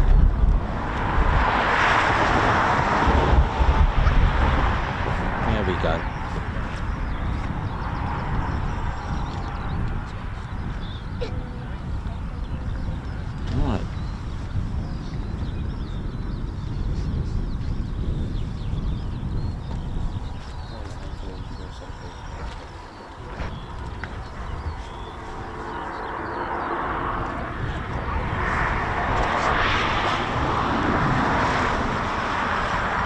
do one last, sorry about this, one last go.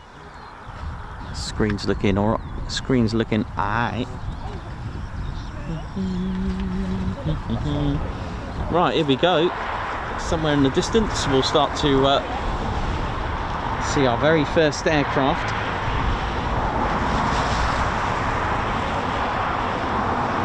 Which at the moment it's looking like the Chinook,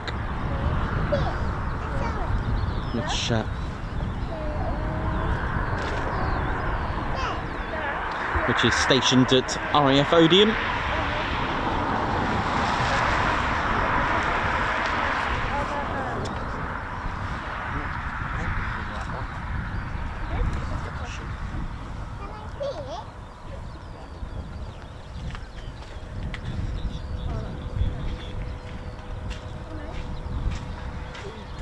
I remember a couple of years ago we seen the Chinooks and Apaches, which kind of look like a scene from Apocalypse Now. Do you remember that?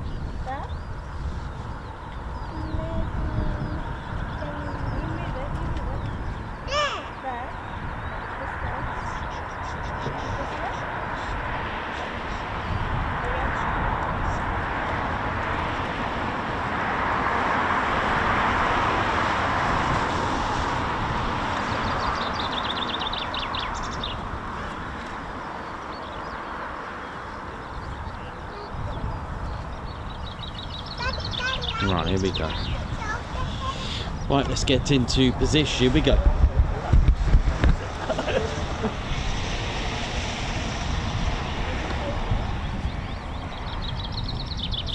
Do a little quick pan check.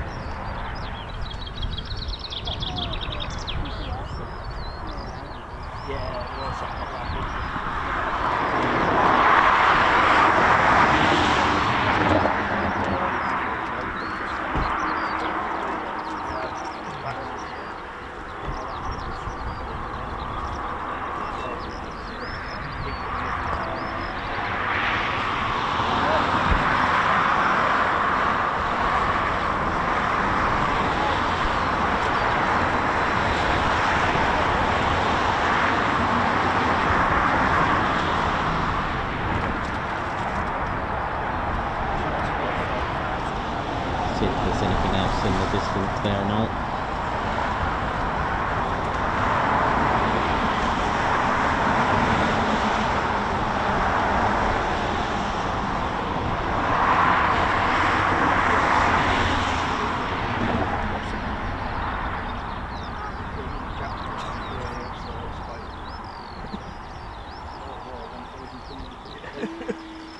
So, entering and starting off our King's birthday flypast rehearsal. Starts off with the Chinook, stationed at RAF Odeon.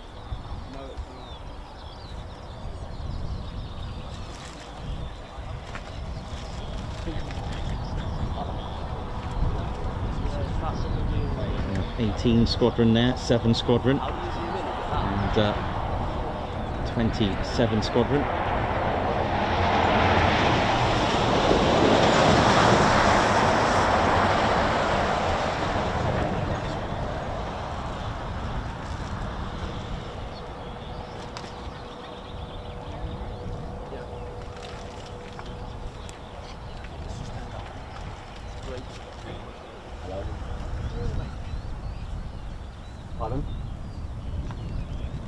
Also, RAF Odeon is also home to the Chinook roll demo team.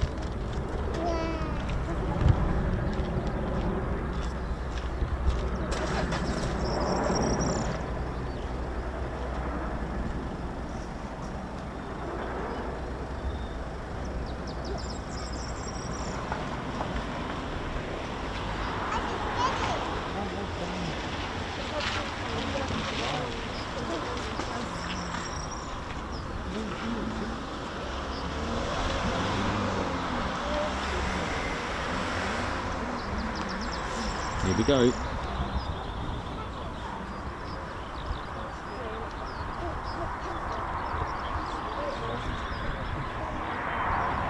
Next up, we've got our A400 from RAF Prize Norton.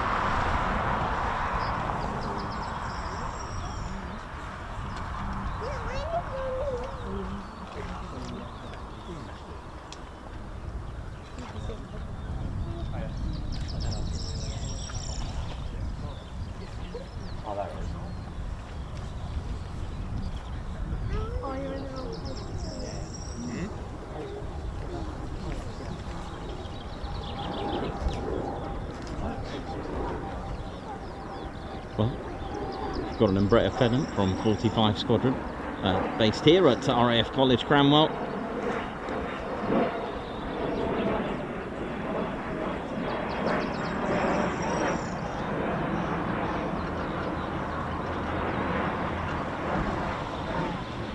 And now back to our A400.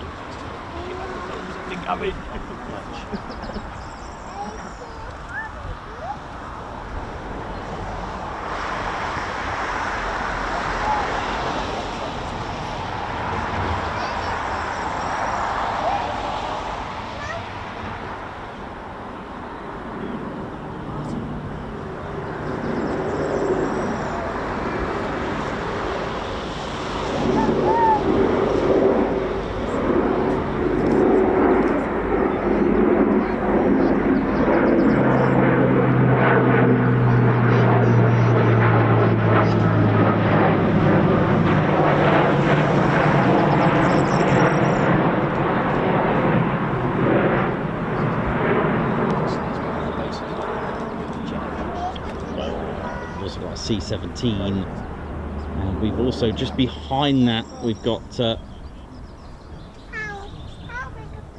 Voyager with the Typhoon. That is massive.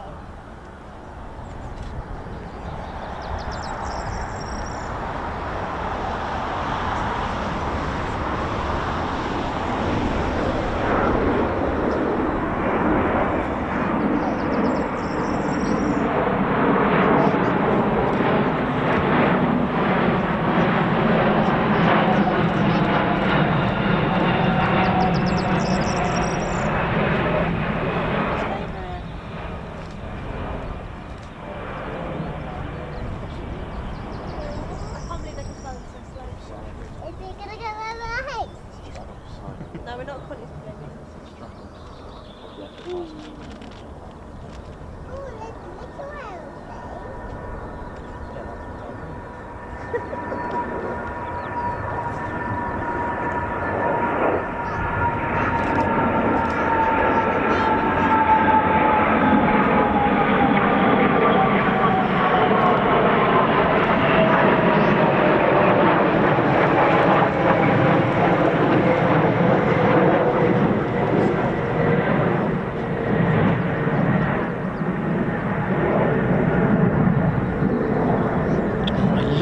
Shot.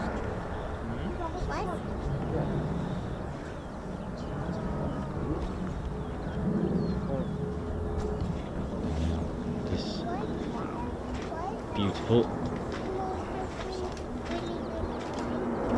glossy mouse P8 Poseidon Maritime Patrol.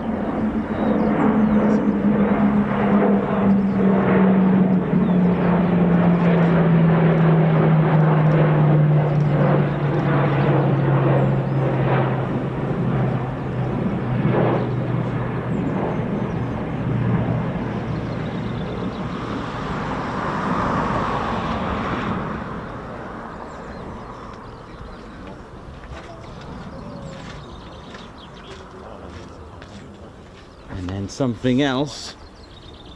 We've got 2 more Typhoons based at RAF Coningsby with 5 squadrons. 29, 12, 41, 3 fighter and 11 fighter.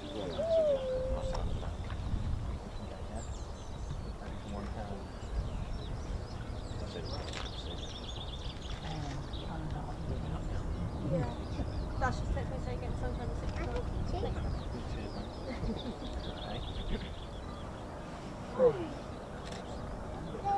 They're going so slow,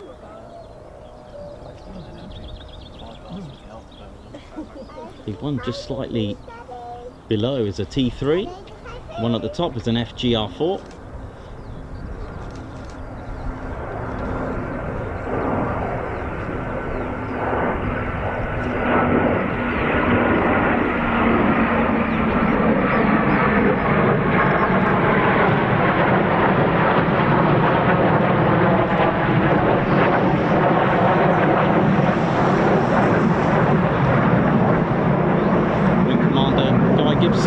Flew with 29 Fighter Squadron, also legendary.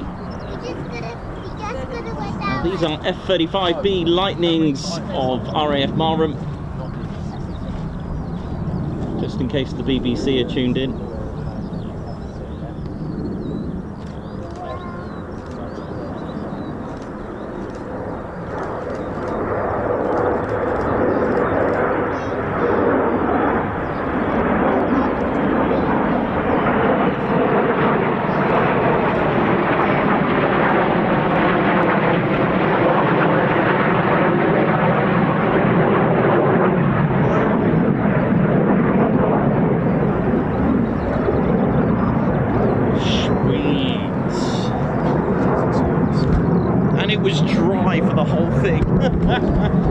And that's our rehearsal.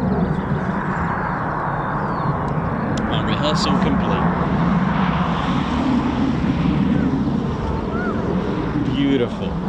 Nicely done. I love, my favourite was the Typhoon T3 with the Voyager. Love that close-up shot.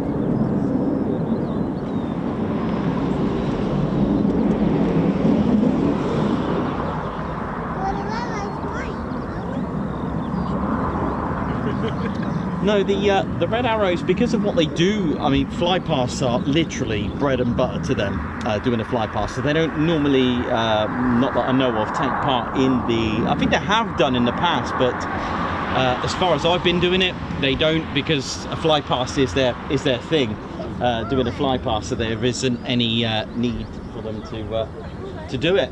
Yeah, I'm not brilliant. But you never know. Today could be the day. But I'm afraid it isn't at the moment, but there we go.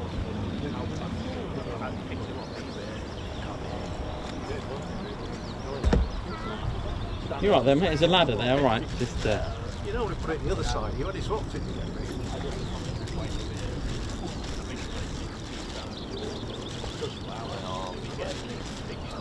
I'll send you one of those. Thanks, mate. Yeah, I loved that. That was nice. That was my favourite. I don't know why. It just was my favourite. I just liked that. They were quite close. Yeah, it's lovely. It's great. Yeah, after all, it is a rehearsal, so there'll be more. It's a practice for them. You know, a lot of the pilots have never done anything like this before. And of course, like the Red Arrows, this is a day in, day out. And there'll be more aircraft on the actual day. There'll be the BBMF, and who again, their thing is flypasts, day in, day out when operational during the season. So again, that's why we have had the BBMF do this before, but the weather isn't exactly great for them, is it? So, but they are so experienced at flypast, there isn't really any need for them to do that.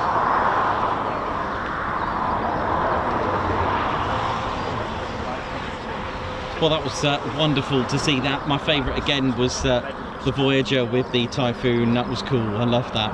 Literally looks stuck to it. Yeah, absolutely. Oh yeah, one thing that I didn't see today either was RAF Valley's Texans and Hawks. They usually take part, but it's different every year. How you doing? Yeah, you all right? Good. Yeah, that was lovely. That was great. Yeah. Without looking, you can. Yeah, so good. Yeah. You're coming for the actual flypast as well, are you? Hang on. Am I pulling up? Sorry, hang on. Nearly just totaled the whole show. I was wondering what that was. You'll probably go to Coningsby for that one. Okay. Yeah. Yeah, it's Typhoon go. Yeah. But, other than that, about 7. Yeah, that's fine. I chilled out because I know they start early, so they started at 8. Yeah. So it was good that I did because I started the show then just to talk about what the squadrons do and and talk about recruitment as well. Playing live. Yeah. I phoned in the morning. Oh, did you? Yes, I got I think it's a mobile number. Yeah. They gave me. Yeah, I used that one when I come in. Yeah. So. I normally check into the guard when it's last going on. Yeah, the weather wasn't great today. Yeah, me too. But tomorrow it's like a spare day to do it. Yeah, I know. Yeah, it's too perfect as well. We'll be complaining about the heat.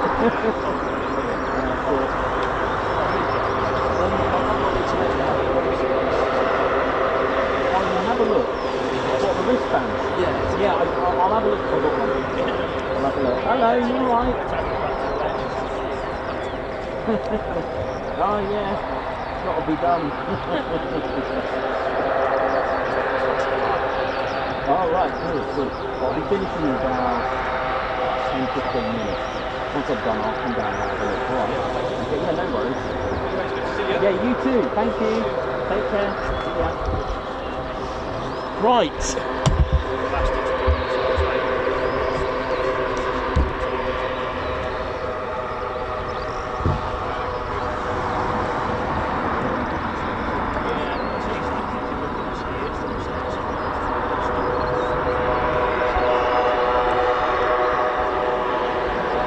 Oh, hello. Hang on a minute. What's going on here? Look at this. Where are you going? Hey, this Phenom.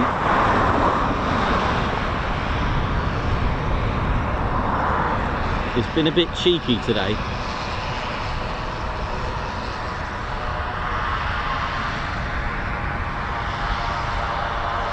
Well, what a great day it's been. Really, it's been fine. The weather, well, we just worked with the weather today, and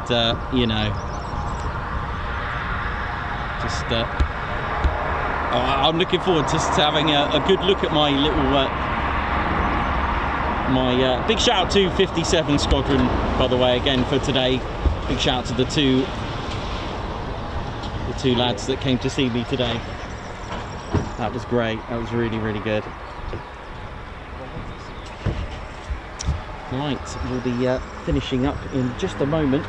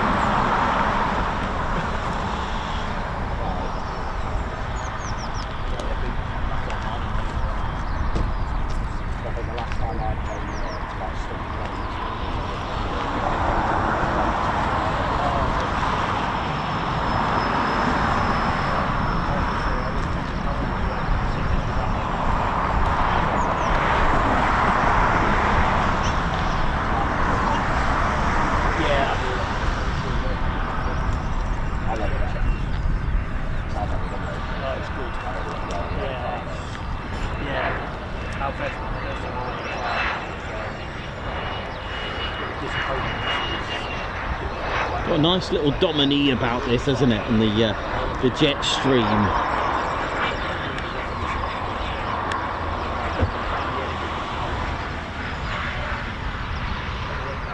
Nicely done. So we're going to finish the show with this Prefect departure. I'll go and get Ted as well for a few shout outs and guards marches before we finish up, and also before the rain comes. We're going to have to make that quick. We've got up there.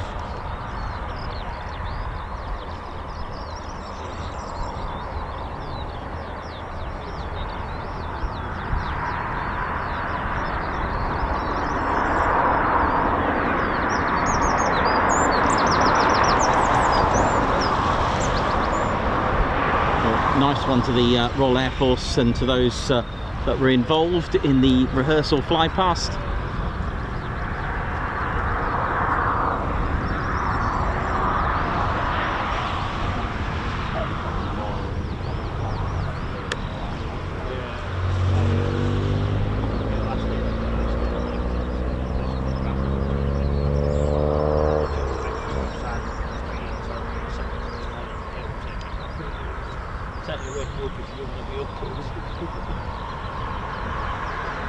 And off we go, here we go. Our last departure of the day.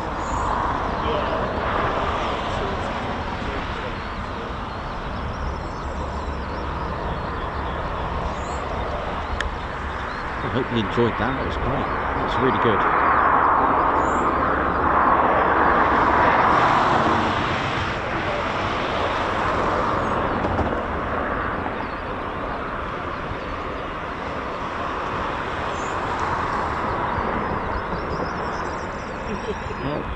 There we go, another beautiful day here at Cranwell once more. Let me go and get Ted to finish up the show.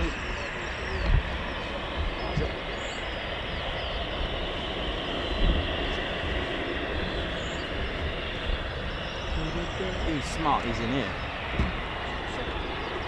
That's alright.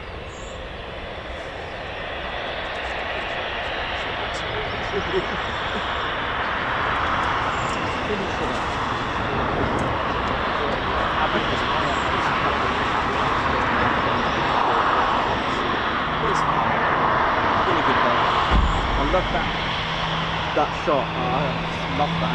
It was about here, I think. That line was about over there. Oh, was it? Oh, yeah, I'd like to see that. Woo! Right.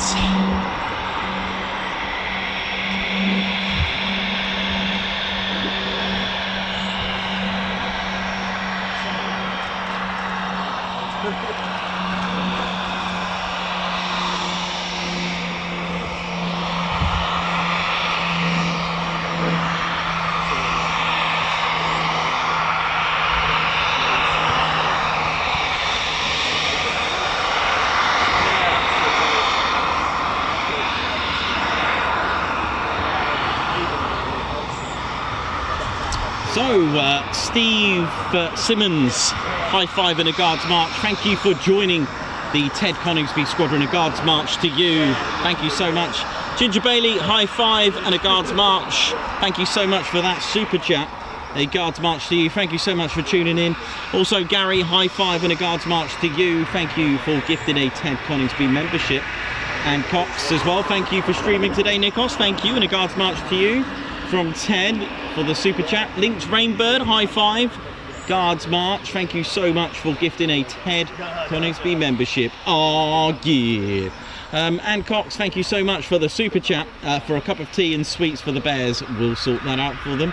And Cox, thank you very much for 25 months membership. Wowza Rooney, 25 months of splendiferous aircraft live footage. Thank you so much, Nicholas and Ted.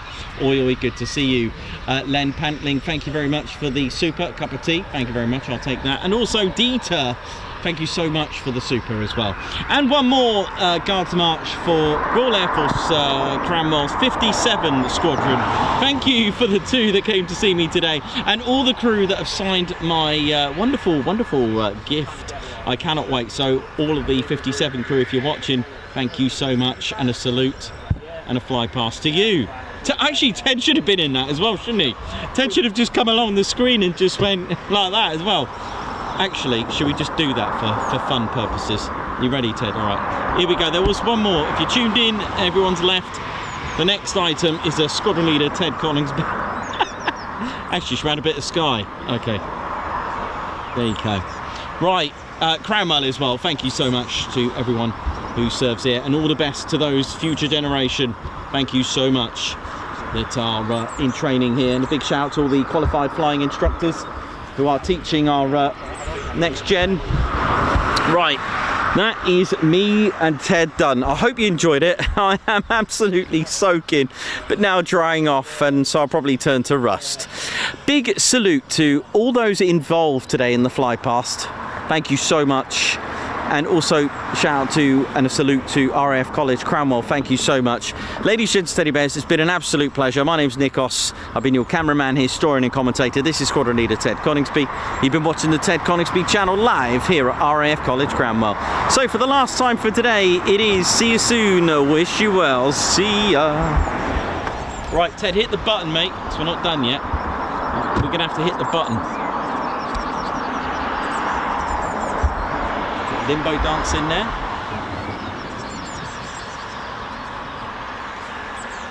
Right, let's get the button.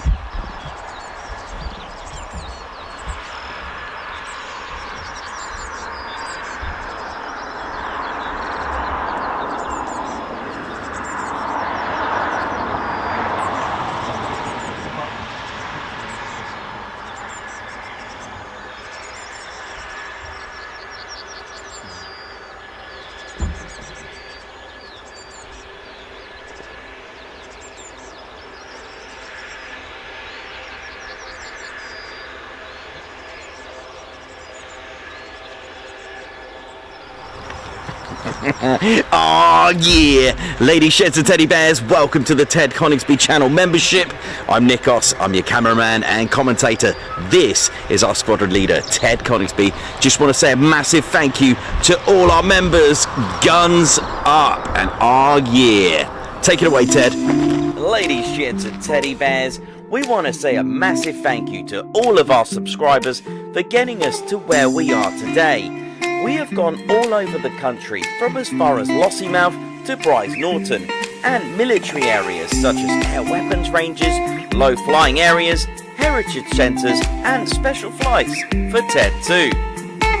We cannot do this without your support, and your support will be rewarded. You can now join the Ted Coningsby Squadron and help fund the channel to get us around the country and provide us with the funds for equipment to bring you better content too. We have 3 levels of membership to suit everyone. With your membership, you'll get access to members-only videos, photos, posts, unlock special Ted Coningsby YouTube emojis and loyalty badges, as well as being able to access our exclusive members-only Discord server. All membership levels reward you with discounts to our online store. Our top level fighter squadron was inspired by many of our fans who supported the channel massively. This is more of a personal experience with me and Ted, giving you exclusive live streams and content from behind the scenes photos, special info and updates, as well as a free Ted Coningsby Fighter Squadron patch for joining. Whichever membership level suits you, we want to say a massive thank you for choosing to join the Ted Coningsby Squadron.